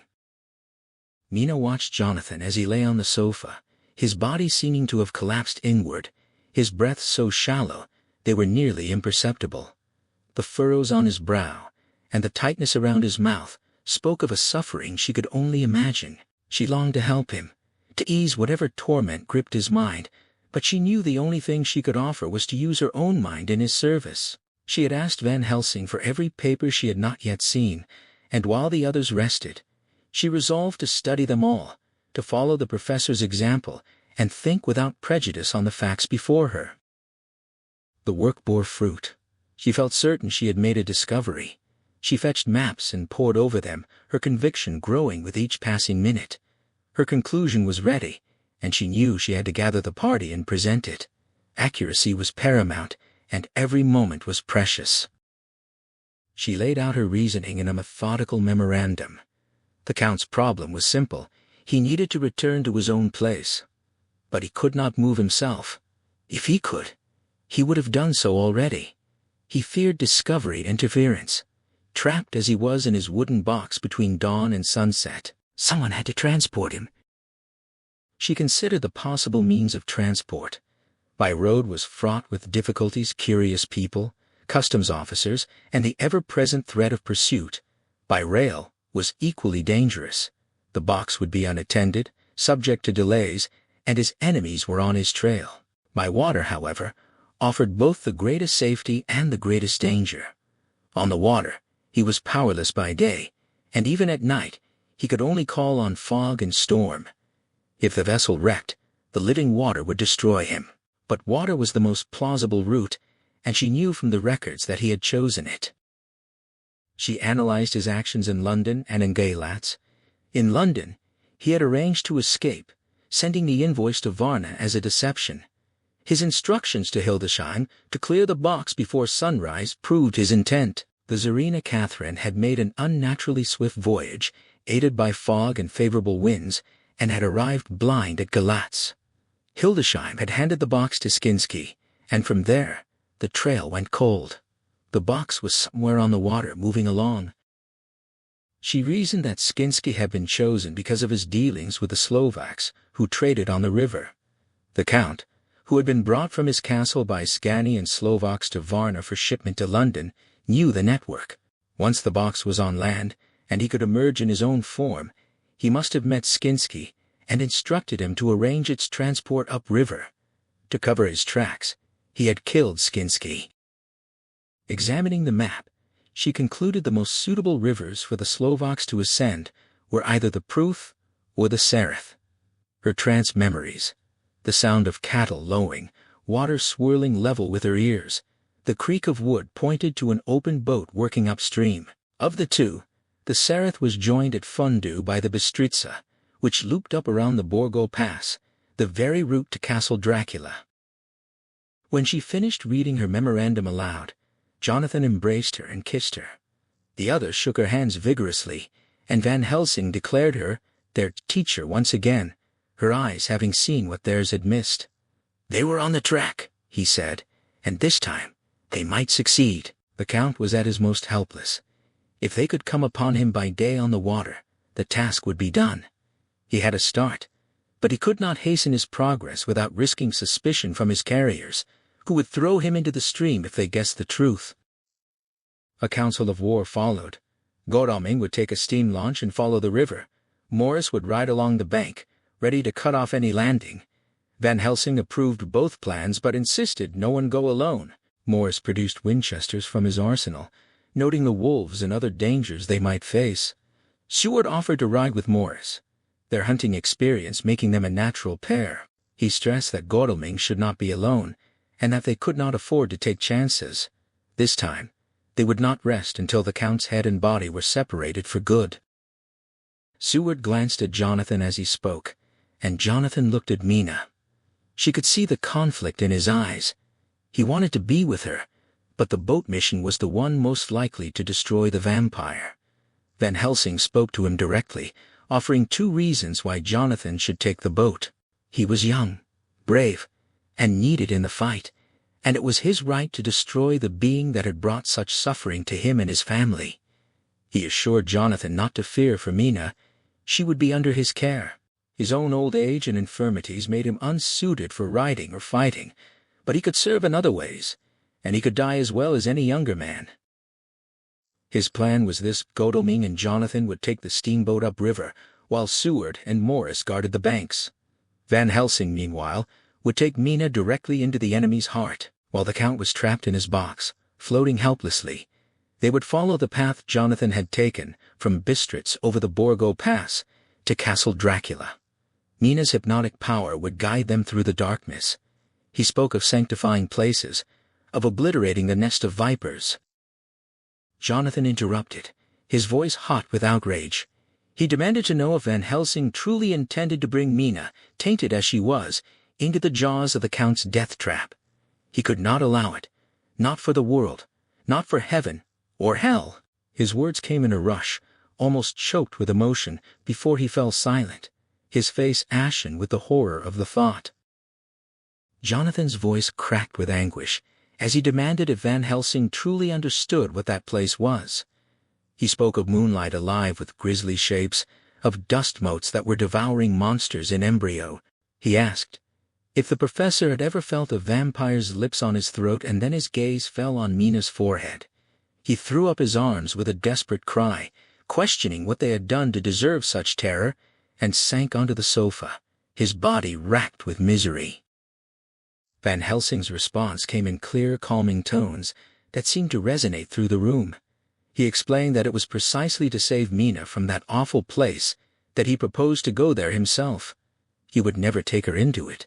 There was brutal work to be done there, work her eyes should not witness. The men present, all except Jonathan, had seen with their own eyes what needed to be done to purify that place. He reminded them of their desperate straits. If the Count escaped, he might sleep for a century, and then Mina, in time, would be drawn to him, becoming like the others Jonathan had seen. He spoke of the gloating lips and ribald laughter, of the moving bag the Count had thrown to them. He begged forgiveness for causing such pain, but it was necessary. Was his own life not a small price to pay for this need? If anyone had to remain in that place, it would be he who would go. Jonathan, his voice breaking with a sob that shook his entire body, conceded. They were in God's hands, he said, and Van Helsing could do as he willed. Later, Mina found herself heartened by the sight of the men springing into action. She marveled at how a woman could not help but love men so earnest, so true, so brave. She also reflected on the power of money, what it could achieve when properly used, and how it could be perverted when basely applied. She was grateful that Lord Godalming and Mr. Morris were wealthy and willing to spend freely. Without their resources, their expedition could not have been organized so quickly or so well equipped. In less than 3 hours since their plans were laid, Godalming and Jonathan had a steam launch ready to go. Seward and Morris had secured 6 well-appointed horses. They had maps and every appliance they could need. Van Helsing and Mina were to leave that night by train for Veresti, where they would buy a carriage and horses to drive to the Borgo Pass. They carried ample funds, as they would need to purchase the vehicles themselves. The professor's knowledge of languages would aid them. All of them were armed, and even Mina had been given a large-bore revolver. Jonathan insisted she be protected like the rest. She noted with a pang that she could not carry one armament. The others did. The mark on her forehead prevented it, but Van Helsing assured her she was fully armed against wolves, as the weather was turning colder and snow flurries came as warnings. It took all her courage to say goodbye to Jonathan. They might never meet again. She steeled herself, knowing Van Helsing's keen look was a warning. There could be no tears now, unless God allowed them to fall in gladness. Jonathan wrote by the furnace light of the steam launch as Godalming fired the engine. They had confirmed Mina's guess about the waterways, agreeing that if the Count had chosen a river route, it would be the Sereth and then the Bistritza. They believed he would cross between the river and the Carpathians somewhere near the 47th parallel. The river was deep enough, and the banks wide enough for safe night navigation. Godalming urged him to sleep, but Jonathan could not. His mind was consumed with the danger to Mina, with her journey into that terrible place. Only his faith offered comfort without it. Death would be easier. Morris and Seward had set off on horseback before they started, keeping to the right bank on higher ground to maintain a good view of the river. They had 2 men to ride and lead their spare horses initially, to avoid drawing attention. Once the men were dismissed, they would manage the horses themselves, and if necessary, they could mount the entire party. One saddle was adaptable for Mina if she needed it. The adventure felt wild and unknown, the cold rising from the river, the mysterious night voices closing in. They seemed to be drifting into a world of darkness and dread. The next day they continued their hurried journey. Day had broken, and Godalming slept while Jonathan kept watch.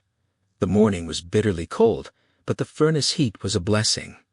They had passed only a few open boats so far, none carrying anything resembling the box they sought. The crews were terrified each time they shone their electric lamp, falling to their knees in prayer. By the evening of the 1st of November, there was still no sign of their quarry. They had now entered the Bistritza, and if their guess was wrong, the chance was gone. They had searched every boat they encountered. Early that morning, a crew had mistaken them for a government vessel, and they adopted the ruse, flying a Romanian flag at Fundu. The trick worked. They were shown deference and faced no objections. Some Slovaks reported that a large boat with a double crew had passed them at unusual speed, but that was before Fundu, so they could not confirm which river it had taken. At Fundu, there was no word of such a boat, so it must have passed in the night. Jonathan felt sleep pulling at him, the cold beginning to take its toll. Godalming insisted on taking the first watch. By the morning of the 2nd, Jonathan woke to find Godalming had let him sleep through the night. He felt renewed, a new man, able to manage the engine and keep watch. He wondered where Mina and Van Helsing were. They should have reached Veresti, and likely were now at the Borgo Pass. He prayed for their safety. If only they could go faster, but the engines were already at their limit. He also worried about Seward and Morris, hoping the many mountain streams would not hinder them too much. He hoped to see them before Strasbourg, where they might need to confer if they had not yet overtaken the Count. Seward's diary was brief. 3 days on the road, no news, every moment precious. They had rested only as much as the horses required, but both he and Morris were bearing up well. They pushed on, knowing they would not rest until they sighted the launch again.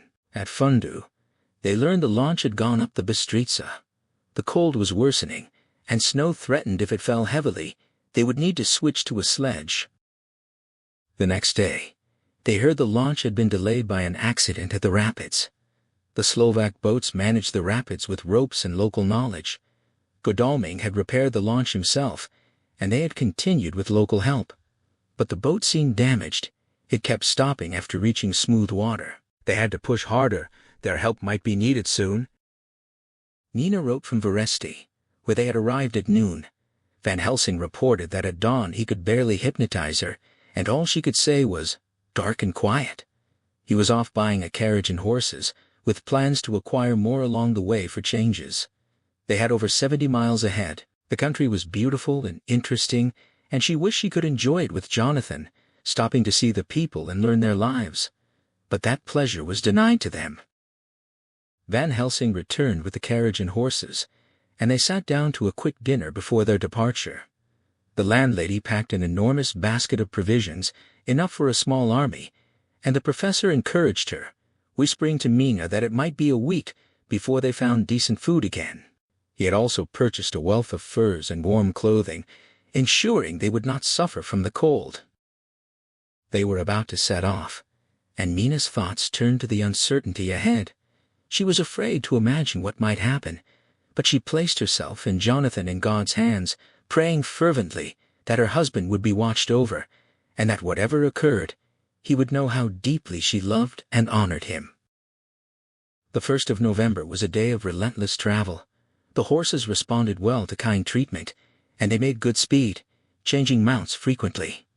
Van Helsing was brief with the farmers, simply stating he was hurrying to Bistritz and paying well for fresh horses. They stopped for hot soup or coffee and pressed on. The country was beautiful, and the people seemed strong and simple but deeply superstitious. At their first stop, a woman who saw the scar on Nina's forehead made the sign of the cross and put out 2 fingers to ward off the evil eye. Nina suspected her food had been laced with extra garlic, a taste she detested. After that, she kept her hat and veil on to avoid suspicion. They traveled fast, without a driver to carry tales, though she suspected the fear of the evil eye would follow them. Van Helsing seemed tireless, refusing rest all day, though he insisted Mina sleep for long stretches.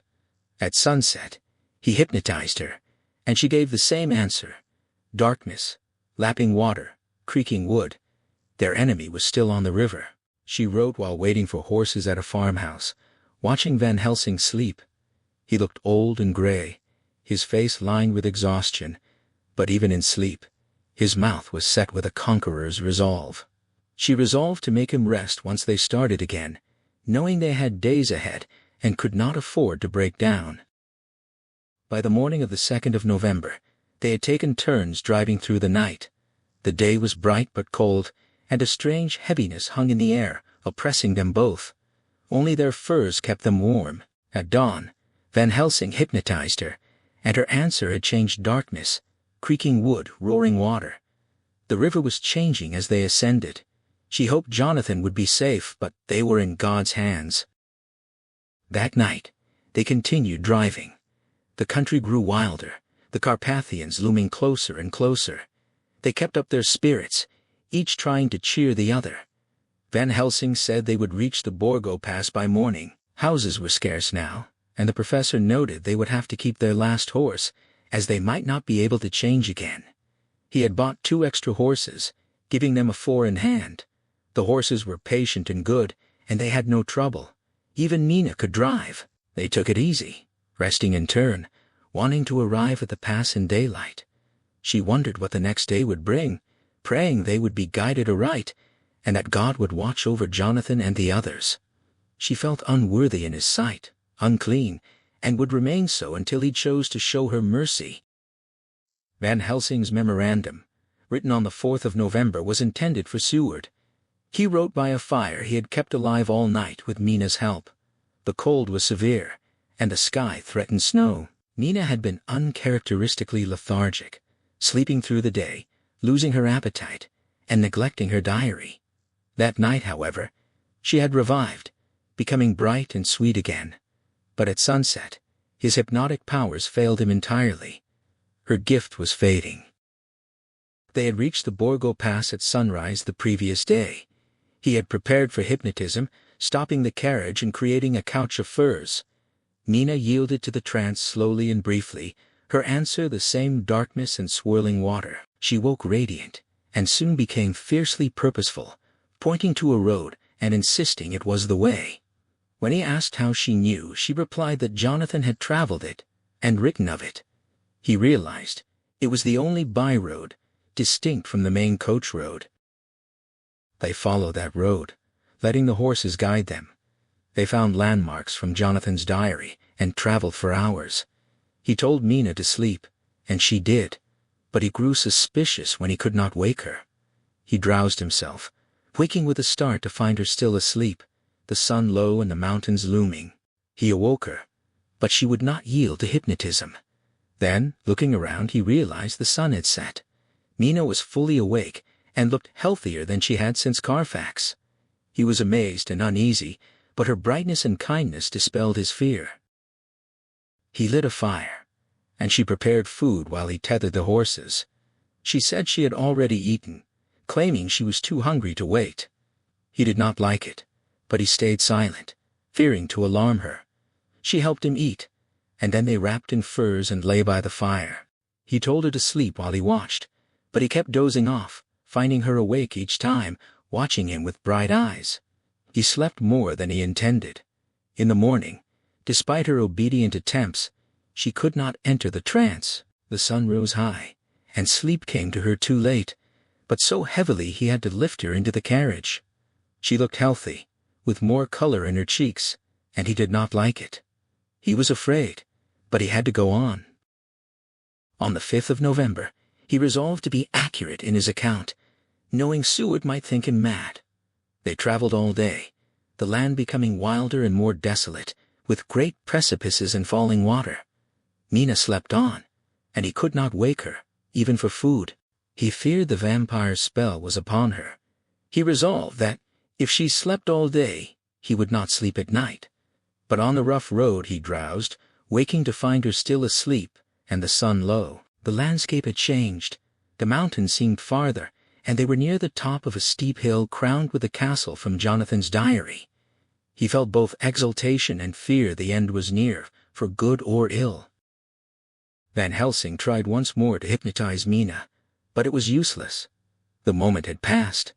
As twilight deepened into the long gloaming, with the sun's reflection still clinging to the snow, he tended to the horses, feeding them in whatever shelter he could find. He built a fire, and settled Mina among her rugs. She was awake, and more charming than ever, but she refused food, saying she had no hunger. He did not press her, knowing it would be futile, but he ate himself, knowing he would need his strength. A deep fear settled over him. He drew a wide circle around Mina, and sanctified it with pieces of the sacred wafer, ensuring she was well guarded. She sat utterly still, growing whiter and whiter, until she was paler than the snow itself. When he approached, she clung to him, trembling violently. He asked if she would come closer to the fire, testing her limits. She rose obediently, but after a single step, she stopped, frozen. When he urged her to continue, she shook her head and returned to her place, her eyes open and clear, saying simply that she could not. He rejoiced if she could not cross the boundary, neither could the things they feared. Her body might be in danger, but her soul was safe. The horses began to scream and strain at their tethers. He calmed them, and they quieted, nuzzling his hands. Through the night, he returned to them again and again, each time soothing them. In the coldest hour, the fire began to die, and snow swept in with a chilling mist. Even in the darkness there was a strange light over the snow, and the swirling flakes seemed to take the shapes of women with trailing garments. The silence was absolute, broken only by the horses' whinnies of terror. Van Helsing felt horrible fears rising, but the sense of safety within the holy ring steadied him. He told himself his imagination was playing tricks, feeding on Jonathan's terrible memories. The mist and snow began to wheel and circle, and he caught shadowy glimpses of the three women from Jonathan's account. The horses moaned in terror, unable to break free. Van Helsing feared for Mina as the figures drew near, but she sat calm, smiling at him. When he moved to replenish the fire, she caught him, whispering that he must not leave the circle, that he was safe there. He asked about her, and she laughed, a low, unreal sound, saying she was safer than anyone. A puff of wind made the flame leap, and he saw the red scar on her forehead. Then he understood. The wheeling figures came closer, always just outside the holy circle, and began to materialize into the three women Jonathan had described. Their bright eyes, White teeth, ruddy complexions, and voluptuous lips were unmistakable. They smiled at Mina, their voices like sweet, tingling music as they called her sister, urging her to come to them. Van Helsing turned to Mina in terror, but his heart leapt with hope when he saw the horror and repulsion in her eyes. She was not yet one of them. He seized firewood and held out the sacred wafer, advancing on the figures. They drew back, laughing their low, horrid laugh. He fed the fire, knowing they were safe within their protections. The horses lay still in the snow, their terror at an end. They remained there until dawn. The red light of sunrise broke through the snow gloom, and the horrid figures melted away, moving towards the castle and disappearing. Van Helsing turned to Mina, intending to hypnotize her, but she was in a deep, sudden sleep from which he could not wake her. He tried to reach her through the sleep, but she made no response. The day broke, and he feared to stir. He made up the fire and checked the horses. They were all dead. He waited for the sun to climb higher before beginning his terrible work. Mina still slept, calm and peaceful. Jonathan wrote from the launch, recording the devastating accident that had cost them precious time. Had it not happened, they would have overtaken the boat long ago, and Mina would be free. He feared for her, alone near that horrible place. They had secured horses, and were following the track. They were armed, and the Scani would face a fight if they interfered. He longed for Morris and Seward. He wrote a final goodbye to Mina, commending her to God's keeping. Seward's diary noted the sighting at dawn of a group of Scani fleeing from the river with a lighter wagon. Snow was falling, and a strange excitement hung in the air. The howling of wolves echoed in the distance. They were nearly ready to ride, heading towards an unknown fate. Van Helsing's memorandum written that afternoon confirmed his sanity, though the proof had been dreadful. He had left Mina sleeping in the holy circle, and made his way to the castle, using the blacksmith's hammer to secure his entry. He found the old chapel, guided by Jonathan's diary. The oppressive air and sulphurous fumes made him dizzy, and he heard the howling of wolves. The dilemma pressed on him. He dared not bring Mina into this place, yet even the holy circle could not protect her from wolves. He resolved to proceed, accepting whatever came. He searched for the 3 graves he knew were inhabited. The first woman lay in vampire sleep, so full of life and beauty that he shuddered at the thought of his task.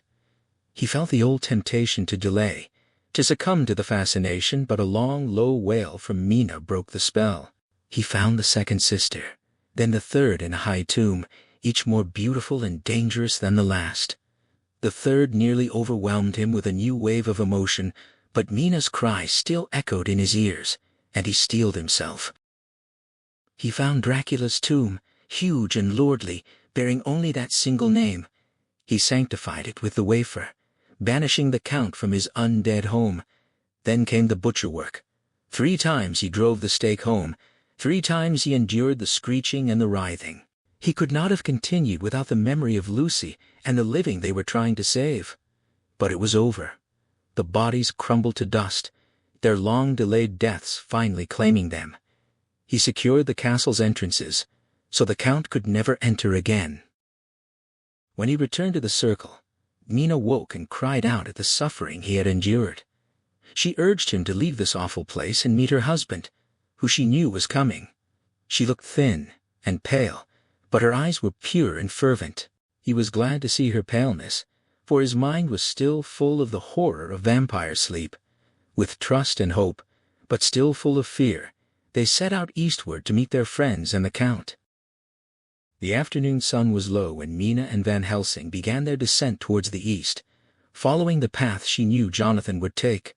They moved slowly, burdened with heavy rugs and provisions, for the desolate landscape offered no shelter, and the cold was relentless. After a mile of trudging through the snow, Mina stopped to rest, and from that vantage point, she saw the castle looming against the sky, perched impossibly on a sheer precipice, cut off from the surrounding mountains by a great gap. It was a wild, uncanny sight, and the distant howling of wolves, muffled by the falling snow, carried a deep note of terror.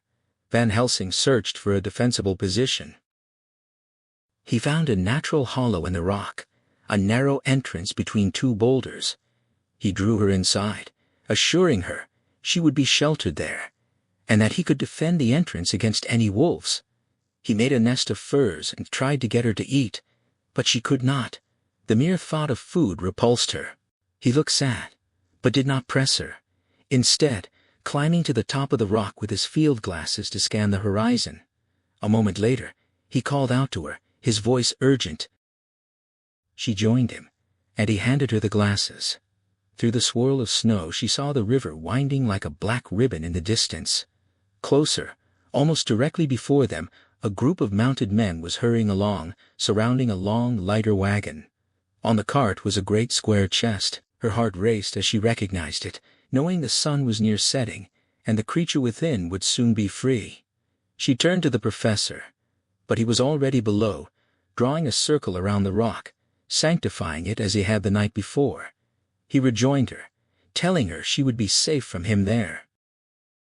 Through the glasses, they watched the party drive their horses hard, racing towards the sunset.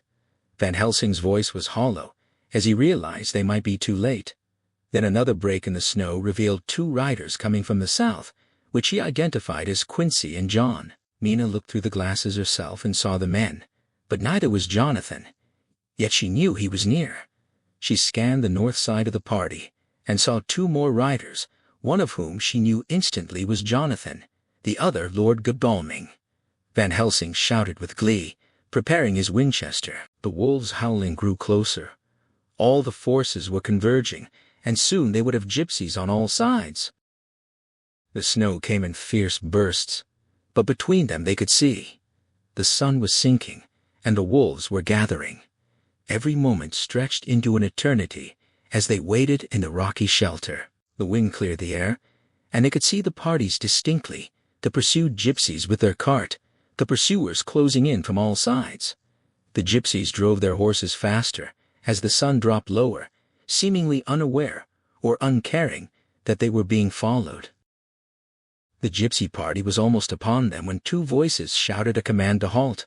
One was Jonathan's, fierce and passionate. The other was Morris's, resolute and commanding. Though the gypsies may not have understood the words, the intent was unmistakable. They reined in, and at that moment, Godalming and Jonathan charged from one side, Seward and Morris from the other. The gypsy leader, a magnificent horseman, tried to urge his men forward, but the four riders raised their Winchesters, and the command to stop was unmistakable. Van Helsing and Mina rose from behind the rock, weapons trained on the gypsies. Seeing themselves surrounded, the gypsies drew their own weapons, knives and pistols, and prepared to fight. The leader pointed to the sun and then to the castle, saying something Mina could not understand. In response, all four of their men dismounted and rushed the cart.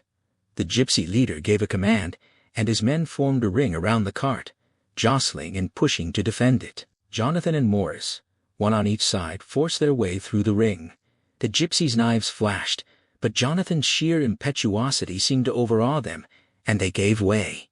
He leapt onto the cart, and with impossible strength, flung the great box to the ground. Morris had forced his way through as well, but Mina saw him clutching his side, blood spurting through his fingers. Despite his wound, Morris joined Jonathan at the chest. Jonathan attacked one end with his great kukri knife, and Morris attacked the other with his bowie. The lid began to give way, nails screeching as they drew loose. The gypsies, covered by the Winchesters and facing the mercy of Godalming and Seward, surrendered. The sun was nearly gone, its long shadows stretching across the snow. Inside the box, the Count lay on the earth, deathly pale, his red eyes glaring with a horrible vindictive look. As the sinking sun touched his gaze, the hatred in his eyes turned to triumph. But in the same instant, Jonathan's knife swept through the Count's throat, and Morris's bowie plunged into his heart. The body crumbled to dust, vanishing in the space of a single breath. Mina would remember forever the look of peace that settled on the face in that final moment.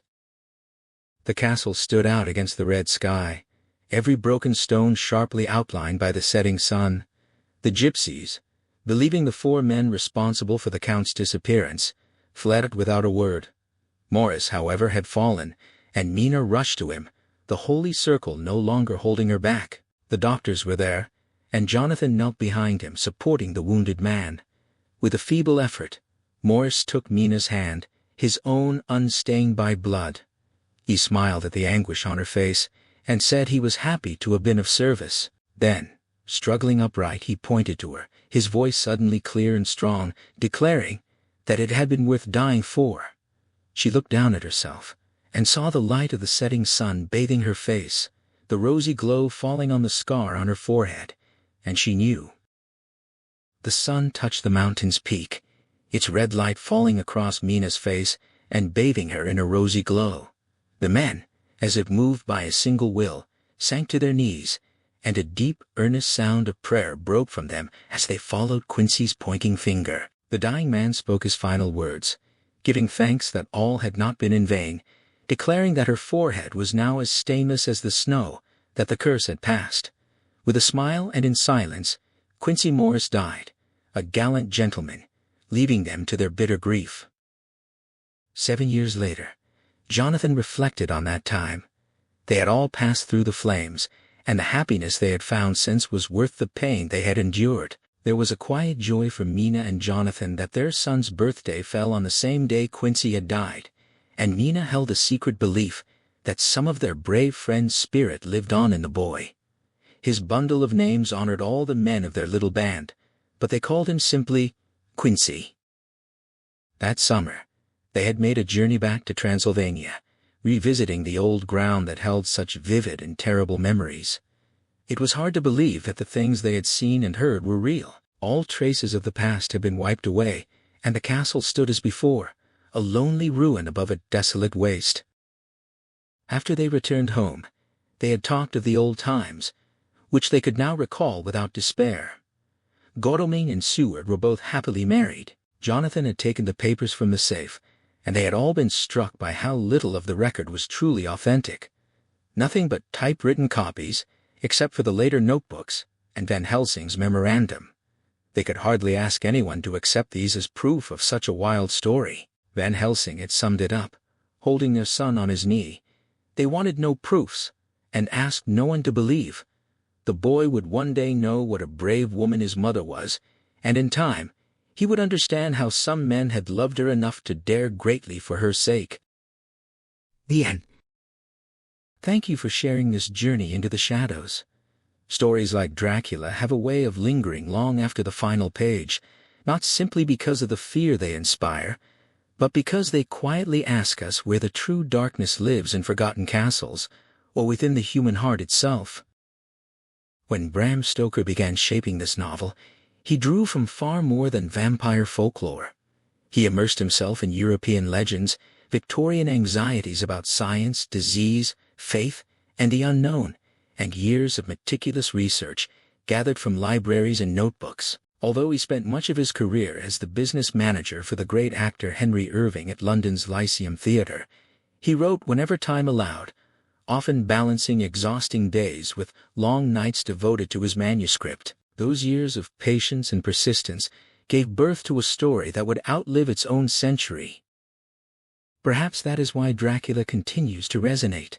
Beneath the supernatural terror lies something profoundly human, the struggle between reason and superstition, courage and fear, love and sacrifice. Every generation seems to discover a different meaning within its pages, and that quiet ability to evolve is one of the marks of a timeless classic. If this story leaves you unsettled, it has likely done exactly what Stoker hoped it would. Although Stoker also wrote novels such as The Jewel of Seven Stars and The Lair of the White Worm, it is Dracula that forever changed Gothic fiction and shaped nearly every vampire story that followed. Its journey beyond the page has been just as remarkable. Todd Browning's 1931 film, starring Bela Lugosi, established the Count's iconic image for generations, even though it departed from the novel by simplifying many characters and focusing much more closely on Dracula himself. Decades later, Francis Ford Coppola approached the tale from a different angle with Bram Stoker's Dracula in 1992, written by James V. Hart, photographed by Michael Ballhaus, scored by Wojciech Kilar, and brought to life by costume designer Eiko Ishioka. The film sought to restore much of the novel's Gothic richness while introducing a tragic romantic backstory that Stoker never wrote. Many of its most unforgettable moments were achieved without digital effects. Coppola insisted on using practical, in-camera techniques inspired by early cinema, and his son Roman Coppola helped create many of those striking visual illusions by hand. Gary Oldman embraced several distinct versions of Dracula throughout the film, while Anthony Hopkins gave Professor Van Helsing an eccentric energy that blended wisdom with unpredictability. Winona Ryder's interest in adapting the novel helped bring the project together after an earlier collaboration with Coppola had fallen through, and despite the film's ambitious production, its handcrafted visual style remains one of its defining achievements. Coppola, whose films include the Godfather trilogy and Apocalypse Now, approached Dracula less as a monster story than as a dark Gothic romance, allowing beauty and horror to exist side by side. That creative choice continues to spark discussion among readers and film lovers alike, especially because the emotional focus differs so greatly from Stoker's original vision. If today's retelling has awakened your curiosity, the original novel offers an even richer experience. Its letters, diary entries, and journal fragments create an intimacy that no adaptation can fully reproduce, inviting you to uncover its mysteries exactly as Stoker imagined them. If this story stayed with you, I'd love to hear what you carried away from it. Perhaps a character surprised you, a scene lingered in your thoughts, or you see its ending differently than someone else. Those conversations are part of what keeps great stories alive. And if you'd like to continue exploring remarkable books together, your support through subscribing, sharing, or simply returning for another journey helps make that possible. Some stories end with a final sentence. Others quietly follow us into the night, waiting for the moment we remember them again. Dracula has been doing exactly that for well over a century, and perhaps now, it will remain with you a little while longer.